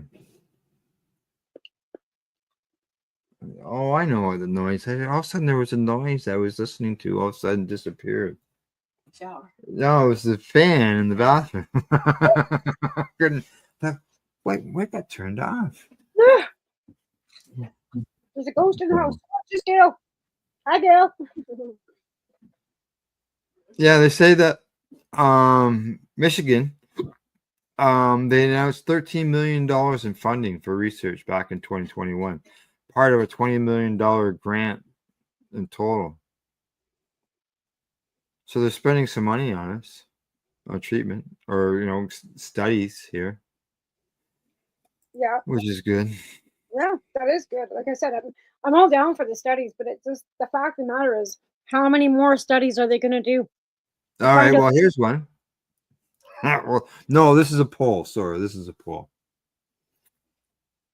I'm just going to read the headline here. Driving while distracted by cell phones is a bigger problem than cannabis-impaired driving, No shit. according to what Americans say in a poll. No shit. Everybody has a phone. Well, 90%. I've always had this thing with distracted driving because, okay, I'm not one driving. That's one thing. But you got kids in your backseat. That's more distracting than your goddamn phone. Oh, kids in the back seat. Oh, I think they've been distracted for drivers since the Right? car Hey, let's not put a law in. was made. Yeah, my mom sat in the back seat of the rumble seat in the old Model T. Yeah, to make sure the kids sat still. My mom did too. No, they had to put the pig in the front seat when they took it to market. That too. Well, No, the thing too is that my mom, there was too many kids in their family to put them all in one vehicle. Yeah. Yeah. But no, like, it was farm life, right? You you raised and fed and your farm hands through your own children, really. Well, we didn't live You're on the a ones farm. who worked the farm. Yeah, no, I didn't do that. But my mom still sat in the back seat. We had no seatbelts. We had no car Oh seats. no, we didn't have any seatbelts either. Like, We didn't put our kids in the seat. We didn't no, put our kids in the seat. no. Car seats. What's that? Yeah, I know, eh? Now, if you're like, I'm 4'9.5". I was 4'8". I'd have to still have a booster seat to drive. In Ontario, yeah. So like the size of you, but again, like they've made so many ridiculous regulations. What Like if they put blocks on your pedals? I had to use a pillow in some of my cars. The only reason why I don't have to use a pillow in this car is because the seat goes up and down. Same with my Charger. But any car before that, even my Mustang, my first car, I had to have a pillow. Any truck I've driven, I had to have a pillow. It's just a standard thing. I have to have a pillow in my car. Yeah. You don't have a long enough torso to reach the. No, I'm pretty tiny. But yeah, you should have seen me trying to drive a grain truck. I was standing up. In the question. So yeah, let's see. It says here. They say 96% of respondents said they consider driving while distracted by cell phones a problematic issue in the community. 94% speeding was a problem. 93% aggressive driving. But again, we haven't seen the numbers go statistically high for people getting caught for impaired driving with leading to cannabis. There's an odd one here or there. Like I said, I don't see, no headlines going, the sky is falling because everybody's driving around high. You know what I mean? Like, because they're not. And if you are, you're not getting caught because you're not driving like an asshole. Usually you slow down a bit, a little more cautious. Anytime, like, because you like, depending on, like, not lately because, the weed's shitty, but if you got good weed, when you're driving, you slowing down a little bit paranoid that somebody is there watching me because I'm stoned. Like, yeah, you're not driving fast, that's for sure. Well, 96%, like I said, have a problem with the cell phones. It says here, 37% believe cannabis is a major problem, and only 45% say a minor problem. But yeah, cell phones. I can see that. They're right there, right? Easy and handy to have. Everybody has one. Well, the first thing, not for myself personally, the first thing I don't do is pick up my fucking cell phone in the morning. But a lot of people, the first thing they do, like, I don't even have my cell phone set as an alarm. Like, when it's off and I'm home, it's on relax. It doesn't ring. And my ringer is my Alexa. I don't want to look at this thing first thing in the fucking morning. Like, I don't. Well, I just did a survey. And on this survey that I just read, 98% of people pick their fucking cell phone up the first thing they do before they even get out of bed in the morning is they're checking their phone. And I'm like, because it was in a survey for phone addiction. What are they checking their phone for? That I don't know. Who knows? Messages? I don't know what. That's the first thing some people do is check their fucking phone in the morning. I don't want to see the fucking thing. Now, okay, think back. Did you ever have an answering machine? Yeah, and it was the last thing. I hate answering machines. I hate voicemail. I would never check it. I'd ignore it. Well, I don't even check messages on my phone now. I would say probably most people, when they came home, they would look to see if the light was flashing on the But not the first thing when they got out of bed in the morning. This was when you got out of bed in the morning. Well, maybe they got a phone call overnight. Maybe. They're checking for porn. Who knows? Maybe they're checking to see what the weather's like so they know how to get dressed. They could be doing that too. Yeah. But it's becoming an addiction. And that's what the survey was about, is how addicted people are to their phones. Yeah. Like before, when you think of the kids, hey, we have to put laws for the kids and cell phones in schools. But, we never, you and I, when we grew up, our phones couldn't travel much more than 3 feet. That guy depends on the cord. Yeah, like when the ones that were attached to the wall, 3 feet. Have a long cord. She always made us sit. No, I was never allowed a phone. Yeah. Some, I guess, were only a foot long. And then we go to my grandma's and she had a party line. Yeah. It was that too. I remember that. All righty. Well, I see we're at the bottom of the hour. We are done for the night. Woo! We talked a bunch of different topics. Oh, it goes by so fast. I know. Yeah, it does. All right. Anything else you want to think of offhand? No, send money. Send money. Send money for the cranberry Yeah, substitution. and for people who would like to send you gummies, because people like gummies, but they can't due to the mail strike. Yeah. Then send the money so that Tamara can go buy the gummies locally. Right. Right. So then that way the gummies are still there. Like I said, if my stuff prior to wasn't still tied up in the mail, I Yeah. could just make candy, but I can't even do that because all my makings are in the mail. Yeah. And like I said, we spent the last little bit of money that I did have. And like I said, I've got a small little, one donation so far and 2 bags of bottles. And unfortunately, that's just, well, it might cut a Right. little bit, but for the amount of people that we're servicing right now, I've worked it out that we need probably $1,500 a month, cash wise, or Wow. Yeah. because I mean, I'm not always going to get the donations and gifting of cannabis. No. You know what I mean? So in order Yeah. to stay sustainable, I have to have at least a half a pound of cannabis a month, minimally, and that's what I've been working with. I still have a little bit of that left, plus my gifts, right? So, Yeah. but I mean, that's 6 weeks worth, right? So I'm Right. down to like what I was gifted for my anonymous friend, and then I've got like probably maybe an ounce left of the half pound that I bought. Right. So then we're going to be needing cannabis too, right? So Yeah. overall, I'm going to have to be on the hustle because I was generously donated a couple huge chunks of money to begin with, right? Right. Oh, yeah. Between the two of them, there was $1,500, right? Right. Which was Yeah. able to get me the first chunk of stuff that we just barely ran out of. Like I said, that lasted me 5 weeks. Yeah. So if I can get by with like even $1,500 a month, but again, I was also like gifted a bunch of cannabis. I got caps. I was gifted some gummies. There was other gifts and stuff involved in there too, right? So, yeah. Yeah. Exactly. All right. So anybody's interested in helping out Tamara, get a hold of her on Facebook, or you can email her at tamaralee3@gmail.com, which also is the email that you can use for email transfer. Or you can just send me a message on Facebook and we can figure out whatever you want to do. Again, I'm always grateful for anything because it's not for me, it's for the people that live houseless and are addicted. And not all houseless too. I'm helping a few patients that aren't on site at Moyer. I also help 4 or 5 other patients off site too. So without that, I can't help them. Yep. All righty. Just a reminder, we'll be back next week. Who knows what we're going to be talking about? And we'll be getting an update as we do all the time on tomorrow and the CBK cannabis substitution program. Yeah. And I changed it. Facebook was giving me a hassle about having cannabis in the name. So it's just, so I just took cannabis out of there, made it cannabis substitution program. CBK substitution program.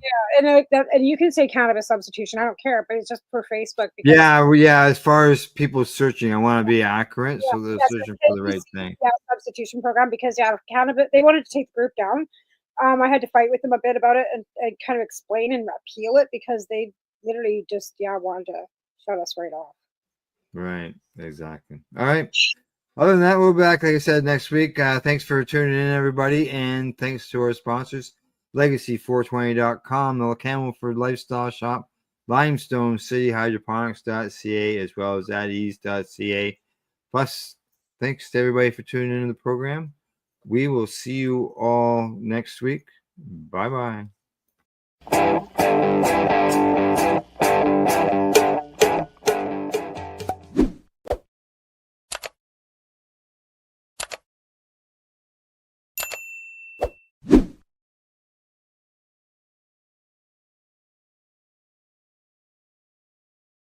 Let's share PACE everywhere. That way it can help create peace. People everywhere advocating cannabis education. You're listening to the Pace Radio Network here at paceradio.net.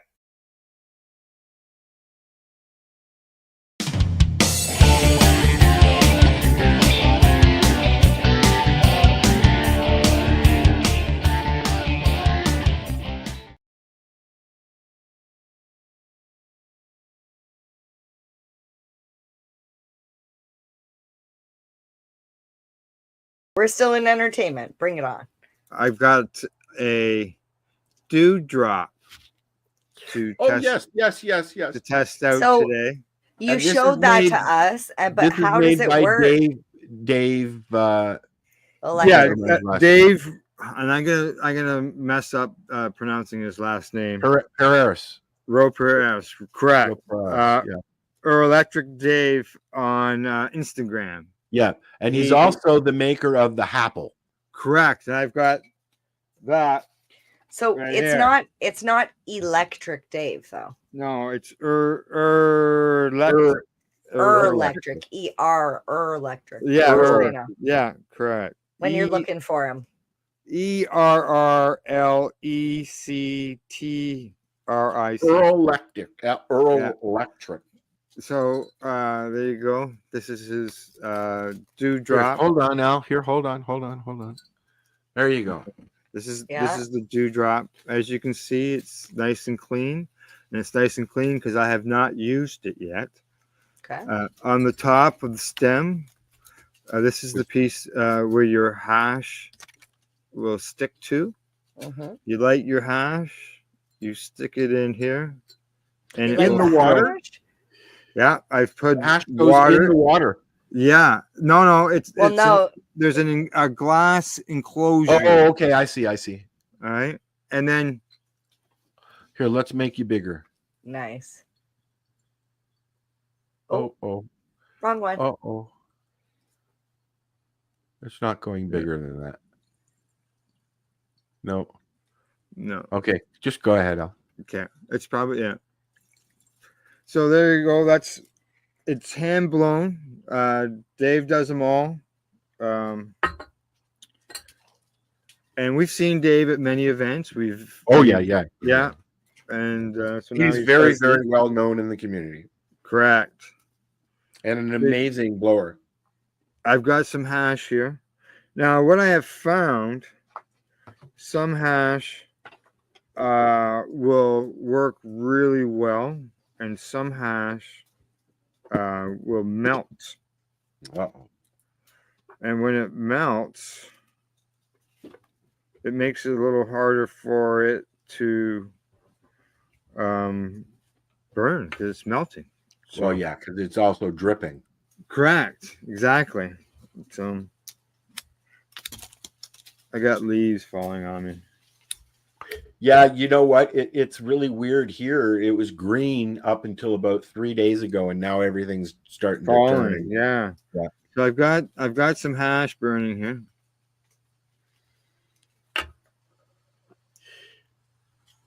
Do you find you waste a lot with these toys? No. Yeah, just gotta make sure it's burning. It's not burning. Come on, hash. I should have maybe put some on here previously. Tested it out. But then I would have smoked it all.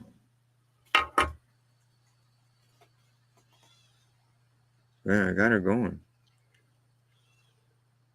I haven't had any hash in a while. So I put it inside there. You can see it filling up with smoke.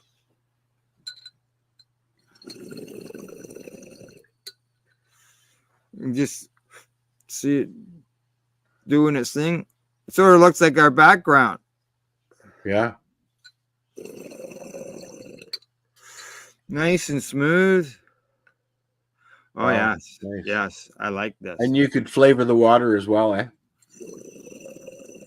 Yeah, I imagine you could. Yeah. Put a couple of droppings of some terpenes or something in there.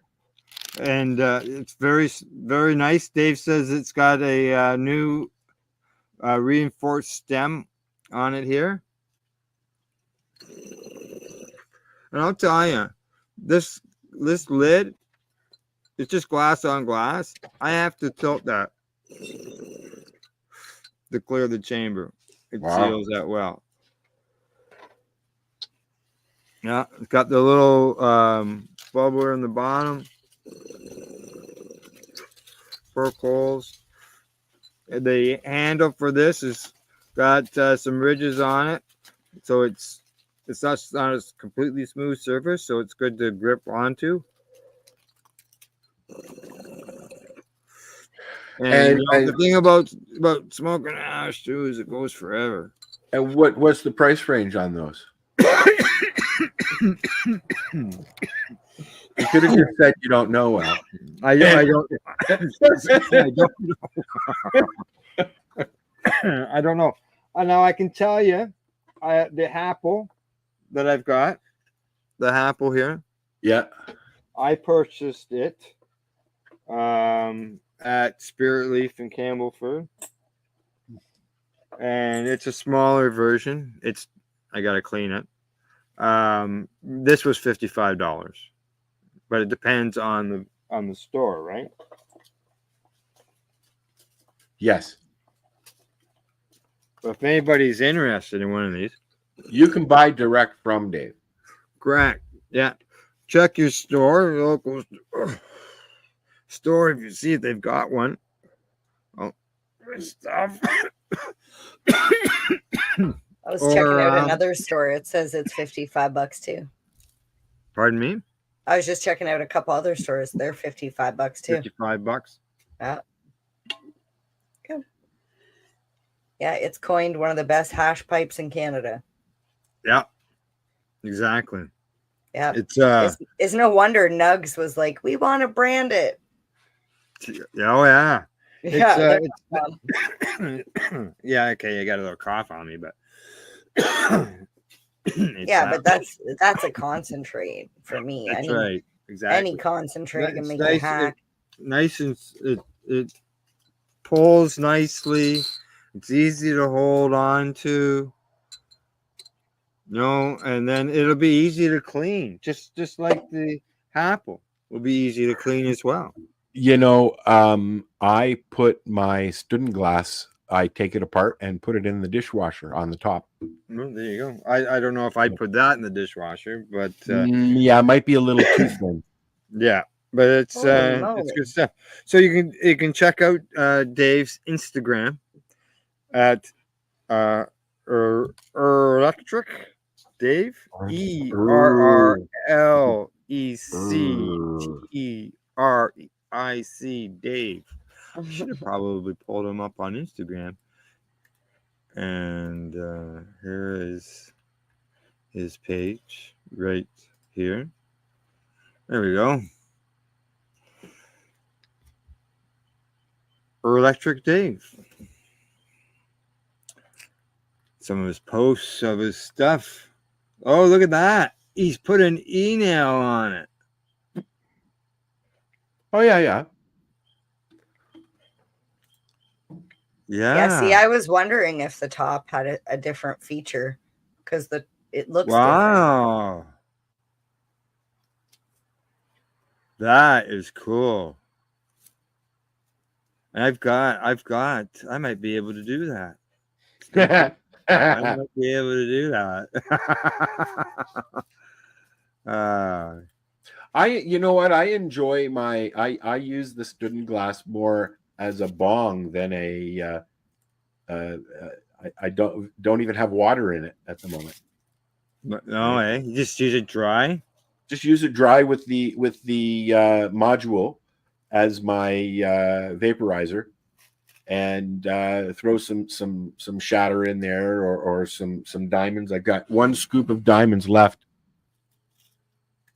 Yeah, right. It's my movie watching bong. I don't own a bong. That's the only thing. I use my shatterizer and my student glass. Now here it is with a banger on it. Is that a banger on the front of it there? Yeah, that's. I was wondering because the way the thing, it just looks different. Yeah. Here, let's make it big, Al. Yeah, I got it. Yeah. There you go. Yeah. That's cool. Funny. I've got like 6 bongs and I don't use any of them. Oh, 7, 8. 8 bongs. Now he's got. I've got a glass one, a raw one up there on the shelf, but I don't use it. So he's got a bowl on it. Yeah, there. he basically made it like it's in everything. Yeah, it's gonna smoke everything. Flour, concentrates. Yeah, you can see he's changing it out, eh? Yeah. The drop. You're a genius. Yeah, he did. Fucking brilliant. I wondered because as soon as I seen that, I was like, "What the fuck is that?" Like I've seen the hash kettle for years, but you look at the hash kettle prices, holy fucking shit. You could buy like 6 or 7 of the Happles. Yeah. Yeah. Yeah. Why would you buy that other thing? Steven, fuck off.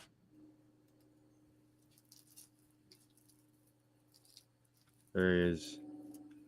Okay, yeah. It's the e-nail. With the e-nail on it. Yep, Oh. carb. Nice. Nice job, Dave. Just beauty. Yeah.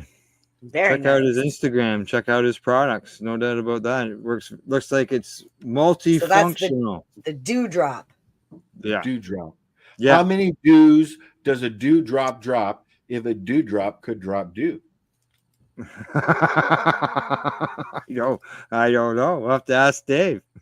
You should post that in our chat. Post a link to his Instagram in the chat here in the comments. Yeah, Oh. but I think. Oh, hang on. Yeah, how much dew would a dewdrop drop if a dewdrop could Okay. drop dew? That's what I just said. Yeah. Yeah, I was yeah. just repeating to see if I could say. How seashells much by the hash seashore. how much hash could a Apple hash if a Apple hash could Apple hash? If a hash could happle, or if a happle could hash. Sound drunk. Yeah.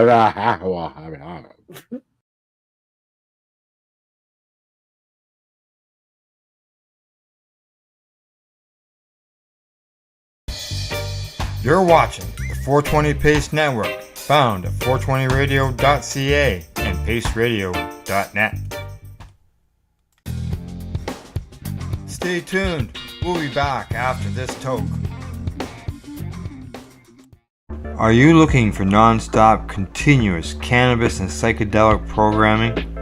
If you are, then turn your browsers to 420radio.ca or paceradio.net, where you will find the 420 Pace Re-Rolled Saturday. Everything gets started at 8 a.m. Eastern Saturday morning.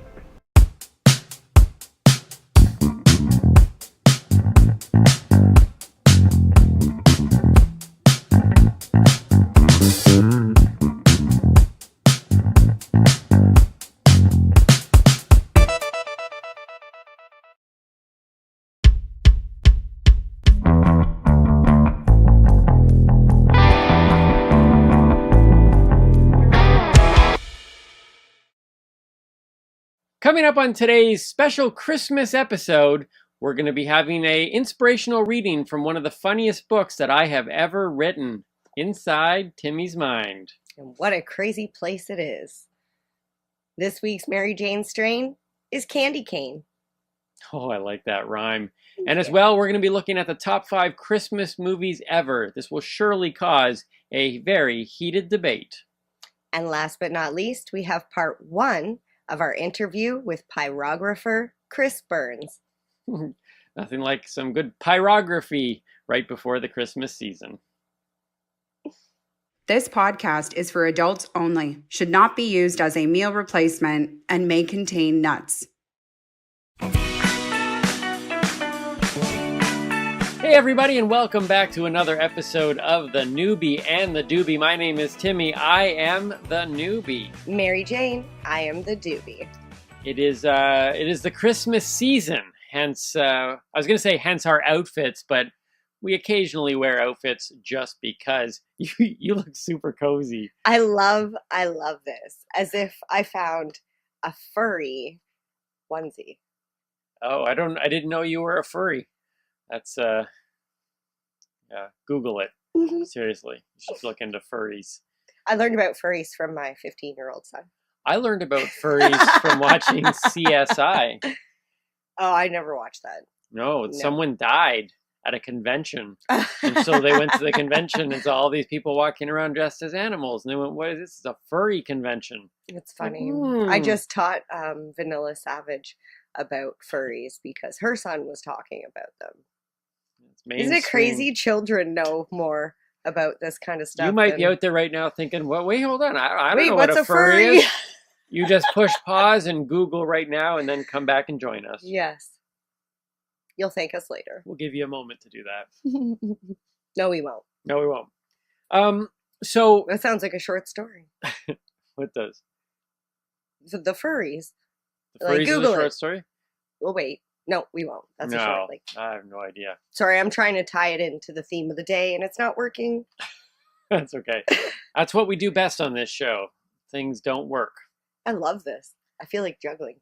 Hey, appreciate this hat, by the way. The doobie here went out and actually got hats done up. Mm-hmm. No, I made those. Yeah, no, you done them up. So you got the hats. I did them up.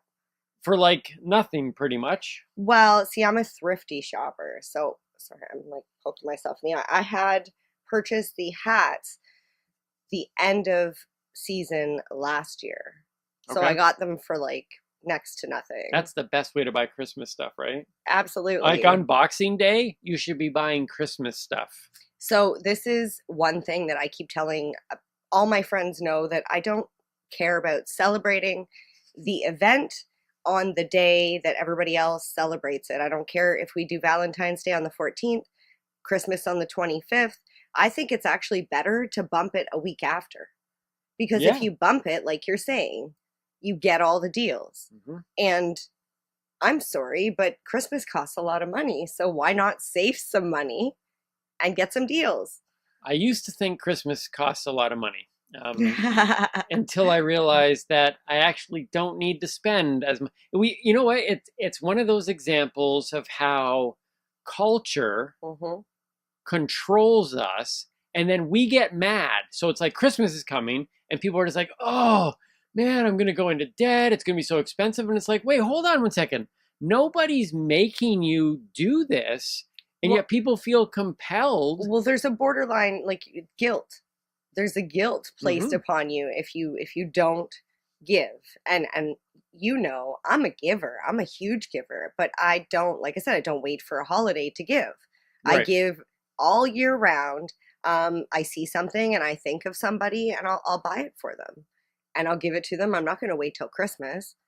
So I kind of feel like that should exempt me from giving people Christmas presents, because at least then I spread it out over 12 months. This is the problem with Christmas. Where's the extra money come from? I like that plan a lot. I actually, you get lots of presents, don't you? Well, yeah. But they're things you need. Here's the thing: people who think kind of like you but don't go full in are kind of like, okay, I'm going to get a lot of gifts, and hand them out throughout the year, or Maybe I'm I should going start to keeping them. Or I'm going to start buying the gifts and keep them till Christmas. Yeah. Except No. what if you bought clothing for somebody it and doesn't then work. they waited 7 months and it sat in your closet, and now like I bought clothing for my niece and now she's too big for it. Yeah, no, it doesn't. I'll tell you why it doesn't work for most people is because it's not about the buying of the gifts. It's about buying of the gifts in the season. There's something about the hustle and the bustle, because I know somebody who buys the gifts throughout the year and then still loads up at Christmas because there's Is it the music? I think it's the music, the atmosphere. Some people like, I love Christmas. lights. I used to dress up as Santa Claus every Christmas Eve, travel around to friends, some of them who were hours away. My sister and I made it as Christmas Eve tradition. Your presents was your presents. Yeah, I would call and organize. We'd have like a list of we'd add somebody new every year and surprise them. So we would have my sister was like my elf navigator. So I would be all dressed up in Santa Claus. We would leave at 6 p.m. on Christmas Eve.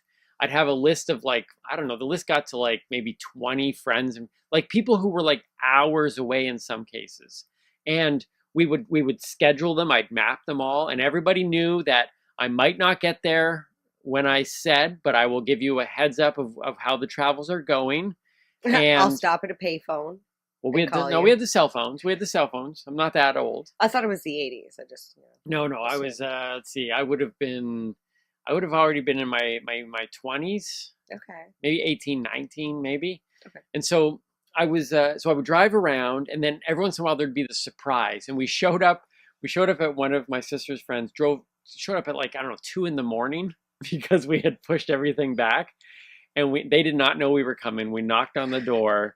and the mom came to the door, was so excited. I'm standing there in the Santa Claus outfit, so excited, great surprise.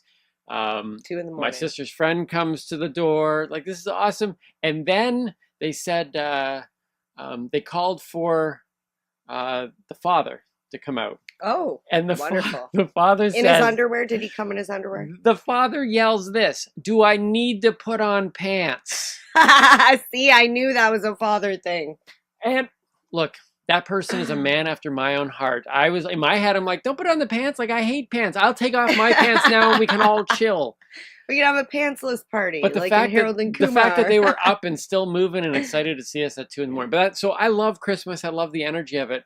But I long ago stopped mentally and emotionally being connected to the need for gifts or the need to buy gifts. And look, if anybody out there is offended because I didn't buy you a gift, then maybe we need to question relationships and relationship levels. Like, you know, if anybody should be offended, it should be me. Just saying. Well, you're not getting anything this year. Exactly. That's what I'm saying. But that's okay because I get things from you the entire year. 24/7. Yeah. So and that's the way I feel people should live their lives. Don't wait for that special holiday. Like, don't wait till New Year's to make There's resolutions. so much pressure. And then people spend all that money. They spend the extra money. Or money they don't They have. didn't budget for it. They go out there all out. And look, when I grew up, I feel bad. I shouldn't feel bad because it wasn't my fault. My parents make their own decisions. But every year we used to get like a big gift. Like, I got my G.I. Joe aircraft carrier, which I still have at the house. I think it was like $99.99. And back then in the 80s, like that was a big Christmas gift. Mm-hmm. And every year we kind of got that one big gift that we wanted. And yeah, you were pretty spoiled. I'm just going to say you're pretty look, my spoiled. parents were very, very generous, very good to us. We didn't get everything we wanted, but there was always kind of that one real special gift, right? Mm-hmm. And I tried to do that with my kids as well. And then as everyone got older, though, I got less and less the whole. It's not even materialism. I like buying things. I think people should be making things. I'm not against that. But I'm a minimalist in my own life. So when people say, what do you want for Christmas? My answer is genuinely, I don't know, cash. Which you're going to spend on necessities. In this particular case, it's to give me groceries to get through the winter months here. You know, I asked for a gas card or a Walmart gift card because I figured those I could use, like you said, for necessities, for food, for... Cannabis. No, not at Walmart yet. You don't have a cannabis gift card? Somebody should look into that. You know, I'm sure some of the stores might have them. It's worth looking into. Mm-hmm.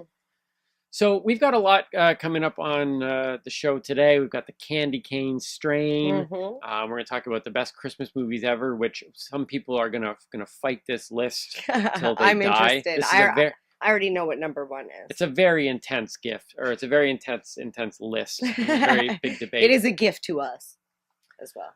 But because today is also Short Fiction Day. Mm-hmm. Oh no, this is the gift. We thought it was appropriate that I would read to you all from the funniest book I have ever written, Inside Timmy's Mind, which you can pick up by connecting with us, direct messages. It's also at the shop, timmyboyle.com. No, timmyboylecomedystore.com. Links will be below. But I'm going to read to you now, in honor of the Christmas season and Short Fiction Day, I'm going to read to you a story from my book. Are you okay with this? Yes, I'm just getting ready to enjoy. I feel like we should have hot chocolate. I kind of do. Instead of water. I love that mug. Here we go. Everyone is familiar with the 12 Days of Christmas. It's a story about people who are in love, the special loved ones, the greatest love. What are they? Your true love. Your true love. That would be the thing. And I actually think the story is more about an oblivious stalker who just doesn't quite understand what's going on here. And so I would like to share with you a story from Inside Timmy's Mind called The 12 Wacky Days of Christmas. It's this classic Christmas story told from a comedian's perspective, Timmy Boyle in particular. Here we go. Are you talking about the like on the 12 days of Christmas?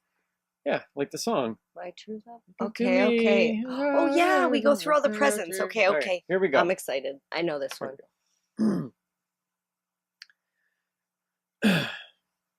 Day 1. The true love arrives. I come bearing gifts. Ooh, I love gifts. What did you bring me?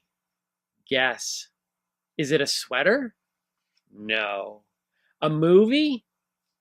No. Oh my goodness, it's a puppy. You got me a puppy? Nope. Better. Better than a puppy? It's a partridge. A what? A partridge. A partridge? Yes, and a puppy? No, a pear tree. Talk about disappointment.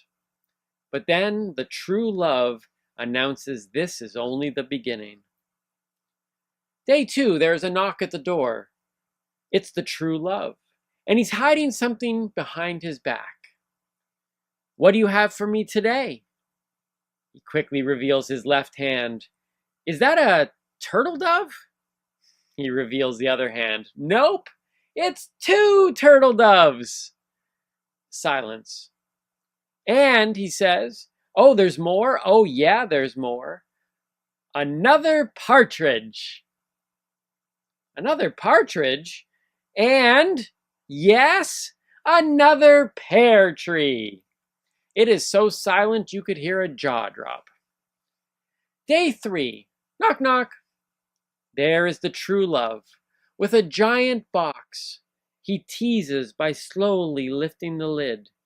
The excitement builds inch by inch until, ta-da! More birds? Yep, 3 of them. Hens? French. And, wee, 2 more turtle doves. Thanks. Now I have 9 birds. 10.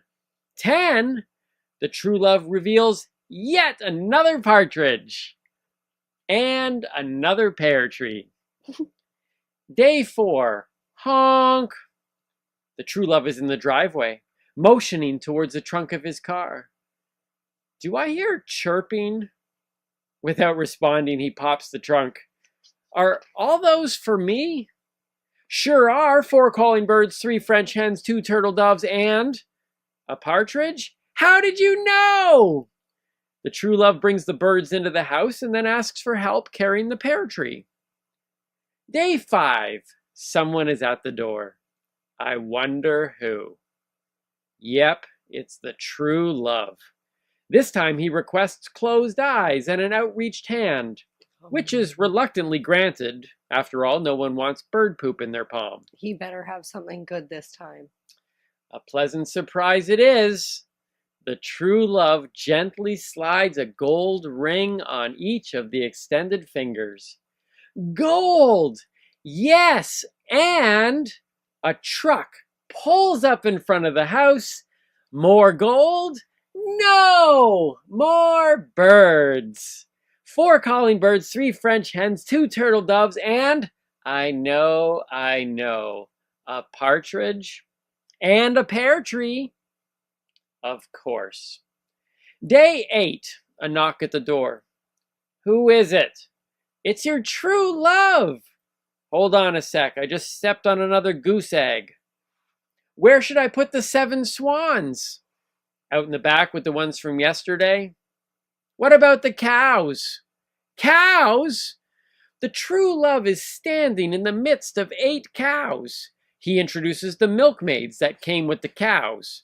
Hands over 5 gold rings, takes the swans to the pond, leads 23 other birds into the house, and plants another pear tree. Day 12. It's been a really hectic couple of days. Along with the addition of more birds, cows, and milkmaids, there are now 11 pipers piping and 47 lords and ladies leaping and dancing all over the place. Does anyone hear that? Please tell me it's not drums. Sure enough, the true love is on the lawn. surrounded by 12 drummers, more pipers, dancers, maids, cows, and birds. He holds up 5 more gold rings and takes a big old goose egg off the head. Within minutes, a police cruiser is added to the mix, and the true love is taken away. There will be no day 13.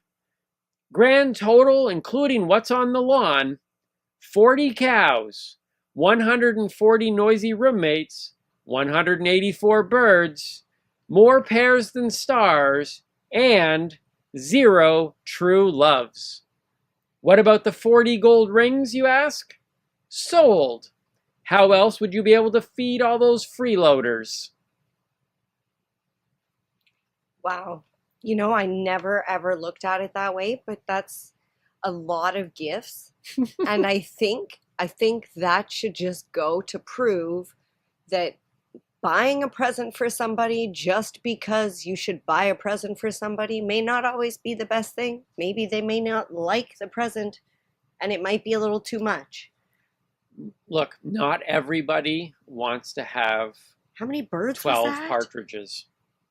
I don't know. Just, I hope this Christmas season that you too will come to grips with the fact that there is no such thing as a true love. Well, sad face. Well, at least we know this. The difference between a true love and a stalker is that the true love buys you the one item that you love. Everything above that, maybe a restraining order is needed. Maybe that's the Christmas gift. Maybe the gift one day. That keeps on giving.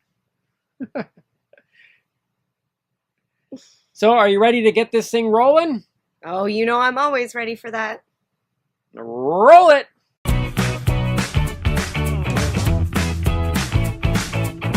Well, it is time for another Mary Jane's strain. Mary Jane, what is the strain? Well, the strain is candy cane. Mary Jane's strain, candy cane. Yep. That's a high five, and we're not even at the high five. Next. Coming up. Yes. High five. High five. No. Mary Jane's strain. Mary Jane's strain. I almost said word of the week. No. Mary Jane's strain. I got myself some hot chocolate. Well, you got me chocolate. Is that candy cane hot chocolate? I don't know. Is it? You made it. No. I did not tuck a candy cane in there. And you actually asked me if I wanted one, and I was like, no, because nobody likes candy canes. No, that is a tip, a trick, if you will. Hot chocolate with a candy cane in it, and you just stir it around, and the candy cane melts, and then you have the equivalent to a peppermint hot chocolate. Okay, I wasn't thinking. I should have said yes to that. I don't like.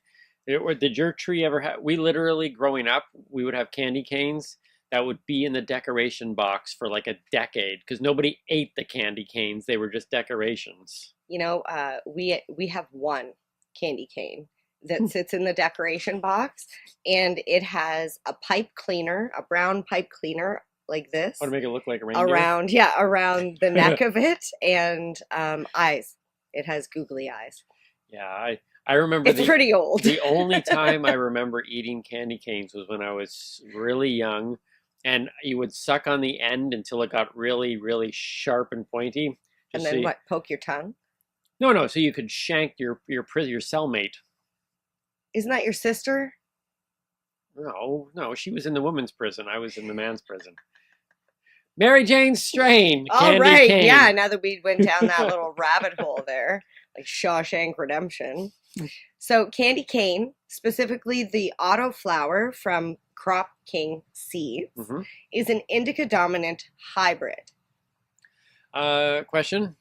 Answer. Auto flower. Yes. So that's the one that you smoke when you're driving? No. Definitely not. No. What's an autoflower? An autoflower. Okay, so if you were growing cannabis, sorry. Are you all right? I whacked your arm there. So if you're growing cannabis indoors, you're going to need to set up a light cycle that's 18 hours of light and 6 hours of darkness for the vegetative state, for the growth period. And then you're going to need to flip the light cycle to 12 hours of sunlight, or sunlight, and 12 hours of darkness which is emulating or simulating. I never remember which word is the right one. But anyways, you're basically creating the end of summer. Okay. So you're changing the season. Right. And when you do that, you turn it into flower, into the flowering period, life period of the plant. However, an autoflower is already predetermined. It's already, it will flower regardless. You could leave it under awesome. 18 hours of light, 20 hours of light. It will still flower. And I've seen the amount of work that you go through to grow your cannabis plants. Yes. And how complex and like specific it needs to be. Yep. I would think an autoflower would be the way to go. Well, they say it's like idiot-proof way of growing. Like if you want to try growing in the beginning, you should try an autoflower. I personally believe that if it's just the light cycle that's concerning you, you need to remember 18 and 6 and then 12 and 12. You literally can buy yourself a timer, which you should do because you're not going to remember every day to go in. I don't care if you have an alarm that goes, hey, you got to turn your light on in your garden. Right. You're not going to remember to go in and turn it on and turn it off. Okay. And if you don't turn it off when it's supposed to be off or turn it on when it's supposed to be on, you're going to mess the plants. And it's just going to confuse it. It could go into flowering, out of flowering. It's just, don't do it. Just get a timer. All right. Yeah. Okay. But autoflower, it's. We should have done this as a word of the week. Maybe. So the autoflower is a little smaller, a little less buds. So if you have a smaller grow space and maybe less light, because it would grow in the dark. So basically, an autoflower is a ruderalis. Ah, the lesser known cousin. Yeah. The indica and sativa is like the laurel and the hardy. Yep. And then lesser known cousin ruderalis. Was ruderalis. So basically, it's like the polyshore. What, nobody likes the ruderalis? No, the lesser known cousin is polyshore. Right? That's funny. That was my son calling. I turned my phone off completely. Just gonna be real with you here, people. I turn my phone off. I'll have everything off, but my son has the emergency bypass. Yep. And so his is able to ring through no matter what, and guaranteed what this phone call is, probably not an emergency. All right. Okay, so getting back to the ruderalis. Another fun fact about ruderalis is it will grow anywhere. They kind of call it like the ditch weed because you'll see it growing on the sides of the road in the ditch. It's a very resilient plant. So that's why they say idiot proof for growing. Mm-hmm. It's more forgiving. Okay. We'll put it that way. Okay, so now that we've gone back. No, we're back. Gone back through to candy cane. From a Mary Jane strain through the word of the week and back into Mary Jane so when strain. I was going to say word of the week, I might have had something there. Okay. All right, so this is a cross between a couple different strains. Well-known strains. Timmy might not know these. He might know the names because, okay. AK-47. It's a gun. Yep. Yeah, so it is also a gun. Crossed with mango. Mm-hmm. Right? You know mango. Crossed with white widow. I've heard of that one. Okay. It's a bug, right? Spider. Mm-hmm. And crossed with, obviously, the ruderalis. So there's a lot of things in there. So there's a lot of parents, a lot of strains going. Like, is there some way to trace?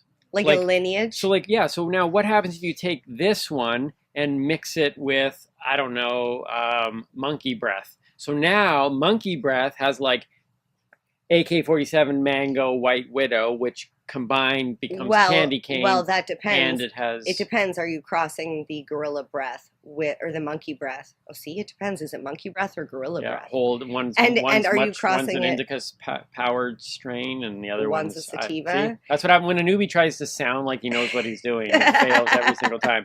So this lineage thing, though, there are websites that can track down exactly like what the parent, like say for example the AK-47, what the parent strains of the AK-47 is, because you have to go all the way back to find the landrace, the original strain.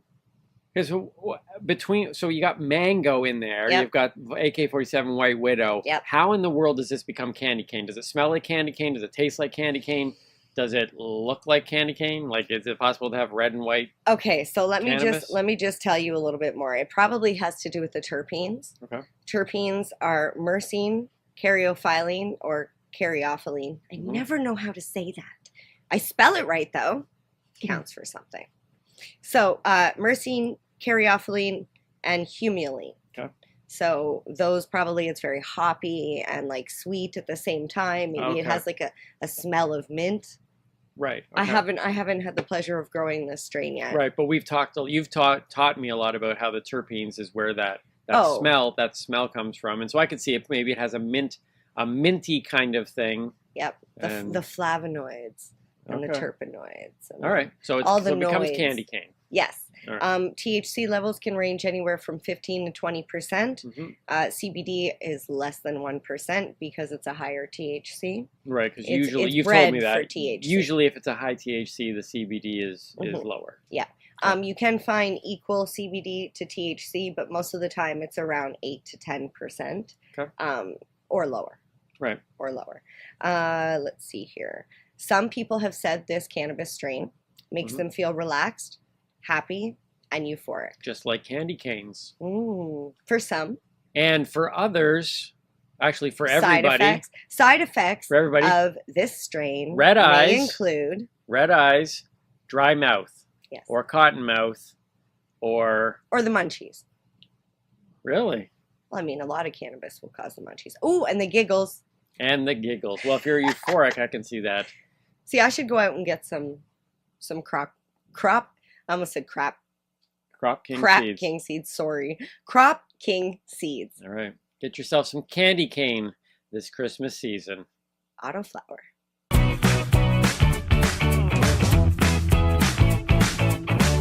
It is time for another high five list.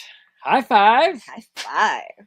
Now, this is a dangerous one. Look, I know that cannabis is a very divisive topic, okay? I have, just by entering into this space, I have lost relationships and contacts, sadly, business relationships, all of that because of this. What I say over the next few minutes, though, in regards to listing the top 5 Christmas movies of all time, could pretty much alienate me from another large group of people. I'm excited to hear what's on this list. Well, it's not, you know what? It's not, I bet you there are almost, everybody will agree with portions of the list. Nothing is going to be like one in and of himself is going to cause this thing. Well, one might. Okay. But the point is that when you're talking about Christmas movies, there's such... That's funny. In my head, I'm like, Home Alone better be on this list. Right. So people at home are probably doing the everyone's same going, thing. I am going. This is the type of list that makes people go, I will watch this list because if this movie is not on this list, I am going to flip a table. This is a flipping the table moment. But I'm in control on this though. So this is Timmy's top 5 Christmas. I'm not even going to say that. You know what? I'm putting my hands here because I don't want to flip the table. Not even going to say that. This is the definitive top 5 best Christmas movies ever. Not Timmy's opinion. Flat out top 5 Christmas movies ever. Okay. You ready for this? Got my cheering. Don't flip a table. Now, if it's good, I'll cheer. I just recently came across, it was Esquire magazine, okay?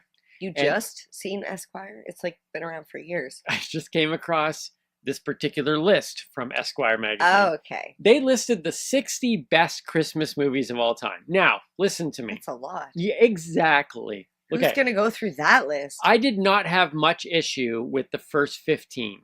Wait, you went through the whole list? Oh, I scrolled through the list. I would have been like 60. I scrolled through because I wanted to see 10. This is a list that I needed to see. I needed to see where certain movies ranked, and I wasn't happy with one in particular.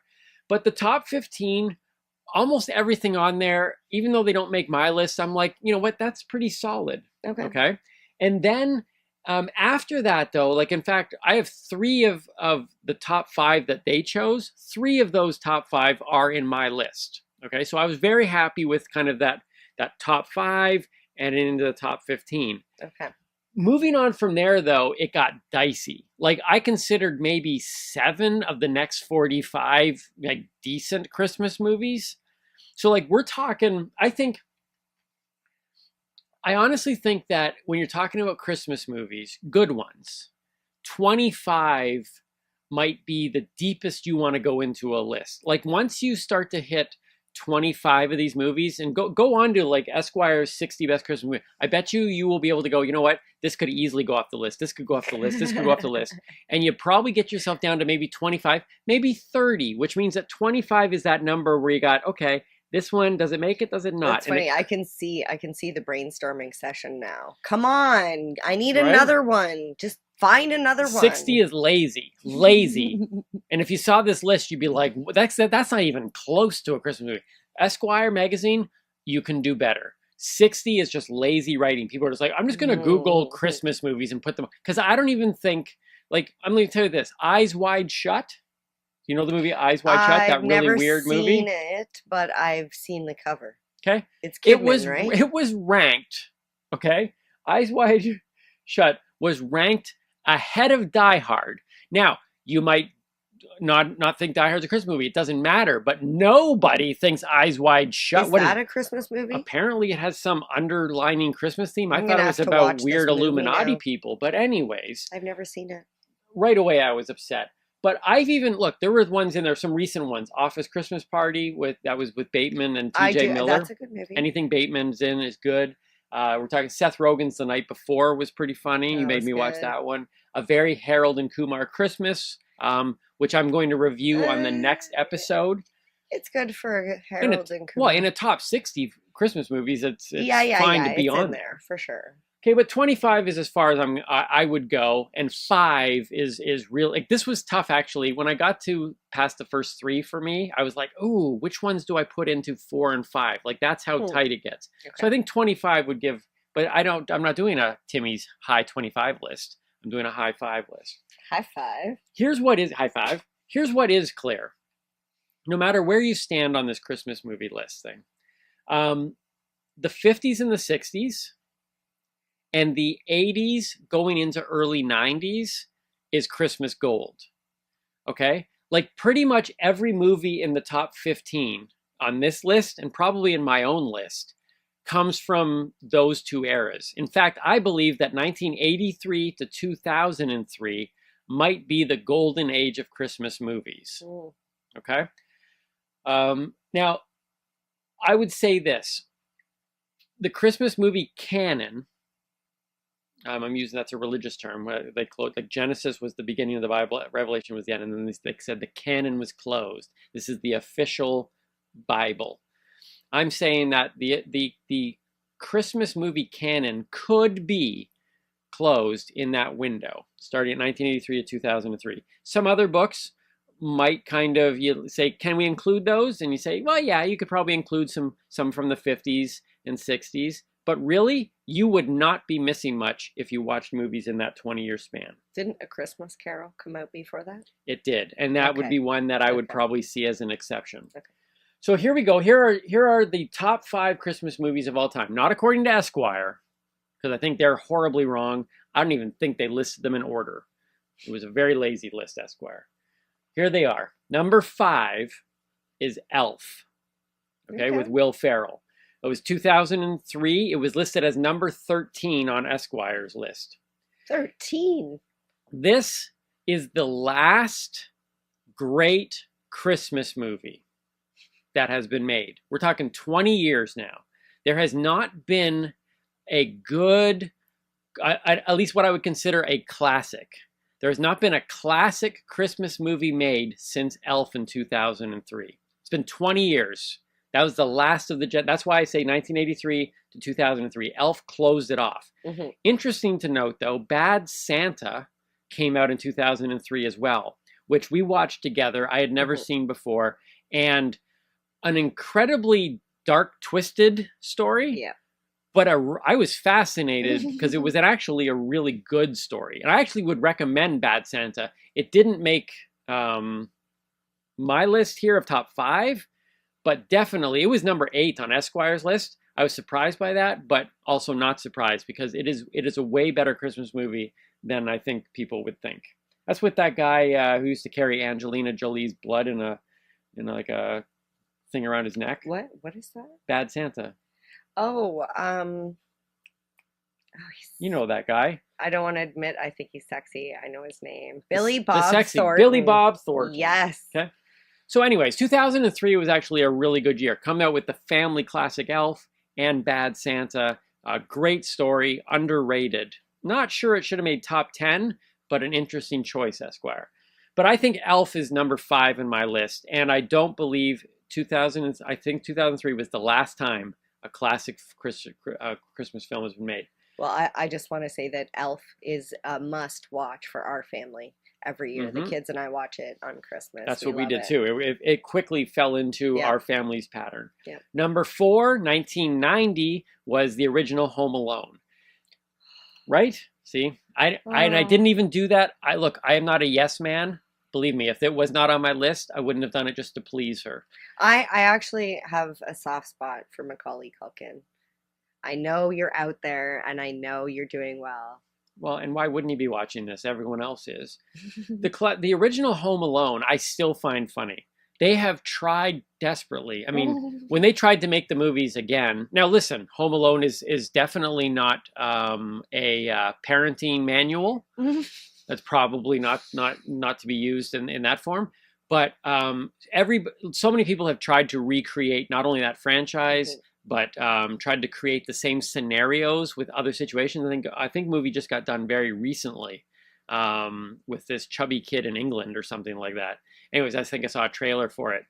Don't do it. Do not try to copy this movie. The original Home Alone is a standalone movie and should be on everybody's top 5. It was on Esquire's at number 5. It is in my list at number 4. Everybody knows Kevin McAllister and the... Right?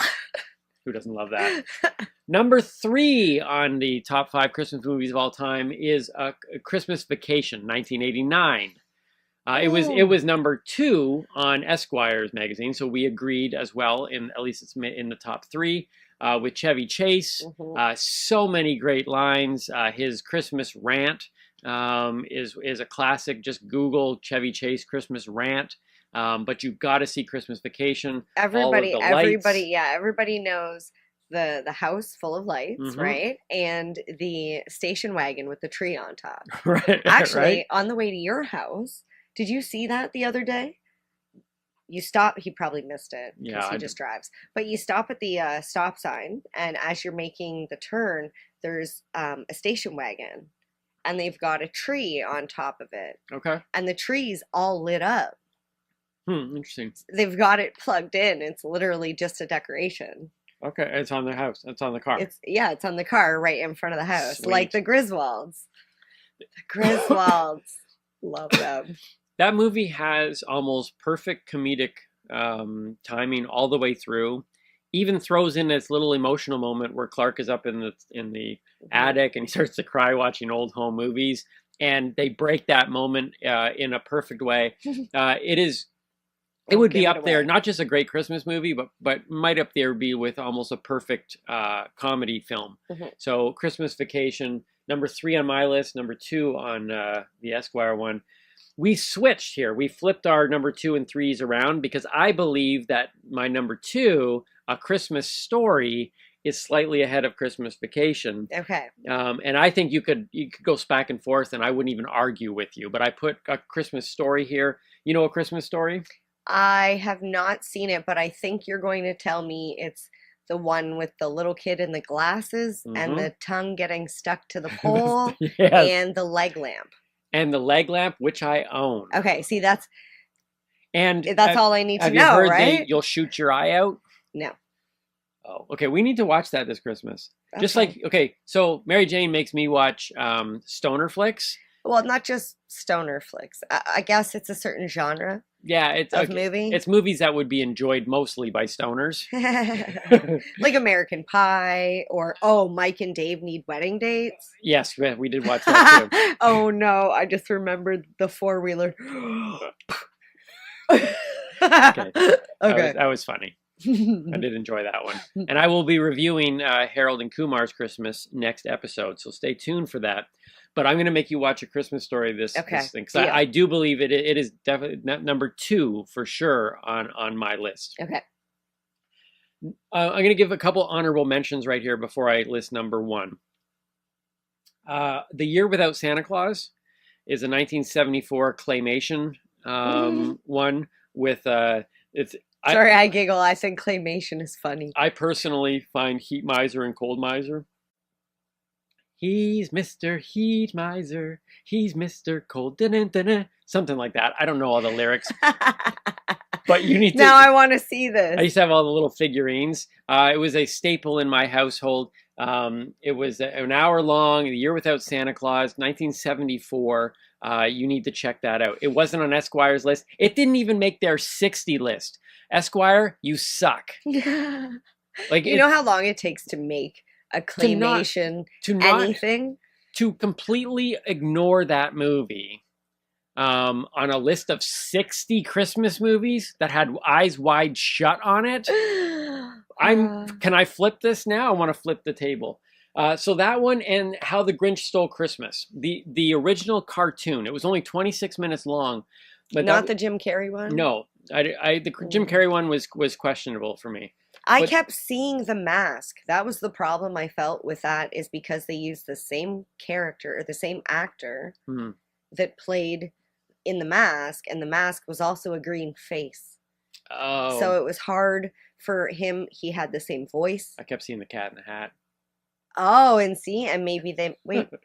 Wasn't that Mike Myers? It was. Oh, but that was the face. Even worse. I saw that kind of weird nose. That weird nose. Oh, I think they did kind of have the same it was sort that of same prosthetic. Same kind of snout area. But they're both Dr. Seuss. But you need to watch the cartoon. The cartoon is classic. It needs to be watched I think I own it still on VHS. Okay. It's 26 minutes long, and the reason why it's not on my top 5, it would be in my top 10 for sure, and it is the most bang for its buck. Like, it is a 26-minute experience that is as good as any full-length film. So it's technically not a movie. It's a cartoon, a short. Yes, it's a short. Exactly, it's called a short, and but it's cartoon, not claymation. But I would check out both of those non-live action ones. For sure. They would be in my top 10. Just didn't make my top 5, but they need to be mentioned. A Year Without Santa Claus, How the Grinch Stole Christmas, the cartoon original version from 1966. You got to sit down your kids and watch those. Or, you know what? No, don't even bring the kids. Sometimes they get too chatty. Watch those as adults. Light up a joint if you need to, whatever. And then number 1 on my list, and with this I close, ladies and gentlemen, Yippee-ki-yay, mother... We'll bleep that out. Oh, are you going to show your sweater? This is so this is my sweater. This is my, This was last year's Christmas present? Yep, this is their hair. Look at... Oh, you can't see it. You can't really see it on the camera. We'll make a video. But it's glowing, so this is my Christmas sweater. Die Hard is, without a doubt, a Christmas movie. It is also the number 1 Christmas movie of all time. I feel like deserves a little cheer. If you agree with me that a Christmas Vacation was a pretty perfect comedy film, Die Hard could be one of the most perfect films from beginning to end. The fact that it is also a Christmas movie, there is no doubt in my mind that it is number 1. I love Christmas Vacation a lot. I watch it every year. I watch A Christmas Story every year. I watch Home Alone almost every year. These are all fantastic films, but nothing comes close to Die Hard. It is not only is it the greatest Christmas film of all time, it is one of the greatest films of all time. And how Esquire put it at 26 behind Eyes Wide Shut. I will never, ever read Esquire again. I've never read Esquire in the first place. Shame. But Die Hard is, let's just set the record straight.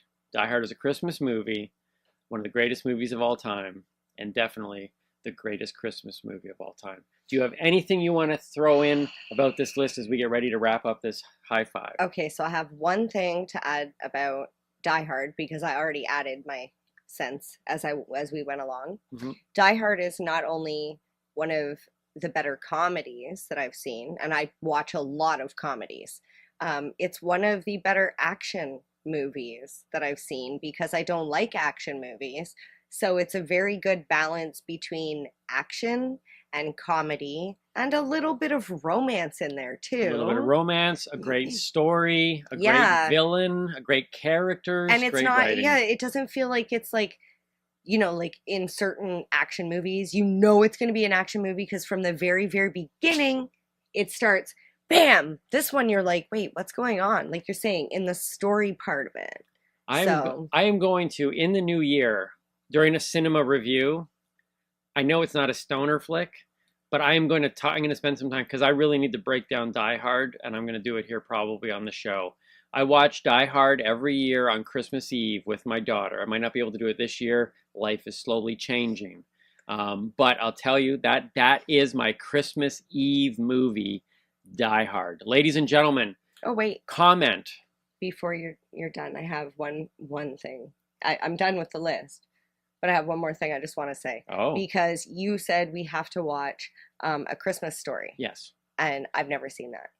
And I'm pretty sure you've never seen this show that I found on Netflix just recently. It's called Happy. It's also a Christmas movie. Or no, it's a series because there's 2 seasons. Oh, you've told me about Happy. Yes. I started watching it because it had an imaginary unicorn. And Well, that's all I'm going to say. Why wouldn't you watch it then? Yes. And it's a Christmas thing. So if you're looking for something to watch, and you've already run through Timmy's list of movies. And that's not on Esquire 60, so clearly there's even more out there. Well, you see, that Happy show was not technically what I thought it was going to be. And not generally what I watch, but I couldn't look away. Well, if you're looking for something interesting on the Christmas season, I'm going to take her word for it that it's in there. It's not on my top 5, but please comment below in whatever form you're watching this at. Send us a message. Let me know where I'm wrong. That's funny. Yeah, that's funny. But let me know where I'm right, and let me know which other movies you would put. Let's increase it to a top 10, and let's just assume my top 5 are right. What would be the 5 after those would be the better way to put it. And see, I want to say, what is your top 5? I'm going to make my own top 5 movie list. It will be different because obviously I've never seen A Christmas Story. So. That's my high 5 list. Merry Christmas. High 5.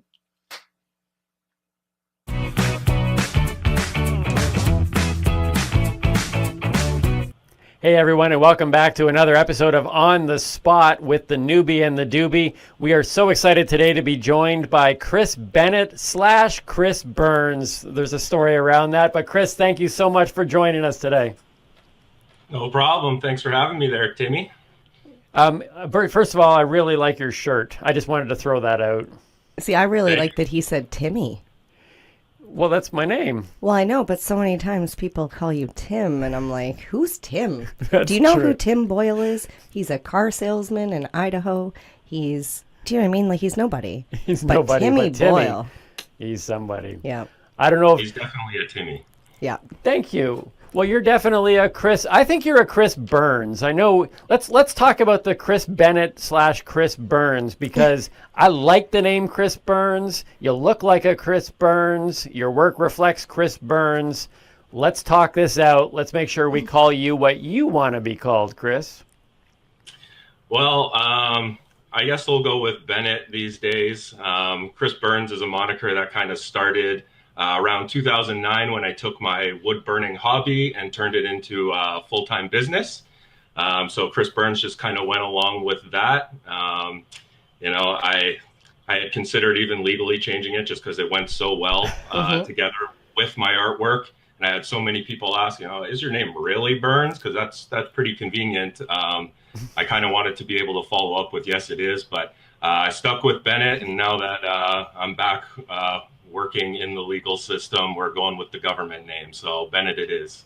Okay. Well, you know, I don't know if you're aware that Mary Jane Baker changed her name legally. Yes, my parents were not that cool, and they didn't have foresight that I would get into this industry. I just really, really love infusing baked goods, so I was like, it's perfect. So I would be like, you should change your name. If you want to go legal, I think you should change it. It's only like $117. Yeah, I heard it's actually not too bad of a process to get done, but I don't know, it might still be on the table. Mary Jane Baker works very well for you. Yeah. Not sure if you're willing to expose what the original name was, but we can just go with Mary Jane Baker. I will give you the first name. It was Janice. Boo. Yeah, a very boring, and if you check television in history, the most annoying television characters are named Janice. Or Jan, which is even worse. I'm not even going to go there. Fair enough. You had the Jane in there, the Jan part of it. Yes. Yeah, well, you still kept it. It's funny because I sign MJ all the time, and my initials used to be JM. So I just kind of like flip them. Okay. I like that. Yeah. See, there's a way to do it. Timmy was also a branding name. So okay, I understand, you want to go with the legal name of Chris Bennett, dealing with just keeping it all above board legal type of thing. But I thought your name was Chris Burns, and especially when I saw your artwork, and I wasn't as familiar with you as MJ was, but I see your artwork, you're burning wood. I actually thought what people think of her and go, wow, his name's Burns and he burns wood? That's amazing. So what is it about burning wood that got you excited? How did you talk to us about, first of all, what it's funny, you do in the process? Burning wood, because it's not just burning wood. That's what I want him to explain. Yeah, he's going to get into it. And Chris, I'm guessing some of that artwork behind you is yours. A few pieces. My house is littered with artwork from people that I've met along the way. Yeah. I'd like to kind of display theirs more than mine, but there are some pieces of mine kicking around here. Yeah, I've had the pleasure of actually seeing. I got a little sneak peek inside Chris's place, and the artwork inside is beautiful, and you can see all of it on his Instagram, which we'll share a link to. But yeah, explain what it is, because you're not just burning wood. Yeah, I mean, at the base of it, you kind of are Thank burning you. wood. I tried to give you a little bit more credit. Come on, Chris. No, I don't. Honestly, saying I'm a wood burner, or the more fancy term pyrographer, never really I don't know. I never liked the title. I mean, even though that is essentially what I'm doing, and it was always hard for me to kind of just say I'm a straight up artist, but yeah, I don't know. Wood just kind of reached out to me. I had no real background or experience with it. I took it in college as kind of a third strike program, where the first two things I took didn't work out. And I was like, I either need to, on this final attempt at college, I was going to go into an art program to kind of go down that road, because I'd always been into it. But I decided to go with the trade. So I ended up taking a cabinet making class, or a course. I got a diploma in it and stuff. Worked with wood for quite a long time after that. And I basically just used one of these old school wood burning pens to sign my name on a dresser that I had made. And then I realized, I can pretty much draw anything on this wood with fire, and it's pretty unique and cool, which really appealed to me, because the thing that prevented me from going down the art route is I always felt like I personally knew 100 people that were better artists than me. And I didn't really want to go into something I'd have to compete like that. And I had a few student loans to pay for after college. So I'm going down the trades route is going to give me a skill that, I'll be able to actually make some money, and people won't be able to take away, and won't be as competitive kind of thing. So when I kind of discovered wood burning, it was this is something that not a lot of people are doing, and I can really own and focus on. So that really appealed to me. Well, I can tell you that I really appreciate anybody who works with their hands. I've often talked about this live on stage, and I've said it here on the show, but I don't know if you can tell, Chris, but if you ever felt my hands, these are comedian hands. These are hands that have never really faced a hard day's work in their life. They're It's actually super smooth. softer than most children's hands. Yeah, they're very nice. Although I did have to polish some boats over the last couple months to Which polished make your some money. hands. Which polished my hands. But I was really intrigued when you just said that you hesitated to call you an artist, because I've been on your Instagram page. He's so humble, right? And that's like art by every definition. So what is it that makes you hesitate calling yourself an artist? Because I definitely see the connection. I know the answer to this. It's the internal demons inside your head that are telling you that you're not good enough. And that's not true, because like Timmy, I've been on that page, Chris. Yeah, no. There's definitely some internal demons. It's not so much that they're not telling me I'm good enough. Sorry, those are my demons speaking. That's what they tell me. My demons more kind of say that everyone's an artist. I've kind of always really felt that way. I think, everyone has their own unique style. And to me, art really isn't about who can draw the most accurate portrait. There's a lot of incredibly accurate, talented, technical drawers that aren't the most famous artists in the world. I, at an early age, realized, I was winning art awards in school and stuff like this. And I'd look over to my best buddy and he was drawing stick figures. And he's like, I can't draw at all. And there was like a simplicity and beauty to his drawings that I knew I could never recreate. So I'm like, everyone has their own unique art in them. So, for one, it was kind of, based on that, just, trying to preach that everyone is a bit of an artist if they want to be, and kind of recognize that. But also, I just, it was a hobby. And the only reason I started to do it full time was to treat it like a business. And I always came at it from a very business-minded approach. When I started to go full time with my art, there probably aren't too many artists that had such elaborate and detailed Microsoft Excel sheets about their day-to-day work as an artist. And that really, really helped me to kind of be able to do it and sustain it as a business. So it always seemed more like a business venture to me than an art thing, because I was surrounded by so many more artists that, were incredibly talented that just, didn't treat it like that, even kind of opposed treating art like business. And it always worked for me. And I kind of, if you say you're an artist, it just kind of gets attached with all those, unfortunately, sometimes like, flaky or, I don't know, kind of things that, just weren't part of my art. I was really about, you tell me what you want, you're the client. I don't need to have like a big artistic vision and, that's going to, you're not going to cramp my creativity if I'm just making you a sign kind of thing. It was very business approach to the whole thing. So I think that's always where my hesitation came. But, after, a decade plus of doing it, I have realized that I am an artist and people treat me like that. And, it's not something to be ashamed of or anything. Well, I am.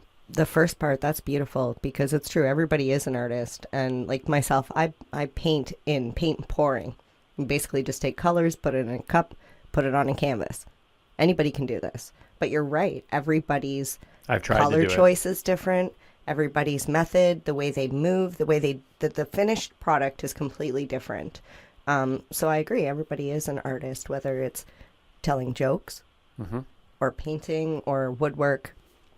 And I just want to say on the second part, as an artist, I wish I treated my art a little bit more like business, because then I wouldn't be giving things away and I wouldn't be undercutting myself. I would value my time and my work. And maybe the starving artist, like, method of thought would disappear if people would just treat art a little bit more like business. So, and I just want to say personally, as you were talking, I was thinking about the 7 acres sign that you had done. My God, that was beautiful. That is beautiful. I'm like, I love that sign. And I'm sure that was commissioned, right? Like you went in and said, tell me what you need. Yeah, that was actually for an event. As things were getting closer to legalization, I started to hook up with 7 acres and kind of like, I could see the legal industry was on its way. And, pun intended, I was getting burnt out on burning cat portraits to pay every phone bill kind of thing.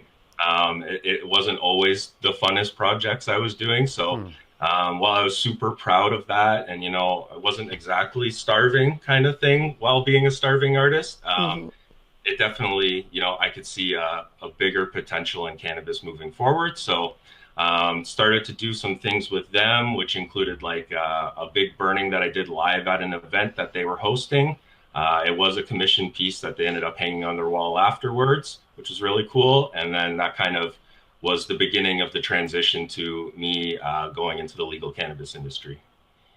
So, Chris, I don't know if you know much about our story here, but as a newbie, so I'm a non-consumer, MJ kind of got me to try cannabis 3 times. Bowling score went down. I decided some things so aren't. far. What's that? Just smoking so far. Okay. To be fair, we'll try some other methods in a little bit. But I'm always very interested to know, as a newbie, how our guests got into cannabis in the first thing. What was your entrance in? Was it recreational as a kid? Was it medicinally later on in life? Where did that journey start with you? Gotcha. So I always like to say the only thing I know and have more experience with than wood is weed. And kind of leads me either way. I'm burning trees for a living, so it's kind of a cool part of it. Okay, you got to go with Chris Burns now, period. Just make it happen, buddy. But I started when I was like 16. It was most definitely recreational. It was just around with friends, and I kind of had a family background of issues with harder drugs that kind of always, kept me away and a bit scared at a young age from those things. And I think, in my young rebellious modes, I wasn't too put off by trying cannabis. It didn't seem like the same kind of thing, and it was around friends. So I definitely was, I'd say for like even the first 15 years, it was fairly recreational focused. And then I started to realize how actually, there were medical components to it. When I first went for an actual, medical license, and you see all the conditions that they consider it applicable for, I'm like, I really was kind of self-medicating, whether it was for pain, sleep, social anxiety type things like that. I could see how I was using it in a medicinal way. And I think, I believe this is maybe even like a loose quote by Cheech and/or Chong about, all cannabis use is medicinal. And the term R&R apparently was like something that came from the military, that it was actually prescribed to soldiers that like, hey, rest and relaxation are very important to your health, mental and physical. And I think cannabis provides that for almost anyone using it, whether they're thinking about it recreationally or medicinally. So I came to realize that, and what was just kind of a fun getting high thing for most of that time, I realized the benefits and had been exposed to how many people it helped in different ways, and then really started to get into like the advocate and activism part of it as well. Well, that is a wrap. Blunt wrap? No, was it hemp? A wrap by Hemp and M. A hemp wrap. A hemp wrap. Thank you so much for joining us today. We hope that you will tune in again. You can again watch this podcast, The Newbie and the Doobie, on YouTube, which we always recommend because you can't see the cool outfits over in podcast form, but you can listen to it on Spotify, Apple Podcasts, Google Podcasts, all those other listening in the podcatchers, as they call them. And we're on all social media, Facebook, Instagram, right? All at The Newbie and the Doobie. Yes. We live mostly on Instagram, a little bit on Facebook, but everything's at The Newbie and the Doobie. Even on YouTube, you can just type in that, at The Newbie and the Doobie. But we would also say, if you enjoyed that interview that we had with Chris Burns. You don't want to say pyrographer? With the pyrographer, Chris Burns. Or any of the interviews that we have. A lot of them, you can watch them in their fullness on our Patreon page. And in there, if you support us monthly, you get access to the unedited versions of our videos, of our interviews. In full. Yeah. So as of right now, in terms of, unless you're watching this video 3 years from now, if you go onto Patreon at The Newbie and the Doobie for $4.20 a month, you can support us and help us keep this thing going, as well as see full interviews from Chauclair, the Canadian rapper, and as well Ross Rebliati, the Canadian gold medalist from the Olympics, and Chris Burns, who you saw today. So check out everything. Everything's at The Newbie and the Doobie. Thank you so much. Have an awesome Christmas. Tell all your friends. Yeah, don't forget to share with your friends, whether they're a newbie or a doobie. Sorry, I kind of got lost, sidetracked there for a moment because I was thinking about if somebody watches us 3 years from now, wouldn't that make us time travelers? Oh, whoa. And I'm not even high. Think like a doobie. What are your final words? Stay lifting. And keep on laughing. And Merry Christmas. Happy holidays.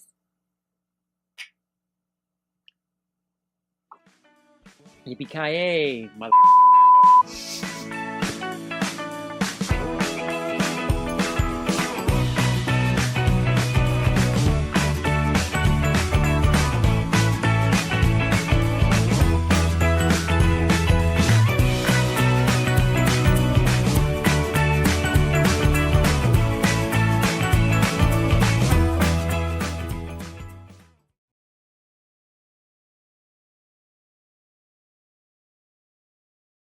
You're listening to the Pace Radio Network here at paceradio.net.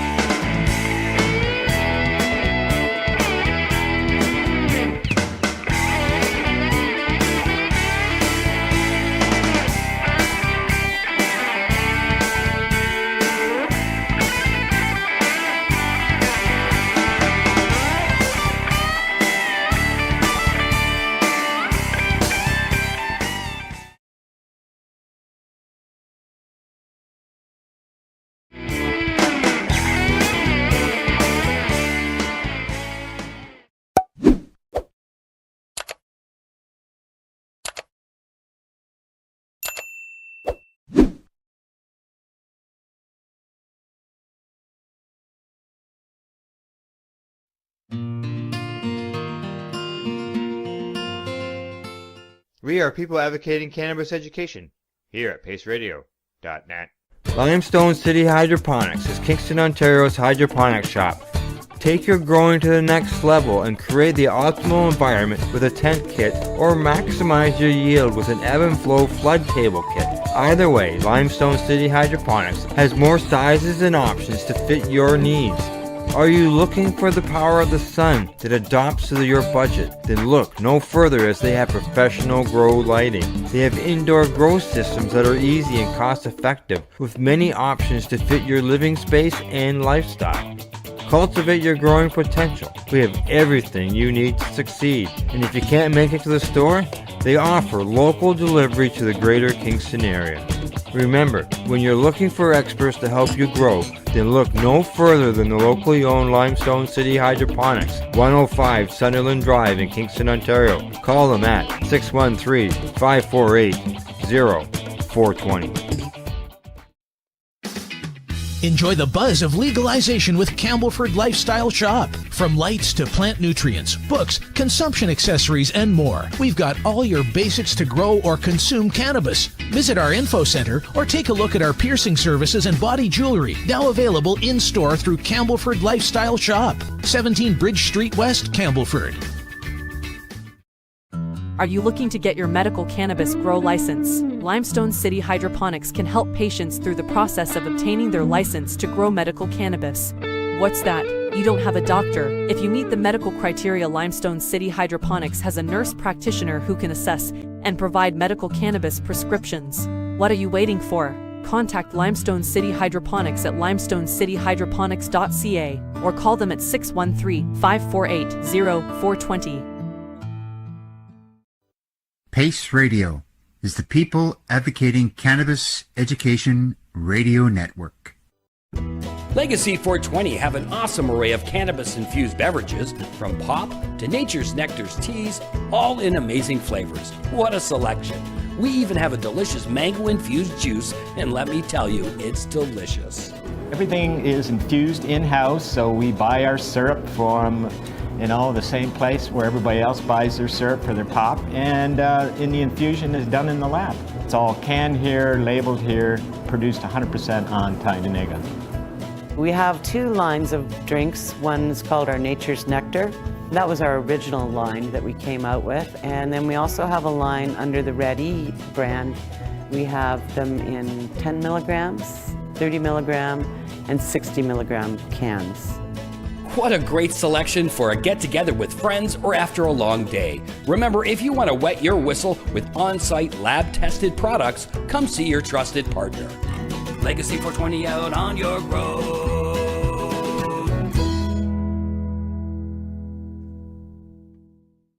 You're listening to the Pace Radio Network here at paceradio.net. You're listening to the Pace Radio Network here at paceradio.net.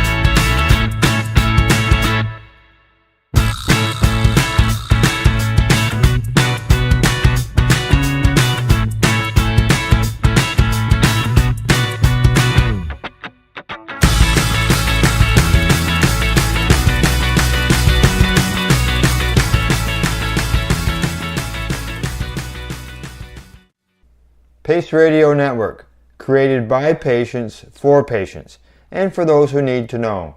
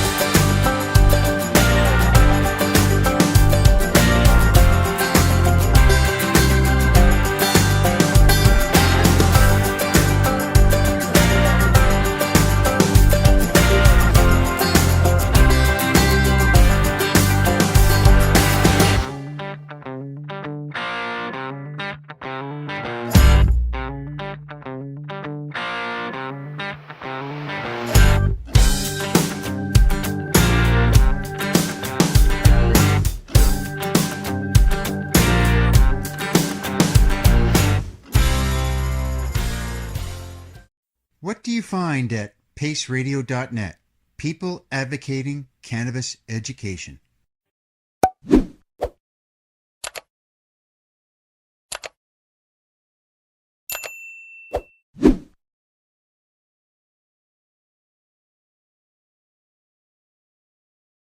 You're listening to the Pace Radio Network here at paceradio.net. You're listening to the Pace Radio Network here at paceradio.net.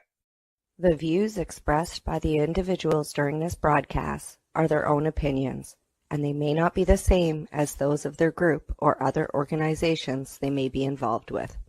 All medical advice during our broadcast is not a medical opinion and should be checked with your medical physician.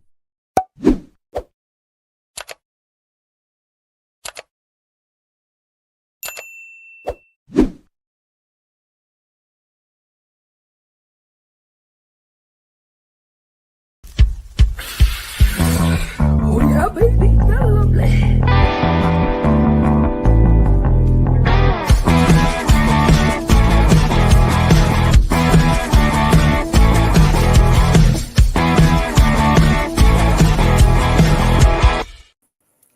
Good morning. It's November the 21st, and welcome to Psychedelics and Cannabis Educational News, your psychedelics and cannabis news source. Good morning, Rev Cindy. How you doing? I'm doing well this morning, Al. How about yourself? Not too bad. Actually, I'm doing really good. You know, you ever had those days where you put something down or put it someplace and you've forgotten where it was, or you just sort of forgot about it? You know, today, just this morning alone, I have found 2 items that I put away and forgot about. And one of them was a couple grams of hash that I just found like 20 minutes ago. And this morning when I got up, I found a whole 6 joints that I had lost in a doob tube over the weekend. Crazy. So double score morning for sure. Yeah. You don't have to worry about rolling your joints this morning. Your Happle can be loaded like no problem a bunch of times. Right. That's right. There it is. Waiting for you. Yeah. Hey, That's awesome. I wish every morning was like this. Wouldn't that be nice? Wouldn't it? All righty. And as far as yourself, anything new and exciting? Well, there's new and exciting stuff going on, but we'll wait till February to talk about it. All right. Sounds good. So let's get going with today's news then. How does that sound? Sounds wonderful. All right. First story is up. Coming to us from, pop-ups are blocking everything. Coming to us from Green State, how Trump's cabinet picks feel about pot. The election dust has settled, and the bigger picture of what the second Trump administration may look like is becoming clear. The president-elect is firming up his cabinet picks, many of which are proving to be controversial. Now, the nominees will be vetted and approved by Congress, where denials are somewhat rare. Government policy is heavily influenced by cabinet leaders who advise the president on topics related to their posts. While many issues fall under their preview, some wonder where efforts to reform cannabis laws will land. Now, according to Rep. Nolan West, a GOP member of Minnesota's state government, Republicans are more apt than ever to move the needle forward. Because it was on the ballot in Florida, you got to see Trump's opinion on it, which I think reflects the opinion of the vast majority of Republicans. West told Green State, Donald Trump is famously anti-drug and anti-alcohol in his personal life. But as far as other people's personal lives, whatever floats your boat. I think it reflects the broader view of the public and the Republican Party that it's up to the individual whether they participate in it. And that gives me a little optimism about something happening at the federal level. So where do Trump's cabinet nominees stand on weed? It turns out some may support the cause, while other ranking members of the president administration may need some convincing. Several potential Trump appointees are considered friendly towards cannabis reform. The 2 most vocal and arguably most controversial nominees are Rep. Matt Gaetz of Florida and Robert F. Kennedy Jr. Gaetz, who has been nominated for the Attorney General position, is one of the most pro-pot Republicans in Congress. Go Gaetz.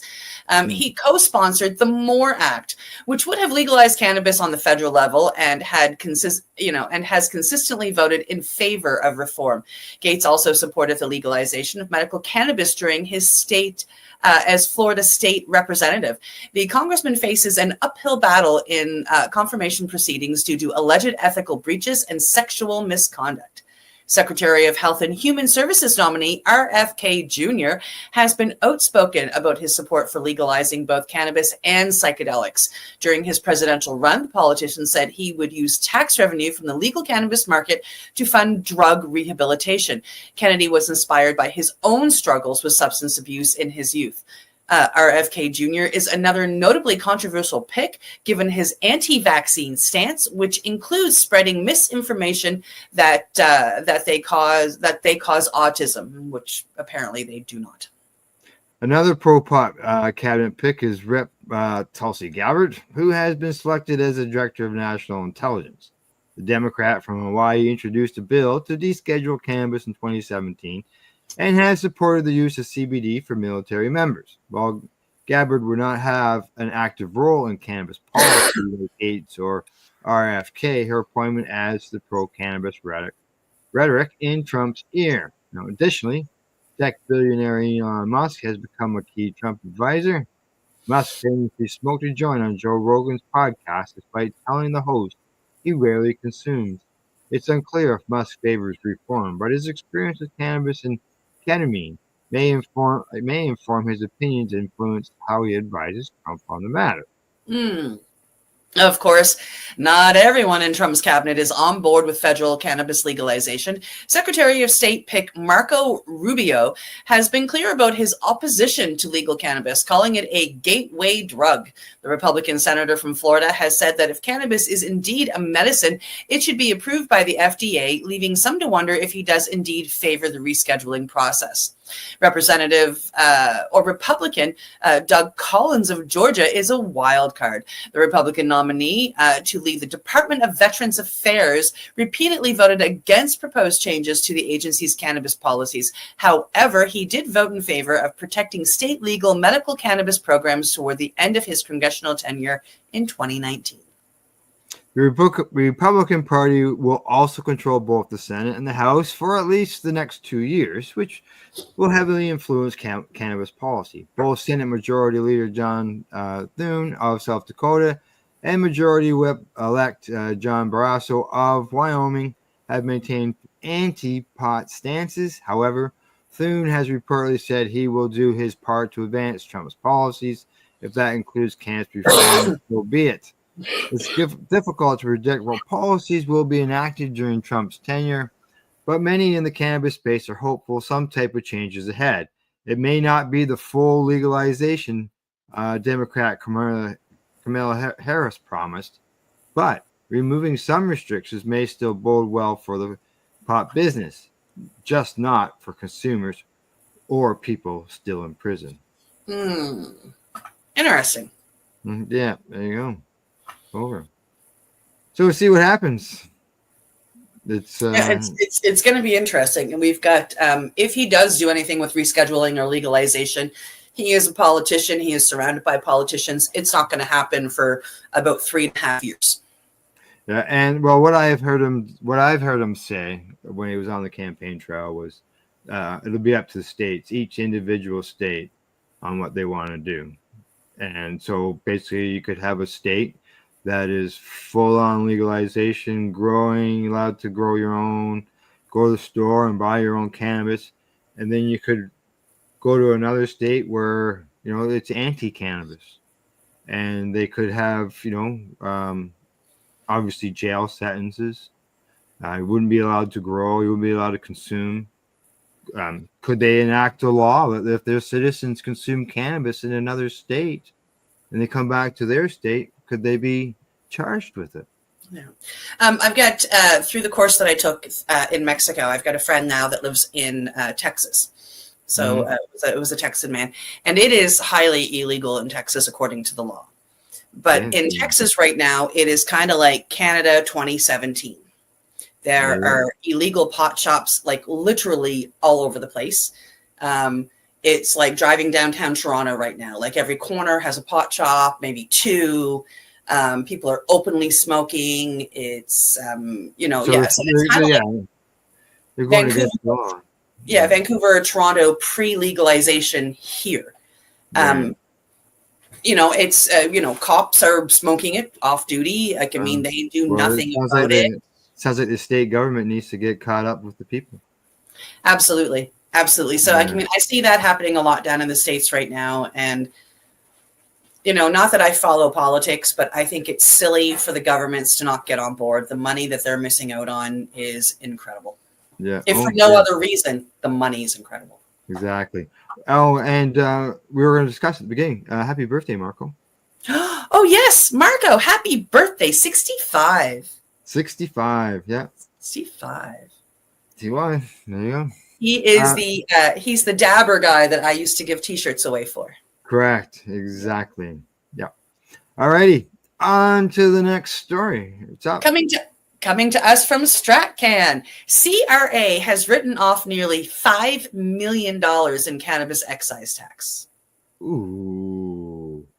Canadian Revenue Agency has written off nearly $5 million worth of excise tax on cannabis as uncollectible as of September the 1st, 2024. According to a newly tabled documents in the House of Commons, a total of $4,718,514 has been written off as uncollectible. The tabled documents are in response to a question from Taco Van Popta, Conservative MP from Langley, Aldergrave, BC. All of the companies with excise tax written off as uncollectible by the CRA are located in Ontario. The table document lists 12 such companies. 11 of these show a balance of debt that remains after compromise settlement pursuant to an applicable authority. One of the listed companies shows a debitor is an undischarged bankrupt corporation, with the trustee confirming in writing that he does not foresee any further payments. The largest amount for a single company's uncollected excise tax debt is $1.9 million from April 2024, while the smallest is $136,000 from September 2024. Of the 11 companies listed, 7 show a debt incurred in 2024, 3 from 2023, and 1 from 2022, and all were, as you mentioned, located in Ontario. You can see the rap sheets right there. Yeah. I was taking a look at it while you were reading. Yeah. Mr. Van Popta's question in full asked, with regard to entities that owe tax to the CRA for unpaid excise tax on cannabis, 1, how many have filed for creditor protection or bankruptcy, broken down by year since the legalization of cannabis? 2, how much excise tax has been written off in total and broken down by the province or territory of the entity owing tax? And 3, for each entity which owed unpaid excise tax on cannabis and had their amount owing written off by the CRA, what are the details, including the name of entity, location, amount written off, date of the write-off, and reason for the write-off? Now, according to Insolvency Insider, 47 cannabis-related businesses in Canada have filed for creditor protection since 2019. Another 10 have filed for bankruptcy, 13 have filed for receivership, and 21 have filed for notice of intention to make a proposal under the Bankruptcy and Insolvency Act, which allows financially troubled corporations the opportunity to restructure their affairs. Not all of these businesses are operating in Canada. A few operate in the U.S., but were listed as Canadian businesses, and a few are ancillary services to cannabis producers or retailers. Interesting. As of January 31st, 2024, the federal government says it has collected $3.4 billion in federal cannabis excise, with nearly $2.7 billion going back to the provinces and territories. These amounts reflect the CRA's administration of cannabis duty and information returns provided by the licensed cultivars, producers, and packagers of cannabis and or cannabis products on behalf of the federal, provincial, and territorial governments. $2.7 billion has been going back to the provinces and territories. So it'd be nice to know where that money's gone. Yeah. Now, these amounts reflects the CRA's. I think you read that. Yeah. Canada's federal excise tax for dried cannabis flower is effectively $1 per gram, with 75% of this going back to the provinces, as well as an ad valorem rate of 2.5% of the due amount for the cannabis product. Other cannabis products are taxed at a flat rate of 0.0025 cents per milligram. Now, the CCAA filings for cannabis companies have shown significant amounts of unpaid cannabis taxes owed to the Canadian Revenue Agency. One recent CCAA listing showed $345,000 owed to the CRA. In a recent creditor protection filing, another company showed nearly $5.4 million owed to the CRA for source deductions in excise tax. Okay, so let's just go backwards for a second because this just caught me. Canada's federal excise tax for dried cannabis flower is effectively $1 per gram. Right. Let's go back a couple other paragraphs to where I read. The federal government says it has collected $3.4 billion in federal cannabis excise. That's a lot of grams. It sure is. It is. Yeah. Yeah. And apparently 75% of that is $2.7 billion. That's a lot of grams. That's a lot of cannabis.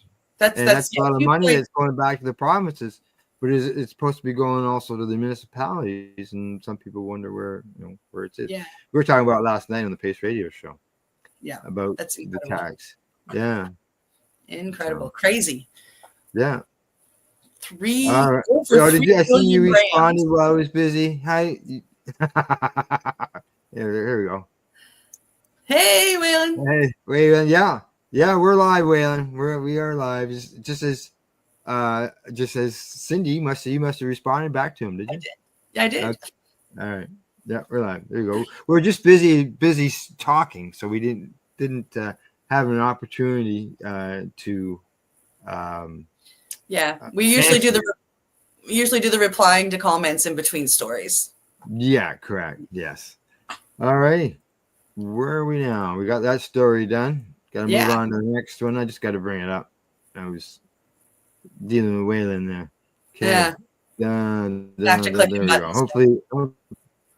Yeah. Click. We need an off-site person just to run the board for us sometimes.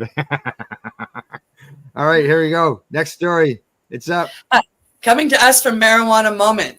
DEA should be removed from cannabis rescheduling hearing after illegally conspiring with prohibitionists, legal filing says. Yes. A DEA, or Drug Enforcement Agency administration judge, is being asked to remove the agency from its role in an upcoming hearing on the Biden administration's cannabis rescheduling proposal, with a new legal filing citing alleged statutory violations that include unlawful communication with a prohibitionist group. When the Department of Justice firmly proposed moving cannabis from Schedule 1 to Schedule 3 of the Controlled Substances Act, consistent with a recommendation from the U.S. Department of Health and Human Services, one aspect stood out. The DEA administrator didn't sign the notice of proposed rulemaking, breaking with historical precedent on federal scheduling proceedings. Instead, it was signed by Attorney General Merrick Garland. That was one of several factors that led to a motion being filed with the DEA Administrative Law Judge, the ALJ, John Mulrooney, on Monday, seeking corrective action. It was submitted on behalf of Hemp for Victory and Village Farms International, which were both invited to participate in the rescheduling hearing that's set to begin next month. The issue isn't just that DEA Administrator Ann Milgram declined to sign the proposed rule. Throughout that notice, the agency said it needed additional data on a variety of issues, namely cannabis-related health issues and law enforcement concerns, in order to make a complete assessment. The motion argues that the backwards approach to the rulemaking violates federal statute. By waiting until the publication of the proposed rule, and thus after DOJ had initiated proceedings under the CSA, the flag categories of supposedly necessary data, DEA ensured that HHS would not get to respond to that data in its recommendation and evaluation, the motion says. Even worse, it continues. DEA effectively turned the proposed rule into a blueprint for the prohibitionists it apparently was communicating with behind the scenes. Another issue that's arisen concerns DEA's selection of witnesses to participate in the December hearing, which was scheduled following a public comment period that saw tens of thousands of submissions, a majority of which favored rescheduling or otherwise pushed for broader reforms, such as removing cannabis from the CSA altogether. That's the best one right there. Mulrooney, the DEA ALJ appointed to handle the case, recently advised that the agency provided insufficient information about the 25 witnesses who were selected. He ordered the designated participants to fill in the blanks, for example, by making clear where they stand on the question of rescheduling. In doing so, he also pushed back the timeline for the hearing. A preliminary meeting is still set for next month, but it won't be until early 2025, at least until they get to the merits of the case. In the new motion filed with Mulrooney's office, attorneys for the petitioners said DEA's lack of transparency in creating the witness list is alarming, undemocratic, and betrays notions of good governance. In some cases, seemingly qualified candidates who requested to participate in the hearing did not receive formal denials, and the list submitted to the ALJ didn't itemize the requesters or provide information about why they were approved or denied. Without knowing who DEA excluded and why, there is no way to assess whether and to what extent the agency's decisions are arbitrary, capricious, and subject to bias or otherwise unlawful, the filing says. It continues with, if, for example, DEA included parties with expertise in a particular topic, but only if they opposed the proposed rule, while also excluding parties with even more expertise on that same topic if they supported the proposed rule, then there would be a powerful case to be made that the agency's decisions were arbitrary and capricious. The filing also argues that by even selecting witnesses in the first place, the DEA usurped the ALJ's role as the presiding officer of the hearing. Among the 25 witnesses that the DEA chose to join the hearing was Smart Approaches to Marijuana, SAM, the nation's leading prohibitionist group. The filing includes screenshots of social media posts where the group's president, Kevin Sabet, indicated he had private conversations with DEA officials about the rescheduling effort as SAM rallied opposition to the reform and urged the agency to keep cannabis in Schedule 1. Yeah, they did. Yeah, so that's who they were speaking to. That's who I wondered.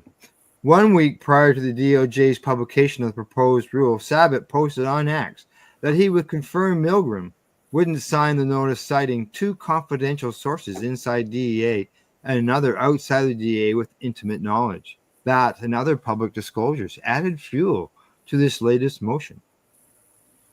In light of this evidence of improper ex parte communications between DEA and private parties, this tribunal must take all steps necessary to ensure that all such communications are discovered and included in the administrative record, it says. In the relief section of the filing, it also calls on the DEA judge to mandate that records of such communication be preserved. Unless and until that happens, there will effectively be 2 records of these proceedings, one that is public and incomplete, and another that is secret, complete, and available only to those in the know. Or, as Dr. Sabet put it, those with friends in low places, it says. The motion also cites comments given by SAM Executive Vice President Luke Neforetos, who said during a webinar in June that DEA's approach to the rescheduling notice offered prohibitionists a roadmap on how to rebut their own proposed rule. Neforetos said in a statement to Marijuana Moment on Tuesday that the filing is wacky and amounts to pure legal theater and no substance. While it is an entertaining read, we are certain the filing will be rejected, he said. If anything, they have perhaps strengthened the argument for our participation. In any case, the latest motion implores the DEA tribunal to use every tool at its disposal to uncover each instance of improper contact between DEA and prohibitionists and determine whether those contacts influence the designated participants list created by the administrator. It says that requiring disclosure of the ex parte contacts is what the law demands, and because sunlight is the best disinfectant, it will restore confidence in these proceedings. Now, ultimately, one of the critical requests attorneys for the cannabis companies behind the motion are making is for DEA to lose its status as the proponent of the proposed rule, because the agency allegedly did not follow statutory rules and improperly selected witnesses, including Sam and other anti-drug groups tied to it. DEA is the opponent and cannot bear the burden of proof in these proceedings. It is unclear whether DEA ALJ Mulrooney has authority to remove the agency itself as the proponent in the hearing, but the motion advises that the judge should instead have DOJ, or alternatively Hemp for Victory, serve as the proponent.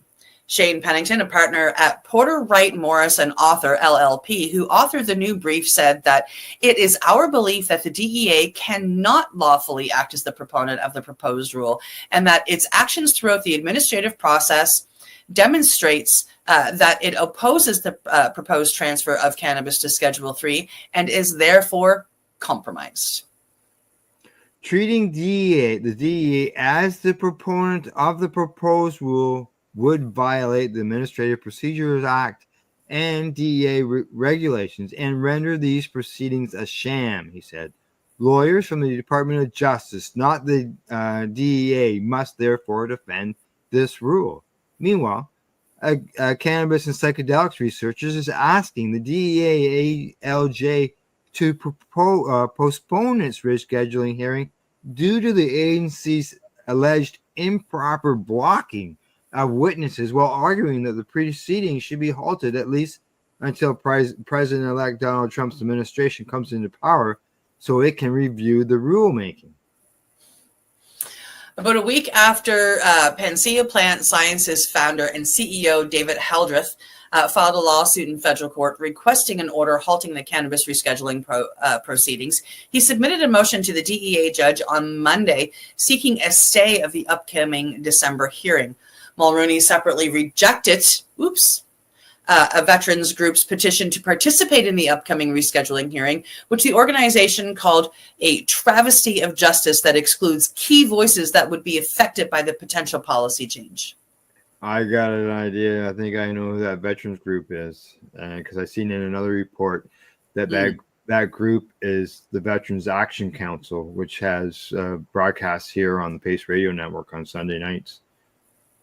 Yeah, they've been doing great work down in the States, and they've been, speaking at UN and different places and working away at things. So, they're upset. They believe it should be Schedule 5 or removed completely from the Removed completely is what it should be.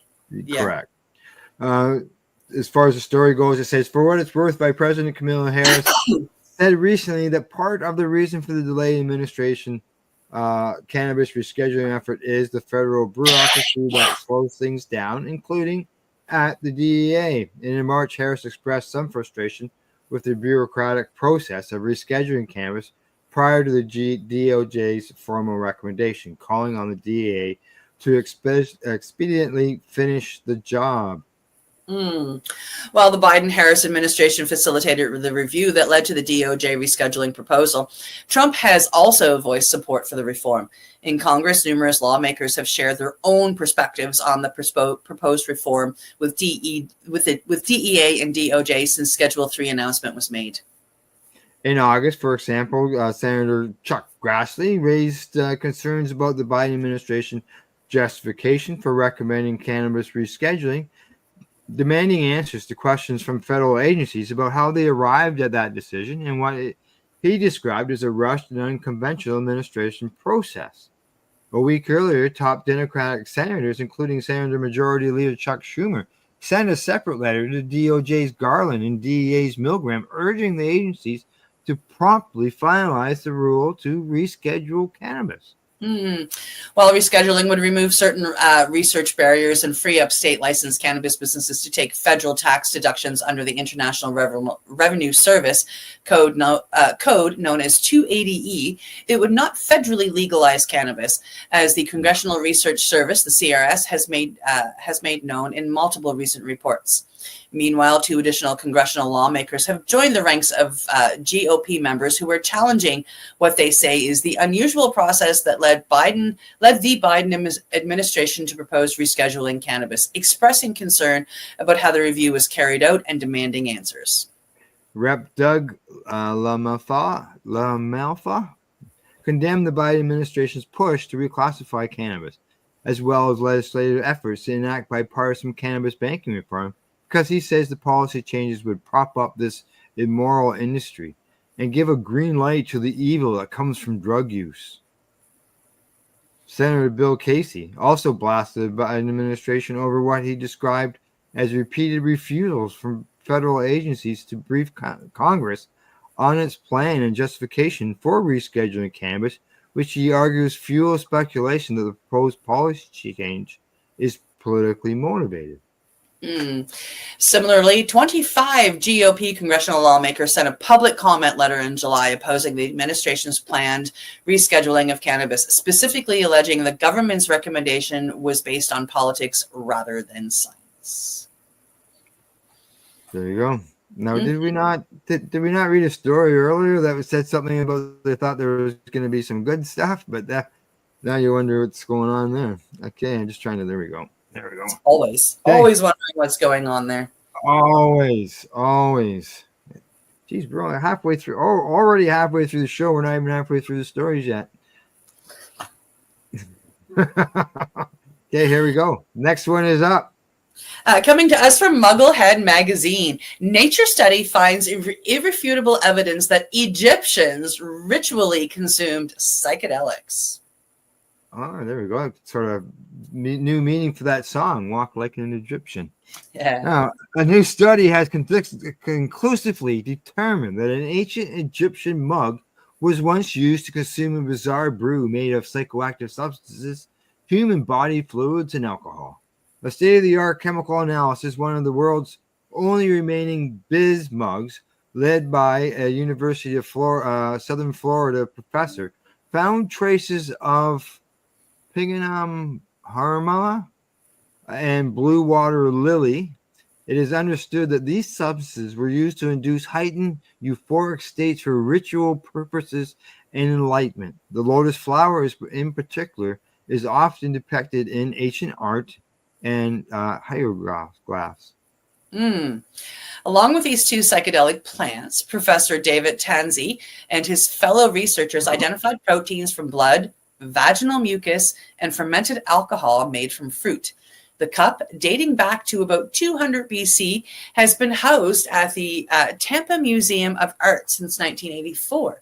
Researchers had speculated about its historical use, but didn't have the concrete evidence they do now after a groundbreaking study was published in the Nature Journal Scientific Reports on November 14th. For the first time, we were able to identify all the chemical signatures of the components of the liquid concoction contained in the Tampa Museum of Art's Bez mug. TANASA says in a USF press release, including the plants used by Egyptians, all of which have psychotropic and medicinal properties. Yeah. These mugs have been a subject of extensive study and debate among scholars for several years. Many have speculated that they serve some kind of ritual or religious purpose. Their past uses had been largely a mystery until now. From an archaeological student standpoint, the research helps inform academics about the role of Bes in Egyptian mysticism. Others have analyzed the composition of the mugs, but were not successful. This is the first time scientific evidence has directly confirmed the use of psychedelics in ancient Egyptian rituals. Study author Enrico Greco told Newsweek on Monday. Now, according to Egyptian museum in California, many who worship Bez in ancient Egypt were newlyweds that viewed him as the god of fertility and childbirth. Pregnancy in the ancient world was a risky endeavor, and they believed they would be blessed through the admiration of a dainty. The best mug, the best mug is currently on display at the Tampa Museum of Art's Prelude and Introduction to the Permanent Collection exhibits. Very cool. Yeah, there you go. So it's good that they can analyze things that's that old and find out what all was inside that mug that we have been used. So that's pretty cool. Pretty cool. All right. Time for us to take a break. Time for us to medicate. Time to get a drink. You're watching Psychedelics Cannabis Education News. We're live here at paceradio.net. You're listening to the Pace Radio Network here at paceradio.net. Limestone City Hydroponics is Kingston, Ontario's hydroponics shop. Take your growing to the next level and create the optimal environment with a tent kit, or maximize your yield with an ebb and flow flood table kit. Either way, Limestone City Hydroponics has more sizes and options to fit your needs. Are you looking for the power of the sun that adapts to your budget? Then look no further, as they have professional grow lighting. They have indoor grow systems that are easy and cost effective, with many options to fit your living space and lifestyle. Cultivate your growing potential. We have everything you need to succeed. And if you can't make it to the store, they offer local delivery to the greater Kingston area. Remember, when you're looking for experts to help you grow, then look no further than the locally owned Limestone City Hydroponics, 105 Sunderland Drive in Kingston, Ontario. Call them at 613-548-0420. Are you looking to get your medical cannabis grow license? Limestone City Hydroponics can help patients through the process of obtaining their license to grow medical cannabis. What's that? You don't have a doctor. If you meet the medical criteria, Limestone City Hydroponics has a nurse practitioner who can assess and provide medical cannabis prescriptions. What are you waiting for? Contact Limestone City Hydroponics at limestonecityhydroponics.ca or call them at 613-548-0420. What do you find at paceradio.net? People advocating cannabis education. Enjoy the buzz of legalization with Campbellford Lifestyle Shop. From lights to plant nutrients, books, consumption accessories, and more, we've got all your basics to grow or consume cannabis. Visit our info center or take a look at our piercing services and body jewelry, now available in-store through Campbellford Lifestyle Shop, 17 Bridge Street West, Campbellford. Are you looking for non-stop, continuous cannabis and psychedelic programming? If you are, then turn your browsers to 420radio.ca or paceradio.net, where you will find the 420 Pace re-rolled Saturday. Everything gets started at 8 a.m. Eastern Saturday morning. Cannabis edibles are an effective way to manage pain and other ailments, especially when you deal with your trusted partner, Legacy 420, in Tyendinaga Mohawk territory. You see, we lab test every product on site to ensure proper dosage every time, which is critical when consuming cannabis edibles. All Legacy 420 edibles are made by our classically trained baker and chocolatier, and we also have super tasty vegan options. Our baker has been in the industry for 25 years. She's also a chocolatier. Everything from savory to sweet, your chocolate bars, brownies, butter tarts, you name it, we make it. Talk to our knowledgeable Cannatex about our incredible variety available. Give your trusted partners a call. Legacy 420 out on your road.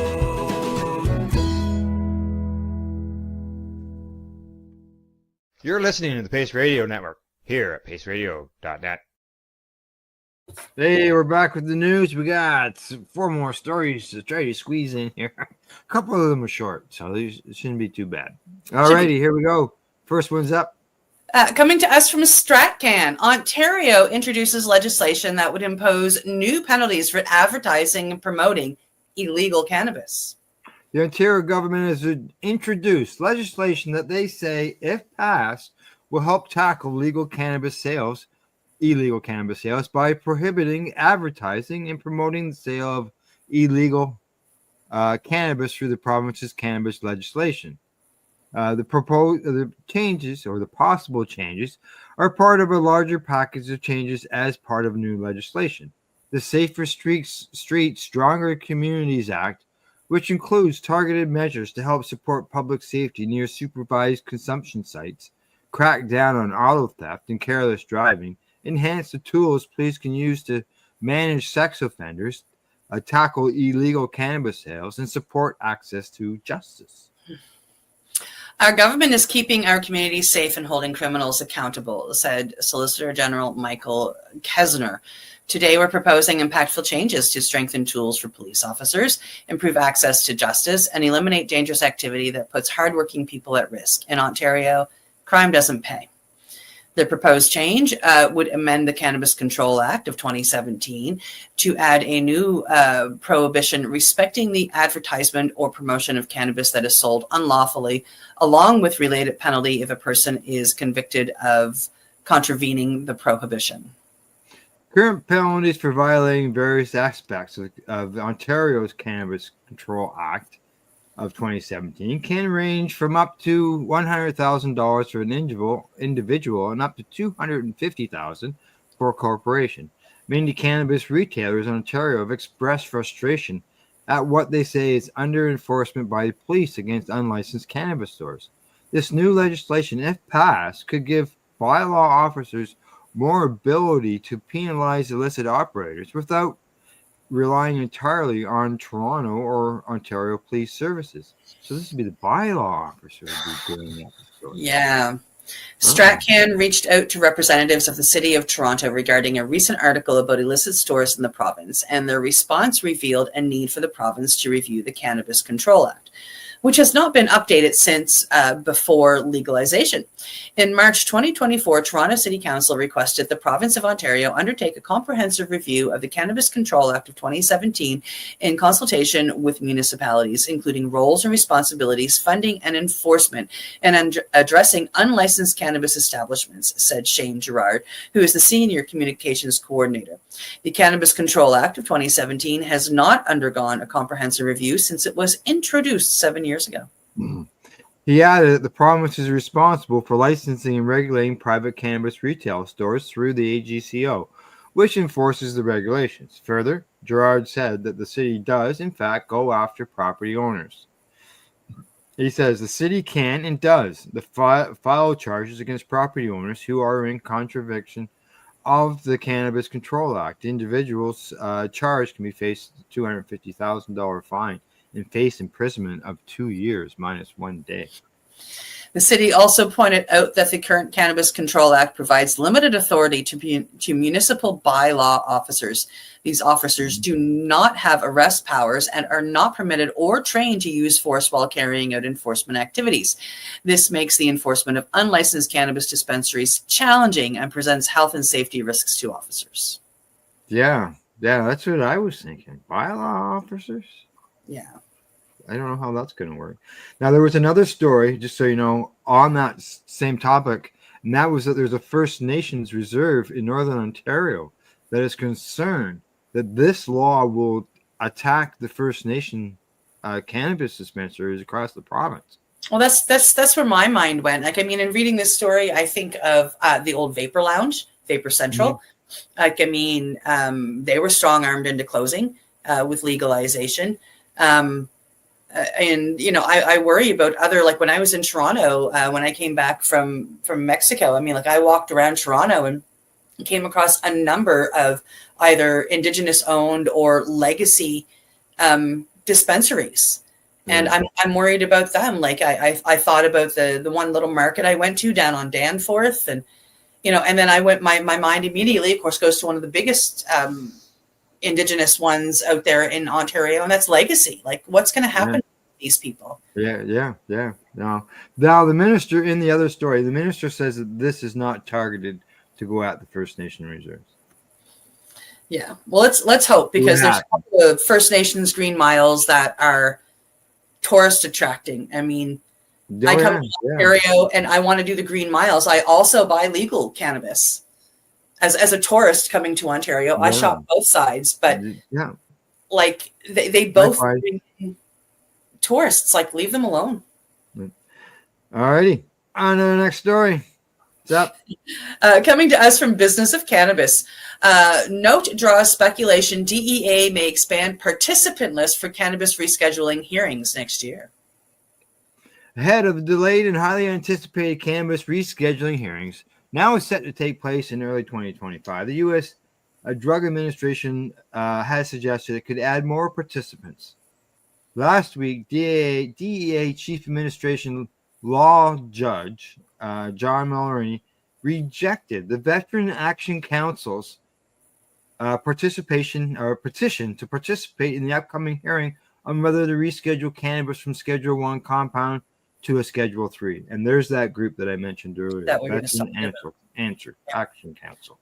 Yeah, the VAC, one of many organizations to request a seat at the table during the upcoming hearing, called the denial a travesty of justice, adding that while rescheduling was positive, it is inadequate to address veterans' needs. Furthermore, the Cannabis Advocacy Organization for Military Veterans also argued that the proposed Schedule 3 classification is inappropriate for a $32 billion industry, and we're talking American dollars, folks, and would not fully address the tax burdens imposed by Section 280E of the tax code. Despite the denial, a footnote in the order suggested that the DEA's decision to exclude the VAC may not be altogether settled, leading many to speculate changes to the list of the participants could be on the way. Now, in October, the initial list of 25 participants was publicly announced, but it has since undergone numerous changes. I remember we reported on that, and we were commenting, "Well, geez, how come there's all these prohibitionist groups? Where's Normal? Where's VAC? Where's these people who are good with it?" Yeah, both sides, right? Exactly. The American College of Occupational and Environmental Medicine missed a procedural deadline, while an oncologist representing the American Academy of Hospice and Palliative Medicine declined to participate. Notably, 5 remaining participants share legal representation by David Evans, a prominent anti-cannabis advocate, highlighting the polarized nature of the hearings. And the December 2nd, 24 hearing, previously expected to kick off the rescheduling process, will now focus on scheduling participant availability for 2025. We've read a couple of those stories now. It's just like stacking the deck is what they were doing. Busted. Yeah. Not good. All righty. There we go. Next story. Coming to us from Mugglehead Magazine, FDA gives long-awaited green light to veterans cannabis trial for PTSD. The FDA is permitting a large cohort of American veterans to smoke medicinal cannabis in a study aimed at gaining insights for combating PTSD. The Multidisciplinary Association of Psychedelic Studies, MAPS, has been pushing for since 2021.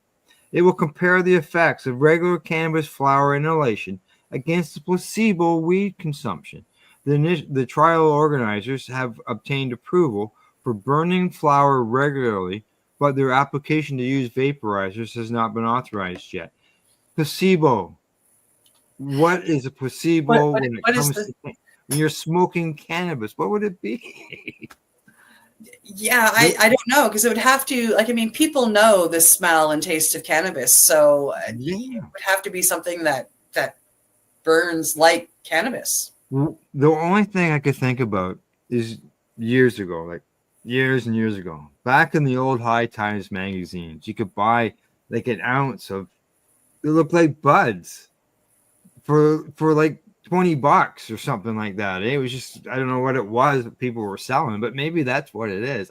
I'm curious what a placebo of a cannabis plant would be. So absolutely. And I get something else that caught me in what you said there. The trial organizers have obtained approval for burning flower, but not to vaporize it. It hasn't been authorized yet. Yeah, correct. I found that interesting as well. I would have thought that the vaporizer would have been first because of the smoking. right? Yeah. Yeah. MAPS founder Rick Doblin, who I met in Vancouver, I just had to throw that in there, says he has listened to several veterans talk about the benefits of smoking cannabis for PTSD firsthand. He is quite enthused about the approval milestone, and I think he participated in the cannabis ceremony we had in Vancouver at the conference, which is really cool. Good. Suicide among veterans is an urgent public health crisis, but it's solvable if we invest in researching new treatments for life-threatening health conditions like PTSD. This is what Doblin said in a MAPS news release this past Wednesday. Funding for the study is coming from the Michigan tax revenue generated by cannabis sales. The research could potentially provide data about how cannabis can reduce intake of other medications and substances among participants. Blood is being supplied by Canadian growers. I know it made a difference for me. Absolutely. A Purple Heart recipient has been preaching about the benefits of low THC oil. Last week, he described how it has been absolutely essential to help fight his post-traumatic stress disorder. Gary Herber is one of only 14,000 state residents eligible for Georgia's low THC oil registry. For those of us that just know that fight every single day, a program like this and medicines like this can make that fight a little easier, Herbert described. He feels that far more states, 600,000 veterans, need to have access to this medical cannabinoid supply program. Do they ever? Yep. On a more positive note in the U.S., the Missouri Department of Health and Senior Services just provided $6.5 million from a medical marijuana program to the Missouri Veterans Commission. Some veterans are so passionate about cannabis that they have even created their own brands. One of these is in New York, deemed Silly Nice, has over 70 dispensaries established throughout the entire state. A 2021 study completed by the National Institutes of Health found that 11.9% of American veterans reported using the plant within 6 months. Another investigation by the American Legion determined that 22% of them used cannabis to alleviate mental and physical health conditions. About 82% believe that cannabis should be rescheduled at the federal level. Federal level, and that comes from the American Legion. So there you go. Yeah. It's hopefully they can get some good information out that, and maybe someday we'll find out what placebo cannabis is. Yeah. If anybody who's watching knows what placebo cannabis is, put a comment in there, and as long as we're still alive, we'll report on that. Alrighty, last story of the day. I knew we'd get them in. This one's gonna be a little bit late, but we'll finish her off. All right, here we go. We're done. Coming to us from Marijuana Moment, psychedelics may offer potential avenue to help people quit smoking cigarettes, scientific review concludes. All right. A newly published review of research on psychedelics and tobacco use concludes that there's evidence that psychedelics, in particular psilocybin, may offer a potential avenue for combating tobacco use disorder, though authors say that studies to date are still limited and further investigation is needed. The primary obstacle to drawing conclusions about the possible use of psilocybin or other psychedelics to combat nicotine addiction, says the studies published in the journal Discovery Mental Health, is a lack of relevant research. Only eight papers met the research team's inclusion criteria, and 4 of those originated from a single study. The very limited number of identified studies do not allow firm conclusions on treatment of tobacco use disorder with psychedelics, wrote authors out of the Netherlands. Still, the identified studies warrant further clinical research of the treatment of tobacco use disorder with psychedelics such as psilocybin. Like, my good Lord, people, addiction. We're treating addiction. It doesn't matter what you're addicted to. We're treating addiction. There's a ton of studies. Yes. Nevertheless, in light of what the paper calls substantial consequences of tobacco use on health, society, and the economy, coupled with the limited effectiveness of existing treatments, authors added that exploring the potential of psychedelics as a part of the treatment for nicotine dependence could provide a novel therapeutic option for addressing tobacco use disorder. They noted that they eagerly await definitive results from a clinical trial from the Johns Hopkins University studying psilocybin combined with a structured smoking cessation program for nicotine-dependent individuals, as well as a related study launched last November at Johns Hopkins to investigate the use of the 5-HTA receptor agonist psilocybin for smoking cessation, testing psilocybin against the active placebo niacin. In 2021, the National Institute on Drug Abuse, the NIDA, approved a grant for researchers at Johns Hopkins University, New York University, and the University of Alabama at Birmingham to explore exactly how psilocybin can help people curb the addiction to cigarettes. A separate federally funded study out of Washington State University last year found that the cannabinoid CBD may help tobacco users quit by reducing cravings. The study, published in the journal Chemical Research and Toxicology, showed that relatively low doses of CBD significantly inhibit the key enzyme associated with the processing of nicotine in the body, which could stave off cravings. Tobacco use has already been declining among the public. Gallup released data analysis last year that found for the first time, for example, that more Americans openly admit to smoking cannabis or eating cannabis-infused edibles than those who said they've smoked cigarettes in the past week. A separate 2022 Gallup poll found that young people were more than twice as likely to report smoking cannabis compared to cigarettes. There you go. Wow. That's the shortest marijuana moment story I think we've ever done. I have to agree. I was surprised myself when it was over. Oh, really? But yeah, like I said, we'll get done top of the hour. You got it. We're good. But it just shows psychedelics can help so many different people, and from mental health issues to addiction issues, and like you said, tobacco. People get addicted to it, even though it's a legal substance. People get addicted to it, and they can, it can help people there. So, yep, absolutely. Yeah. And even with the alcohol and the whole bit. So, there's lots there for psilocybin to help society with, and let's hopefully the governments get that assistance out there for everybody, right? So, okay, anything before I shut us down? I don't think so. Thanks for joining us here. All right. Thanks for joining us here, and we'll see everybody on Monday. Other than that, from legacy420.com, our news desk, that's our Pace News Report for today. Thanks to our buds at Camelford Lifestyle Shop, Limestone City Hydroponics.ca, legacy420.com, and at ease.ca. And don't forget to educate, medicate, and do not incarcerate. You're listening to the Pace Radio Network here at paceradio.net. The opinions of the individuals during this broadcast are their own, and may not be the opinions of their group or other organizations they may be involved with.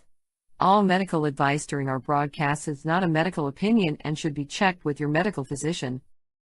When you have a pain that's reached its peak, Legacy for 20 is so unique. If organic cannabis is what you seek, here's your trusted partners 7 days a week. Suppository salves, vapes and drops, topicals, edibles, infused pop. Just when life seems like it ain't easy, at Legacy 420 enjoy a pop freezy. Lab tested products make them the GOAT. Legacy 420 out on your road. Legacy 420 in Tyndonega Mohawk territory. Indigenous organic cannabis at its finest. Enjoy the buzz of legalization with Campbellford Lifestyle Shop. From lights to plant nutrients, books, consumption accessories, and more, we've got all your basics to grow or consume cannabis. Visit our info center or take a look at our piercing services and body jewelry, now available in-store through Campbellford Lifestyle Shop, 17 Bridge Street West, Campbellford. Limestone City Hydroponics is Kingston, Ontario's hydroponics shop. Take your growing to the next level and create the optimal environment with a tent kit, or maximize your yield with an ebb and flow flood table kit. Either way, Limestone City Hydroponics has more sizes and options to fit your needs. Are you looking for the power of the sun that adapts to your budget? Then look no further, as they have professional grow lighting. They have indoor grow systems that are easy and cost effective, with many options to fit your living space and lifestyle. Cultivate your growing potential. We have everything you need to succeed. And if you can't make it to the store, they offer local delivery to the greater Kingston area. Remember, when you're looking for experts to help you grow, then look no further than the locally owned Limestone City Hydroponics, 105 Sunderland Drive in Kingston, Ontario. Call them at 613-548-0420. We are people advocating cannabis education here at paceradio.net. Are you looking for non-stop, continuous cannabis and psychedelic programming? If you are, then turn your browsers to 420radio.ca or paceradio.net, where you will find the 420 Pace re-rolled Saturday. Everything gets started at 8 a.m. Eastern Saturday morning.